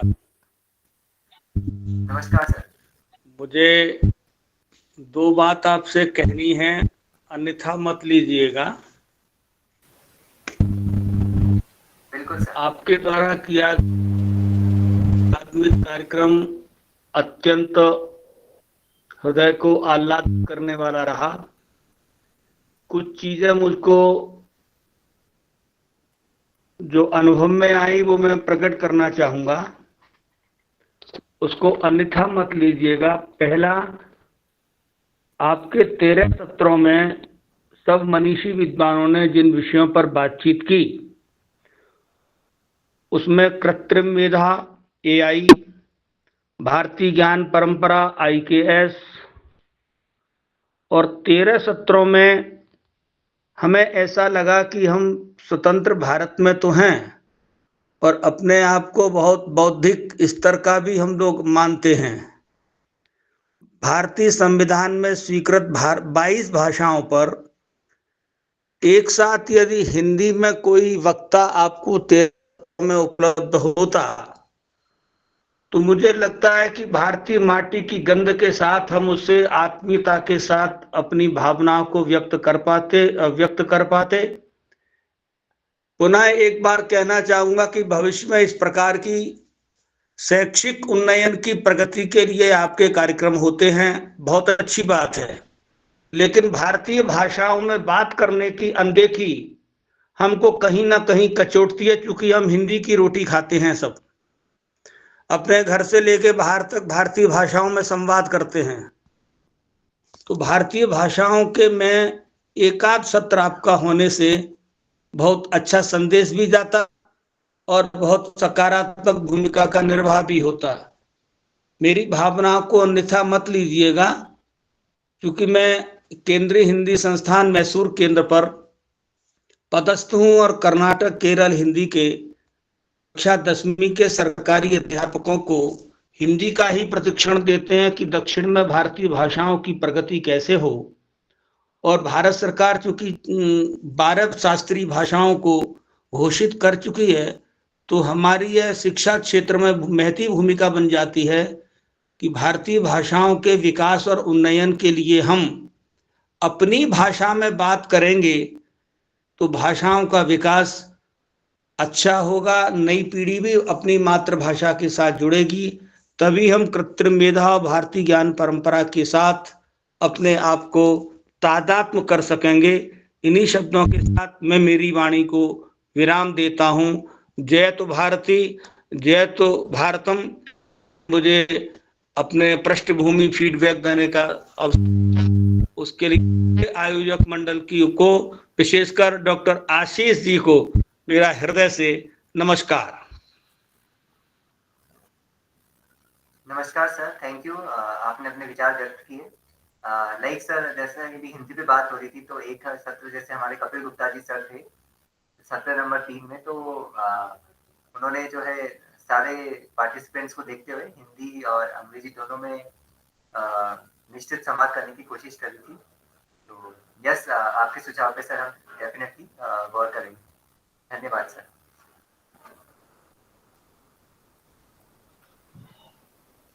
और Anil sir, Gauhar sir, नमस्कार sir. Namaskar, good evening everyone. I am Dr. Anil Bundela. I am working as an associate professor in Jaipur National University, and I am also program officer in NSS in JNU. Sir, आपका जो sessions रहे हैं वो बहुत ही अच्छे रहे हैं, और आपने जो AI जो टूल्स है, कृत्रिम बुद्धिमत्ता जो है, और आज का जो तकनीकी विकास के दौर में जो AI है और जो ML जैसे टेक्निकल जो भाषाएं हैं उसमें किस तरीके से डायलेक्ट्स को हम लोग प्रिजर्व करके रखें, हमारी जो बोलियां हैं उसको हम लोग मल्टी लेयर जो परसेप्ट्रन है, ठीक है, उसके बारे में हमें बहुत ही अच्छी नॉलेज मिली। सारे सेशंस बहुत ही अच्छे थे, और इसमें जो MLP मॉडल है उसका उपयोग करके हम कैसे अपनी जो बोलियां हैं उसको हम लोग उसका उच्चारण, उसका जो व्याकरण है, वोकेबलरी है, उसको हम किस तरीके से आइडेंटिफाई करके उसको डिजिटली हम लोग उसको कैसे प्रिजर्व कर सकते हैं, इन सब चीज़ों के बारे में बहुत ही अच्छे तरीके से सारे सेशंस रहे हैं। तो सर, मैं आपको बहुत बहुत कॉन्ग्रेचुलेट करना चाहता हूँ, बहुत धन्यवाद देना चाहता हूँ कि सारे सेशंस बहुत ही अच्छे थे, और इसमें आशीष सर आपने बहुत ही कोऑपरेट किया। हमारी यूनिवर्सिटी से भी काफ़ी लोगों ने पार्टिसिपेशंस किया, फैकल्टीज ने, हमारे डायरेक्टर और डेप्यूटी डायरेक्टर्स थे, उन्होंने भी बताया कि, और रियली आपको बहुत बहुत धन्यवाद, आपकी पूरी टीम को। Thank you sir for sharing your Thank you so much, sir. Thank you. Shikha ma'am, Sheela ma'am. So I would like to congratulate the team for this wonderful FDP on multi-layer perceptron. As we are the people of English, and this subject was quite difficult to understand deep learning and machine learning. But the way all the session speakers presented the concepts in a very easy and suited to the layperson, because most of the people from English are layperson as far as artificial intelligence is concerned. So yes, the sessions were really very, very wonderful, and there was a lot of takeaway. And we can also think in the area of preserving the dialects, how we can collaborate with the artificial intelligence, with machine learning and deep learning, to preserve these dialects, because India is known for its languages. There is a variety of languages, and we are known for that heterogeneity. And to maintain that, to preserve our culture, our rituals, our historical heritage, it is very important that we should work in this area. So I really congratulate all the speakers and the team, and especially to Kriti ma'am and Ashish sir for devoting their time and bringing this platform to all of us to learn in such a wonderful manner. Thank you very much. Very nice. Hello, good evening, everyone. I'm Dr. Sheila Vijay from I'm a Government College, Bhilai, Durg, that is in Chhattisgarh. I'm a professor of English, and I definitely felt a bit out of this virtual FDP, because I'm a person of language and literature. But even I had a talk with Madam Kriti also, and the way she, I must say, she ensured me that this technology is definitely now part of our life, and we cannot escape from this AI and all the technologies, and it is very much required to communicate with the students.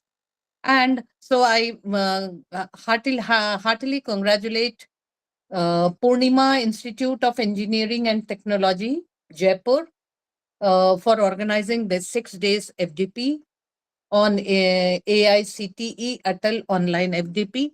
My special thanks to Kriti ma'am, Ashish sir, and all the organizing team for organizing such a wonderful FDP. Though I could not completely get into it, but anyhow, I tried my best to gain something out of the wonderful inputs which you all provided. And just I would like to share my views on the preserving local dialects using multi-layer perceptron for sustainable development of communities. This was the general topic, but what I felt that the preserving of local dialects is definitely essential for this the sustainable community development. And by prioritizing and the protection and promotion of linguistic diversity, we can definitely create a world that values and thrives on its rich cultural mosaic. And for this, these dialects, they definitely empower the communities by fostering social cohesion, transmitting valuable knowledge, and enabling more inclusive education and governance. Thank you, Kriti madam and Ashish sir. Thank you once again. Thank you so much, ma'am. Thank you so Thank you, much. ma'am. May I? Yes, sir. Yeah, thank you. So I would say I completely agree with Dr. Shaila, what she mentioned. I'm also from the area of humanities, same like what Dr. Shikha also mentioned. So some of the sessions were quite, indeed easy to understand and had a lot of takeaway points. Just to name few, like I like the sessions by Dr. Amitabh Dwivedi. And then there were two other sessions again on specifically on dialect, which related theoretical aspects and social aspects of it, where I had definitely much of a learning. While there were other sessions, perception and many technical aspects were covered, where I realized that this probably would be a start of my journey in this sort of qualitative as well as quantitative technical analysis of language part. Finally, we all are language teachers, and then delving deep into it, understanding technical aspects is also part of study or part of learning that we should keep doing. Other than this, what I would say is from day one registration till today, Dr. Krati and Dr. Ashish had been quite helpful, and both of them were just one WhatsApp message away. As soon as they see message, they immediately respond to messages. All queries were resolved immediately. So wonderful teamwork, wonderful organization. Thank you very much to both of you for giving us an opportunity of looking at this side of learning as well. Thank you very much.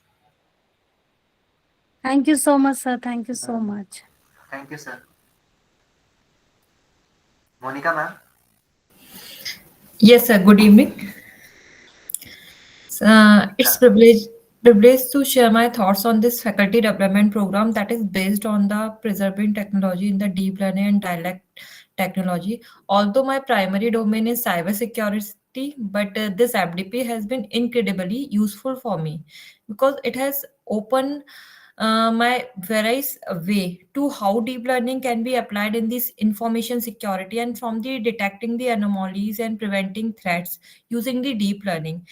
So the basic idea of the deep learning we can incorporate in the security field also.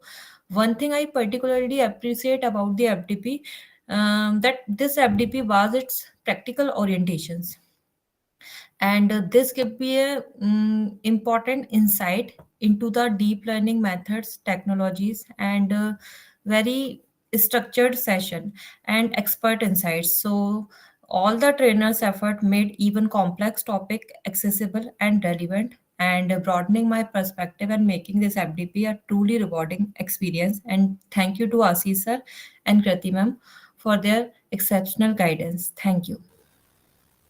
Thank you, Monica, ma'am, for your views and experience sharing. Sheila, ma'am. Yes, sir. I just gave my views. Yes, I'm ma'am. Dr. Sheila Sheila. ma'am has given.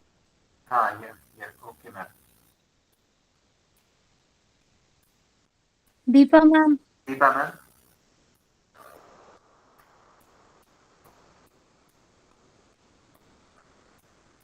Kiran, ma'am. Yes, sir. Very good evening. Am I audible? Yes, ma'am, you are audible. Yes, sir. Yes, ma'am. So very good evening to all. I'm Professor Dr. Kiran Booth from Jodhpur Institute of Engineering and Technology, Jodhpur. And I'm from the technology department. I'm not from humanities department, and the domain is different for me. But still, I enjoyed all the sessions that were conducted in this FDP. All the sessions were very planned in a very systematic way. And heartily congratulations to both the coordinators, Dr. Krati and Dr. Ashish Sharma sir. Congratulations to both of you for conducting such a wonderful FDP. I personally enjoyed the sessions of Amitabh sir, Anshuman sir, Pooja madam, and many more. And we learned about the importance of preserving the dialects and how AI can be useful for it. Many new ideas came in my mind, how for mini projects, how neuron networks model can be useful for that particular projects, like if I से कि एक छोटे छोटे अगर कोई बच्चों को हम प्रोजेक्ट्स बनवाते हैं, जो फेस रिकॉग्निशन के कोई हम जो स्कूल कॉलेज में अगर प्रोजेक्ट बनवा लिया, या इस टाइप से जो है ये जो फॉर दी डायलेक्ट्स प्रिजर्वेशन के लिए जो हमने कोई पर्टिकुलर एक या दो जो रीजन को लेकर एंड हम जो है इस पे प्रोजेक्ट पे थॉट भी दे सकते हैं. So I really like all the sessions and enjoyed. और एक one more thing is that कि I personally like the efforts made by the coordinators to make the FDP interactive by providing opportunities to participants to introduce the experts. This is a very good initiative by the coordinators. And again, thank you, Krati ma'am and Ashish sir for conducting, and congratulations to both of you for the completion of this successful conduction of this FDP. Thank you.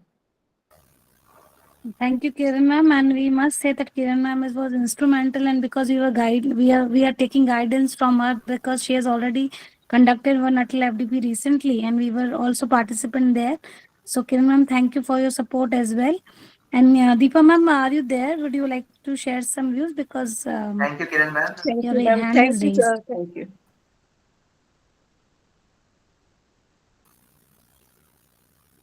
Deepak Kumari ma'am.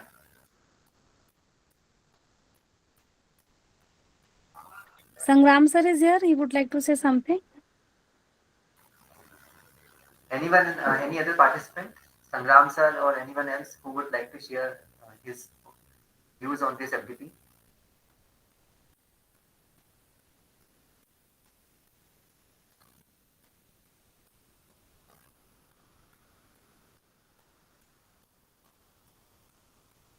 You may share your experience, your learning throughout this FDP. Even you can share it in the chat box if you wish to. Yes, And we will start the valedictory sharp at 7:30. So we have only 5 minutes left. So anybody, Kanta ma'am, if you're there, you can also give your feedback.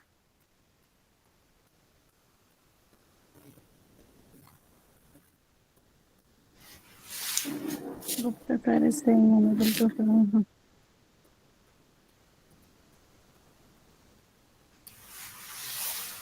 Ashish sir and Krati ma'am. Yes, sir. Yes, sir. Yeah, Yes, I sir. just want to share a feedback. I think it's Please, good please, sir. that people have given good feedback to us. We'll work upon certain factor also.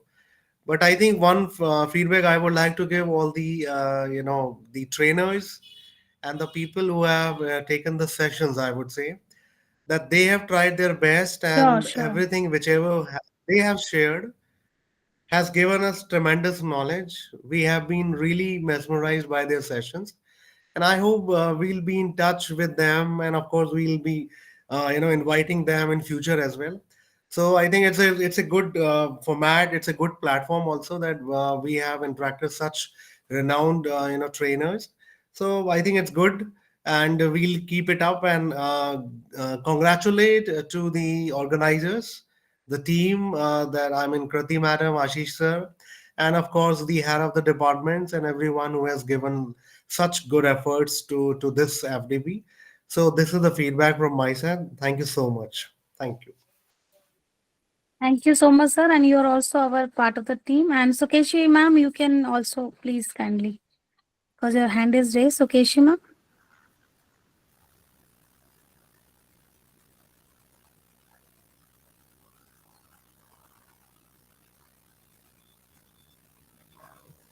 Deepak Kumari ma'am has shared his view in the chat box.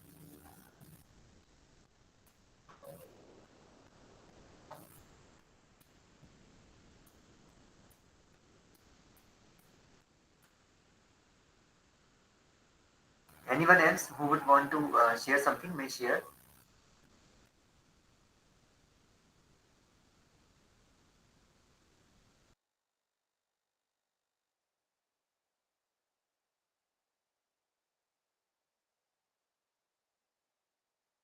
So we'll start with the valedictory in 2 minutes time.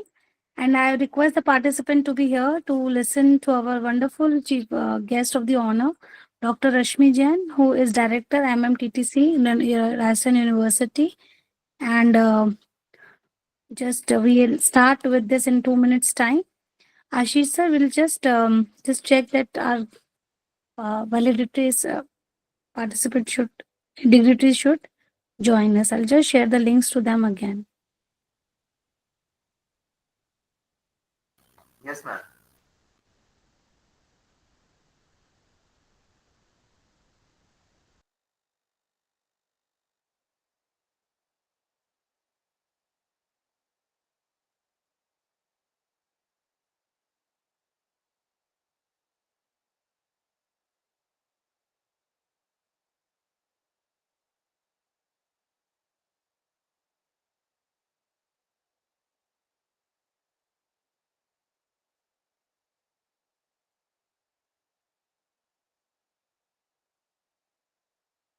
Ma'am has joined us. Welcome, ma'am.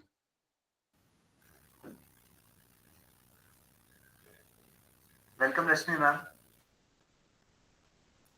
Thank you. Ma'am, we'll start in 2 minutes time.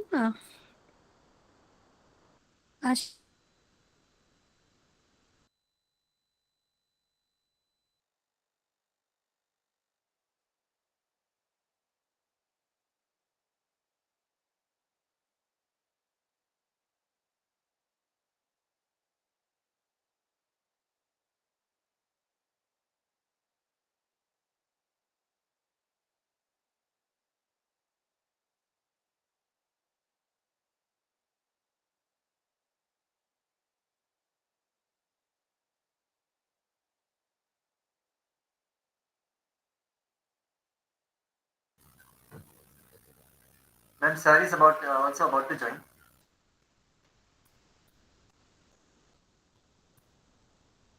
Okay.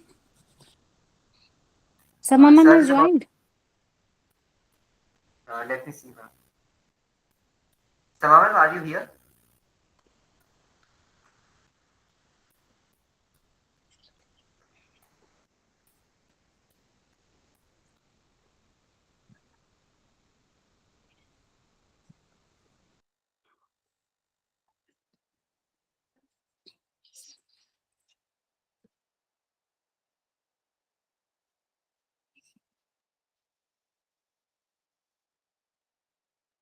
Welcome, Pushpalata ma'am.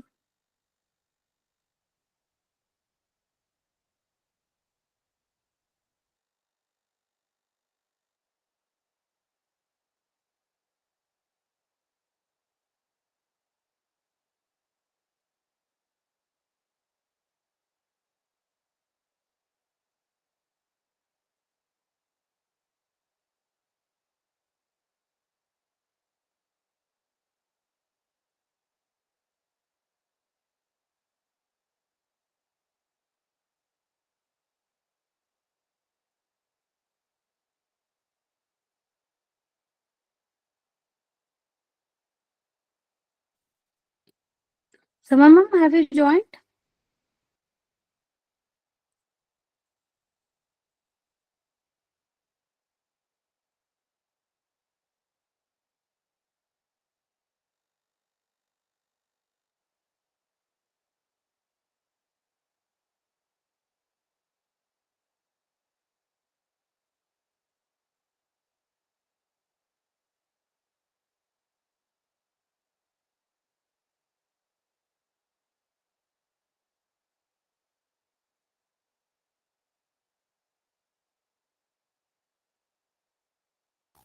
Yes, Mukesh sir. Do you want to say something? Valedictory, so we'll not take up any now feedback. Prince, I hope ma'am has also joined. Prince?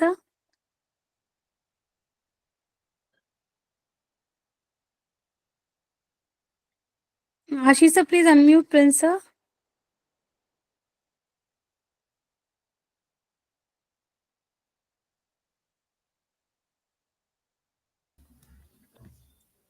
Ashish sir, can you just turn on the camera as well? Yes.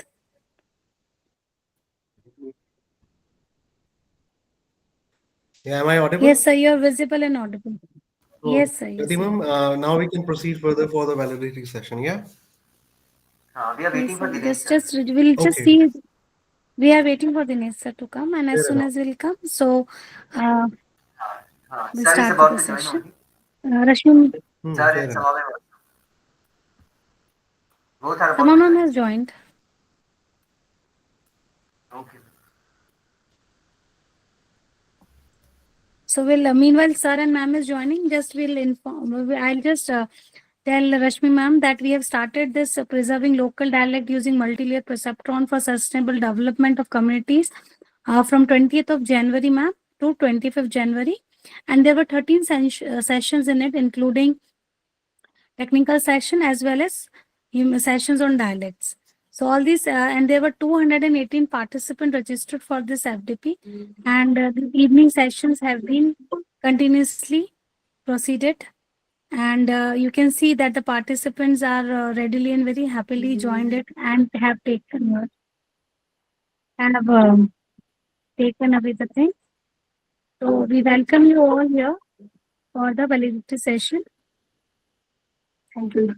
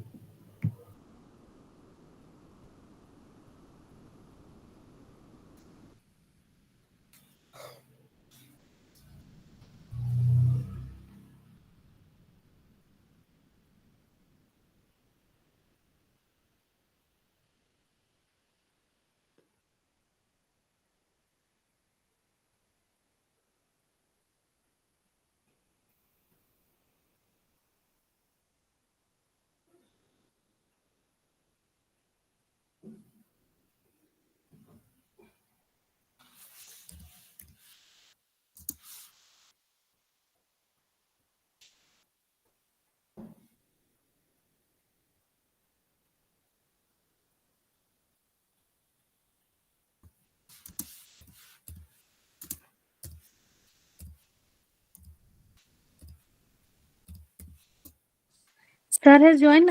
Principal, please start with the proceedings. Yes, ma'am. Thank you. Good evening, sir, and welcome.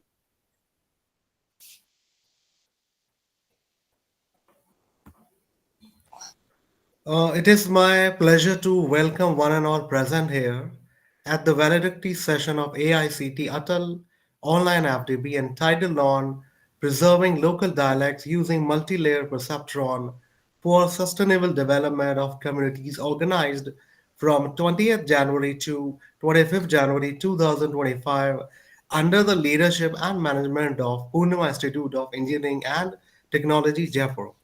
Moving further, I would like to take pleasure to invite and introduce Dr. Sama Jain, Head of the Department of Applied Sciences, PIT. I would like to convey, like, she has consistently demonstrated exceptional leadership and a deep commitment to foster an environment of innovation and excellence. Her vision for the department is focused on ensuring research, cultivating collaboration, and enhancing student outcomes, ensuring the same that the department continues to thrive in an ever-evolving landscape. With these words, I would like to invite Dr. Sama Jain, Head of the Department Applied Sciences, for her welcome address. Please, ma'am. Thank you so much, Dr. Prince. Am I audible? Yes, ma'am. Yes, you are audible. Yes, ma'am. First of all, it is a great pleasure for me to welcome all the dignitaries at this forum. So good evening, Khamma Ghani, Namaskar to all of you. So first of all, thank you so much, and I welcome our chief guest for this valedictory program, Dr. Rashmi Jain from University of Rajasthan. Welcome to you, ma'am. Then I welcome our mentor and director, Dr. Dinesh Goyal sir, for his continuous support. Welcome you, sir. Then I welcome my all experts of this faculty development program, all participants, and great organizer of this faculty development program. So last 6 दिनों से हम इस faculty development programme के बारे में बहुत सारे session सुन रहे थे और फैकल्टी डेवलपमेंट प्रोग्राम का टाइटल बहुत ही यूनिक और बहुत ही अच्छा था.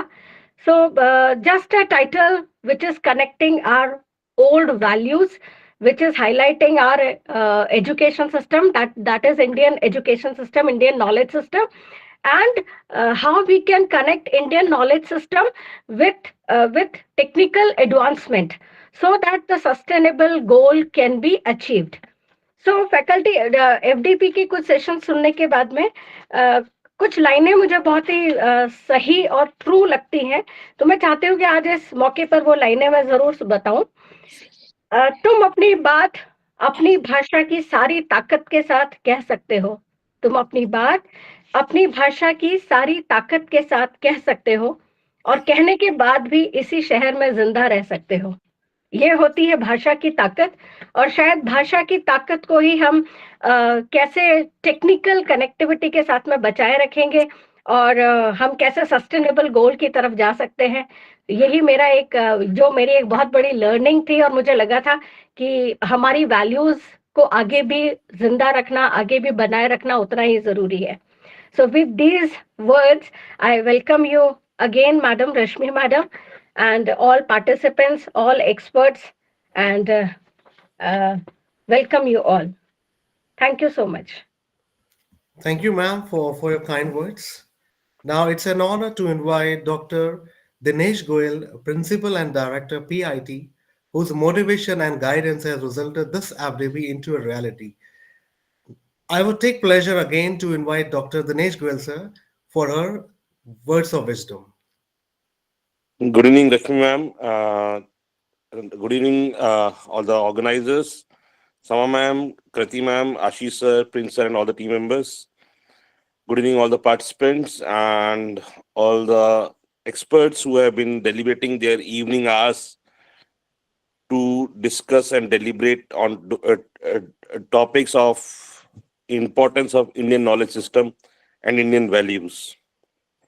We all know that India is a country of diversity, and we might be having a national language, or we have a lot of arguments of 30 languages are recognized or 13 languages are recognized in India.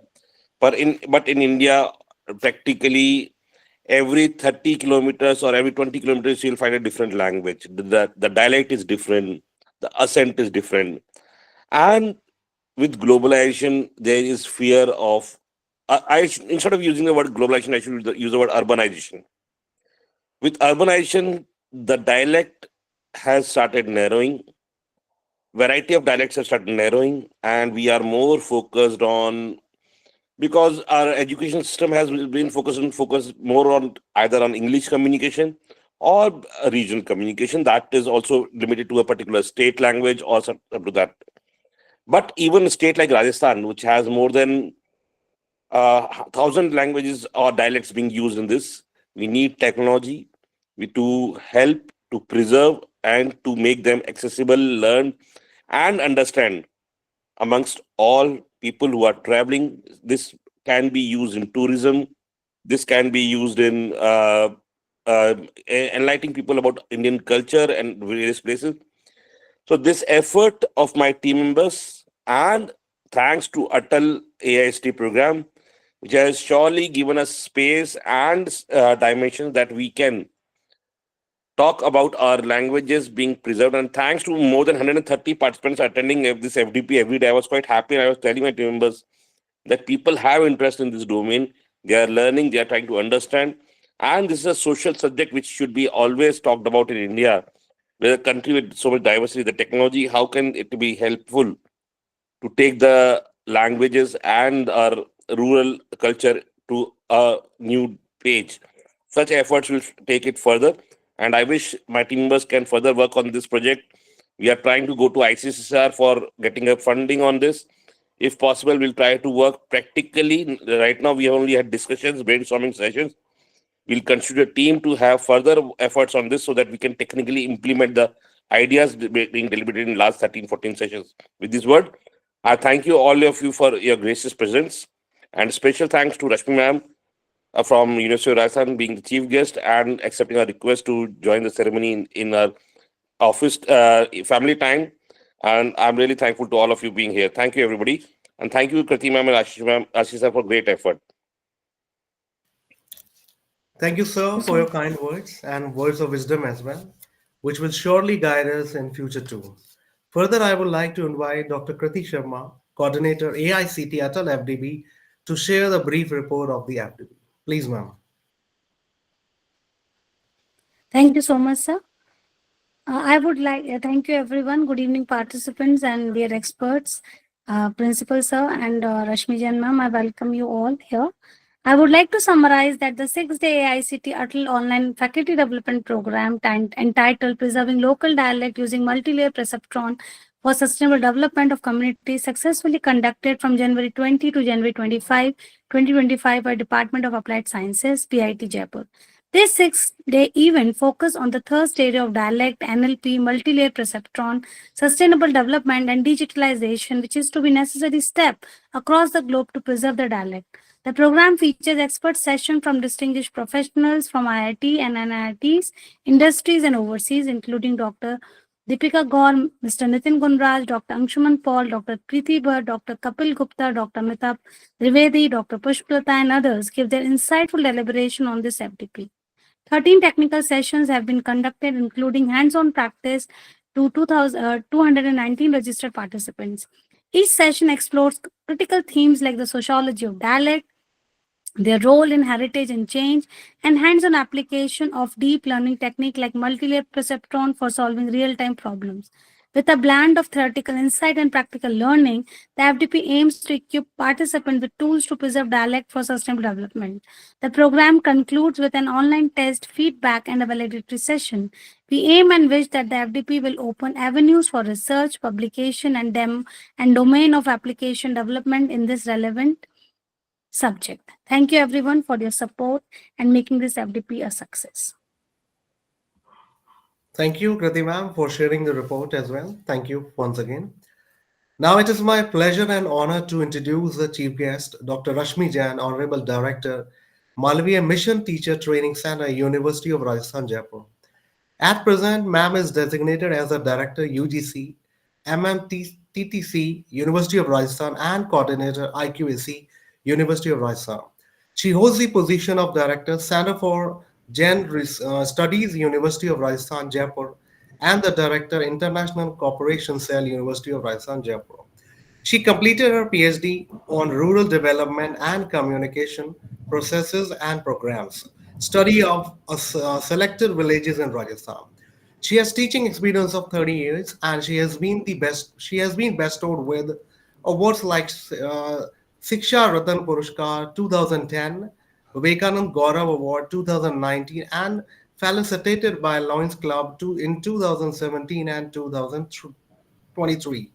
Her area of research interest includes development studies, research methods, communication studies, leisure and tourism, globalization studies, sociology of law as well. Ma'am has been the founder secretary of Sumeda, a registered NGO working for the promotion of education amongst undergraduates by providing financial assistance to meritorious financially weak students. She has 30 research publications and attended more than 100 conferences at national and international levels. She has guided PhD scholars as well. She has been the session chair and published many research papers and books.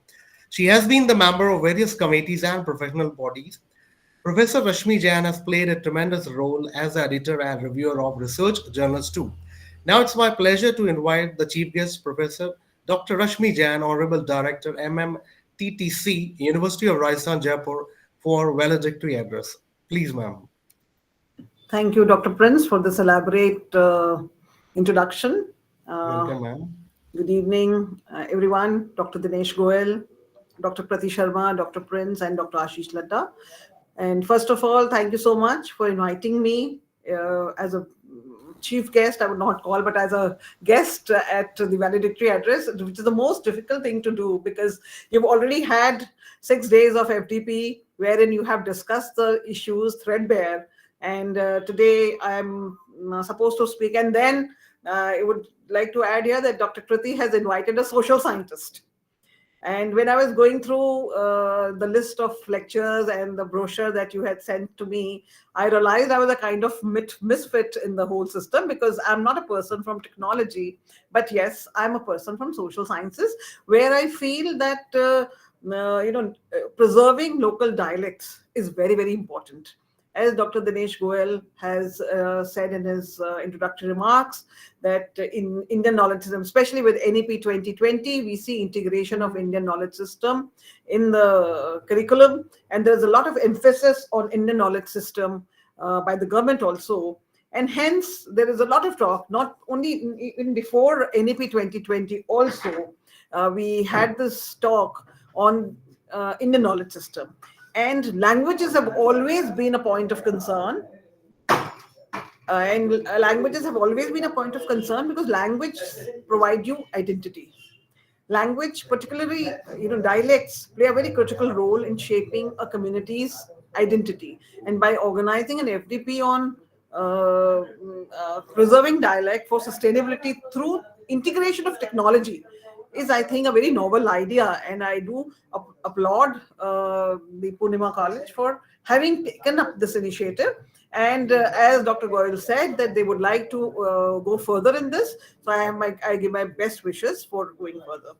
Now, if we look at social science research, and where in social science research we talk a lot about dialects. We talk a lot about how dialects are intertwined with the cultural heritage and social cohesion, how they're necessary. Like when you see the brochure, आपने उसमें भी लिखा है कि कैसे a short distance also changes the way we communicate. If we move from Jaipur, where Dudhari is spoken, you go to Bharatpur, you'll find a different language. You go to Alwar, you find a different language. You go to Jodhpur, and even in Rajasthan, which is considered to be a state, we find that the languages are the dialects spoken are very different. And these dialects not only bind us. अभी doctor सना थी और उन्होंने बहुत अच्छे से हमें खमागनी कहा, तो एक बहुत it gives you a pleasure. And because language, especially NEP 2020, you see that they're saying that the medium of instruction should be your mother tongue. Why should it be the mother tongue? Because it is the first language that a child speaks. So it is very easy for us to understand. And similarly, I would say that when we are looking at that, when in the globalized era, where there is a homogenization, rush for homogenization, the differences are, we are doing away with differences, and there is homogenization of cultural homogenization taking place. Now, in this cultural homogenization, the local dialects are losing. And there is a need to preserve these local dialects if you want to preserve our culture, if you want to preserve our, not only culture, but traditions and history also. Because much of the history would be lost if we do not preserve the local dialects. And by preserving the local dialects through MLP technology, I think communities can reinforce their sense of identity and strengthen between generations, because dialects are also often transferred orally, because there's not much literature available in the local dialects. Most of the literature is either in Hindi and English now, but then the local dialects are transferred orally. And the tradition of oral transfer of values and cultures has been very predominant in Indian society. And hence, these communities can maintain, those communities which are able to maintain their dialect feel a sense of cultural autonomy also. They feel that they have, resist the pressure of cultural homogenization brought in by the globalization. So these MLP tools will definitely promote dialect use, support cultural sustainability, ensuring that communities retain control over their linguistic heritage. It is also important for us to, talk about, preserve our linguistic heritage, because it also, promotes, I would say, literacy. There's sometimes, there is exclusion of people. Now, if you go to a tribal area, you find that the tribal people who are speaking the local dialect are unable to take advantage of the education system, of the formal education system, wherein the teaching is imparted in dominant languages. If it is North Indian, अच्छा, किसी का message आया कि यदि आभासी पटल पर test Hindi में होता तो मेरे को लगता है मुझे कि हिंदी में बोलना ज्यादा श्रेयस्कर होगा। तो अगर हम ये देखते हैं कि भाई अगर जो प्रभावी या वर्चस्व वाली, जो प्रभुत्व वाली भाषाएं हैं, उन भाषाओं में हमारा शिक्षण प्रशिक्षण होता है, तो वे छात्र छात्राएं या वे समुदाय के वे लोग उनकी लोकल डायलेक्ट्स बोलते हैं, उनको वहां पर एक एक्सक्लूजन का, एक बहिर्वचन जैसा महसूस होता है। Technology can create dialect-specific educational tools, because EdTech की हम बहुत बात कर रहे हैं आजकल. With the modern era of education, we see that EdTech is ruling now. In this EdTech, technology can be used to not only preserve the local dialects, but also provide instruction in the local dialects for people to help them bridge the gap of digital divide, you can say, in the literacy, and then ensuring that people engage with technology in their native languages. I was somewhere reading that when you look at that maximum, there was a newspaper article that maximum lots of people are using Google in their local languages, not in Hindi or English, but they're using it in the regional languages. So it also provides a platform in which they can align with their cultural and linguistic backgrounds. Language is also a tool of empowerment. We all know why. If you look at the concept of empowerment, it means that how much control the individuals and communities have over their own lives. And local dialects give you that control over your life. And by preserving them, I think we can also provide that they can, we provide a way for individuals to communicate in their own language, thus empowering them to express their own feelings. Their feelings which at many times they're not unable to express in a language which is foreign to them, a language which is learned at a later stage. So dominant languages are learned at a later stage, and so they also find it's much easier to convey, because at many times when you are doing even translations in English and Hindi also, from Hindi to English or English to Hindi, or maybe other regional languages also, we often are at a loss of word. How to express that idiom, how to express, convey the exact meaning, which is easily possible in a local dialect.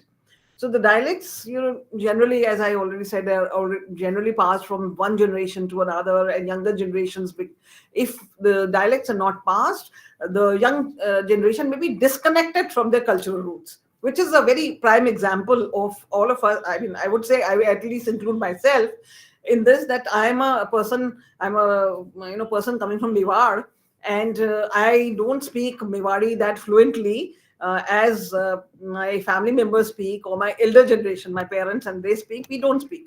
My children cannot speak Mewari at all. They can't even understand. So the dialects are losing out. So unless we do something to preserve them, these dialects will be totally gone, and they will lost, and younger generations will be totally disconnected from their cultural roots. When they go back to their cultural arena, they will not be able to recognize, they will not be able to understand the local idioms, the local practices, cultural values, etc. So it is very necessary that we pass on this.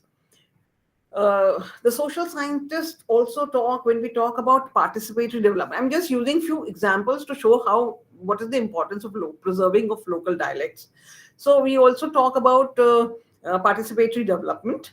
And when we talk about participatory development, we ensure that community members are directly involved in the collection of linguistic data and development of preservation technologies, which can lead to more relevant and effective outcomes. This also promotes a sense of ownership and pride. So this integration of the local dialects with the preservation, with the technology, can pave the way for preserving our cultural heritage. And this is one of the major objectives of the government, to preserve the Indian knowledge system. Not only preserve it, but also take it down to the future generations. Because if otherwise it will get, normally होता ये है कि हम अगर 100 से शुरू करते हैं, एक व्यक्ति को 100 आता है, जब वो पास ऑन होती है तो 80, फिर नेक्स्ट में 60, 40, 30, पता चलता है एक समय ऐसा आता है जबकि वो बिल्कुल विलुप्त होने लगती है. तो लोकल डायलेक्ट्स के साथ भी यही है, अगर आप उसको यूज नहीं करेंगे, भाषा का तो यही है, यदि भाषा को इस्तेमाल नहीं करेंगे, भाषा को आप बार बार यूज नहीं करेंगे, तो धीरे धीरे आपकी मेमोरी से फेड होती चली जाएगी. तो भाषा, हम सब जानते हैं कि भाषा संप्रेषण का एक बहुत सबसे उत्कृष्ट उदाहरण है. हम as human beings we communicate with each other through language. तो लैंग्वेज में अगर हम लोकल डायलेक्ट में करते हैं तो बहुत आसानी से, अभी आपने देखा होगा कि when we go to abroad, western countries में ज्यादातर लोग जो हैं अपनी जो राष्ट्रभाषा होती है, उनकी जो मातृभाषा होती है, उसमें कम्युनिकेट करते हैं. आप फ्रांस जाइए, वहां उनको अंग्रेजी आती होगी तो भी वो फ्रेंच ही बोलेंगे. जर्मनी जाइए, वो जर्मन बोलेंगे, आपको साइन बोर्ड सब दिखेंगे, उन्हीं की लैंग्वेज में दिखेंगे. आपको नहीं आती है, आपका प्रॉब्लम है. चाइना आप चले जाइए, so most of the countries people take pride in their mother tongue. So similarly, we should also take pride in the mother tongue, in the local dialects for those people, and it is necessary because dialects के साथ में language तो फिर भी जो formal language है, जिसकी खुद की लिपि developed है, वहाँ तो preservation की इतनी आवश्यकता नहीं होती है, क्योंकि वहाँ पर automatically there is literature being written, there is a textual representation coming up. But local dialects जो हैं वो लोकल डायलेक्ट्स में इस प्रकार का कुछ भी सिस्टम नहीं होता. तो लोकल डायलेक्ट्स जो हैं वो slowly and gradually they start I would say becoming invisible in the public arena. और वो इनविजिबल होते होते धीरे धीरे बिल्कुल ही टोटली इनविजिबल हो जाती हैं. सो in today's world where we are using technology to harness the you can say the fruits of our development, then we should also use it to preserve dialects, because as I said always that they will become invisible, they will just move away. So we need to have, and especially because these dialects sometimes are spoken by a very small section of the society. Typical things are spoken with very small section of society, और वो small section of society इतनी insignificant number में है कि हमको पता चलेगा कि थोड़े दिन बाद बिल्कुल ही वो खत्म हो जाएगा. तो it is very necessary to build up cultural capital also, कि हम उन डायलेक्ट्स को फोस्टर करें, उनको हम लें. और उसका एक बहुत अच्छा तरीका ये भी हो सकता है integration of technology, dialect and tourism, because especially in context of Rajasthan अगर मैं बात करूं तो tourism is a very important thing, and people are we get rural tourism हमारा बहुत तो उस पे है. तो मतलब हमें लगता है कि we can utilize this. So language preservation can also be looked at through this thing, and it can open new avenues of economic growth, such as, like I said, rural tourism हो रहा है तो cultural tourism हम कर सकते हैं, local crafts का tourism हम कर सकते हैं, that rely on distinctiveness. Today in the world of homogenization, we are always looking for an experience that is very different from others. हम घूमने भी जाना चाहते हैं तो हम उन जगहों पर नहीं जाना चाहते जहां पर कि जहां सभी लोग जा रहे हैं. हम कोई ऐसी दुर्लभ जगह, ऐसी छुपी हुई जगह जाना चाहते हैं कि जहां पर बहुत ज्यादा लोग नहीं जाते हैं. तो उसी प्रकार से हम लोकल डायलेक्ट्स को प्रिजर्व करके हम इस प्रकार के टूरिज्म को भी हम बढ़ावा दे सकते हैं. It is also a preservation of the dialect is also, I think, a right for the communities that who practice that language. उनका अपना अधिकार है कि उनकी भाषा का संरक्षण हो, उसकी बोली का, नॉट भाषा बट उनकी बोली का संरक्षण होना चाहिए. सो इथिकल प्रैक्टिसेस भी इसमें, इथिकल डायमेंशन भी इसमें आता है कि अगर हम बोलियों को संरक्षित कर रहे हैं टेक्नोलॉजी के माध्यम से या किसी भी माध्यम से, तो हम उनमें उनकी जो कल्चरल हेरिटेज है उसको बचा रहे हैं, और साथ में उनके जो लिंग्विस्टिक डेटा है उस डेटा को भी हम कहीं ना कहीं कर रहे हैं, और इसके लिए लैंग्वेज यूज का डिस्क्रिमिनेशन और ये सब चीजें वहां पर चली जाएंगी. So I'm very happy that this kind of an exercise has been taken up by the Poornima College, that where they have tried to look at how technology, because normally Indian knowledge system की भी हम जब बात करते हैं तो Indian knowledge system में बहुत stereotyped subjects हैं जिनको कि हम pick up करते हैं, but this is a very novel area that you've chosen, and I'm sure there is a lot of scope for development. These were some of the stray thoughts that I thought that these are necessary from a social science perspective of understanding, because when I was looking at the brochure, I saw that how you use the Python language, and you developed, you tried to introduce how these local dialects can be preserved. But why should they be preserved is also a question. It is not just that we just are doing preserving without knowing why of it, or so the why of it was that it is necessary for preserving our cultural heritage, the identity of the communities that are speaking those local languages. And I'm sure this FDP would go a long way in in at least in imprinting the importance of local dialects and their preservation for our future generation in the minds of all the participants, and they will probably propel this idea further in their own researches whichever domain they are working, or whichever area, region they are working in. So I'm sure that this is going to be a very good endeavor. And I'm on a personal note, I'm really impressed by this idea of using technology to preserve the local dialects. Normally, as a social scientist, we are generally talking about creating awareness and talking to the people, but using technology to preserve is a very good idea, where we can, I mean, it is the need of the hour. I feel it is the need of the hour. So once again, congratulations to everyone. And thank you so much for having me over. Thank you so much, ma'am, for addressing the validity session and, of course, to share the significance of dialect and language in our journal scenario. Now, I would like to invite Dr. Ashish Ladda, AICTE-ATAL FDP coordinator, co-coordinator, to propose the vote of thanks. Please, sir. Thank you, Prince sir, for offering me this opportunity to convey vote of thanks. First of all, I would like to convey thanks to the AICT whole team, Mr. Ashish Tomar and all his colleagues for providing such a wonderful platform which enabled various key discussions among the leading technicians, research scholars from the various parts of the country.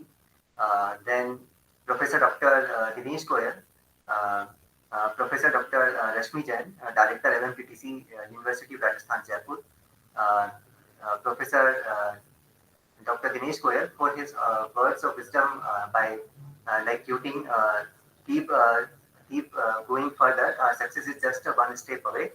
And then the Registrar PIT, Dr. PIT, and whole Poornima Group Management, Director DSW, Dr. Sama Jain, all the HODs, deputy HODs, all my faculty colleagues, and all of the participants for actively engaging for discussing various facts, amalgamating the humanities and linguistic topics with the languages. So I would like to convey thanks to everyone for making this FDP a great success. Thank you, everyone. Thank you, Ashish, sir, for sharing the vote of thanks. Dear participants and dignitaries in the management and the faculty members, as we are moving to end and, of course, conclude the FDP with this valedictory session, in order to cherish and capture the moments, now I request all the dignitaries and participants and faculty members present here to turn on their cameras for a group photograph. Please.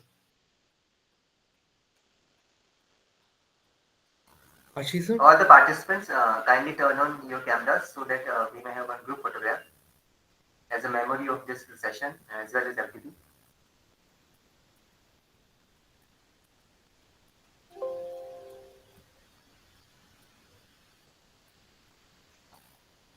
Thank you, everyone. Thank you. Thank you, Ashish, sir. Thanks Thank for you, everything. everyone. Thank you, Rashmi ma'am. Thank you, Krati ma'am and Thank you so Ashish sir. much. Thank you, Subha ma'am. Thank you for Thank you, kind sir. presence. Thank you, sir. Thank you. Thank you, everyone. Thank you once again, one and all present here, for the valuable time and patience. Thank you. Here the valedictory session ends. Now we all may leave. Thank you so much. Thank you. Thank Thank you, you sir. so Thank you much. so much. Thank you, sir. Thank you, Thank you, ma'am. Thank you, everyone. Rashmi ma'am.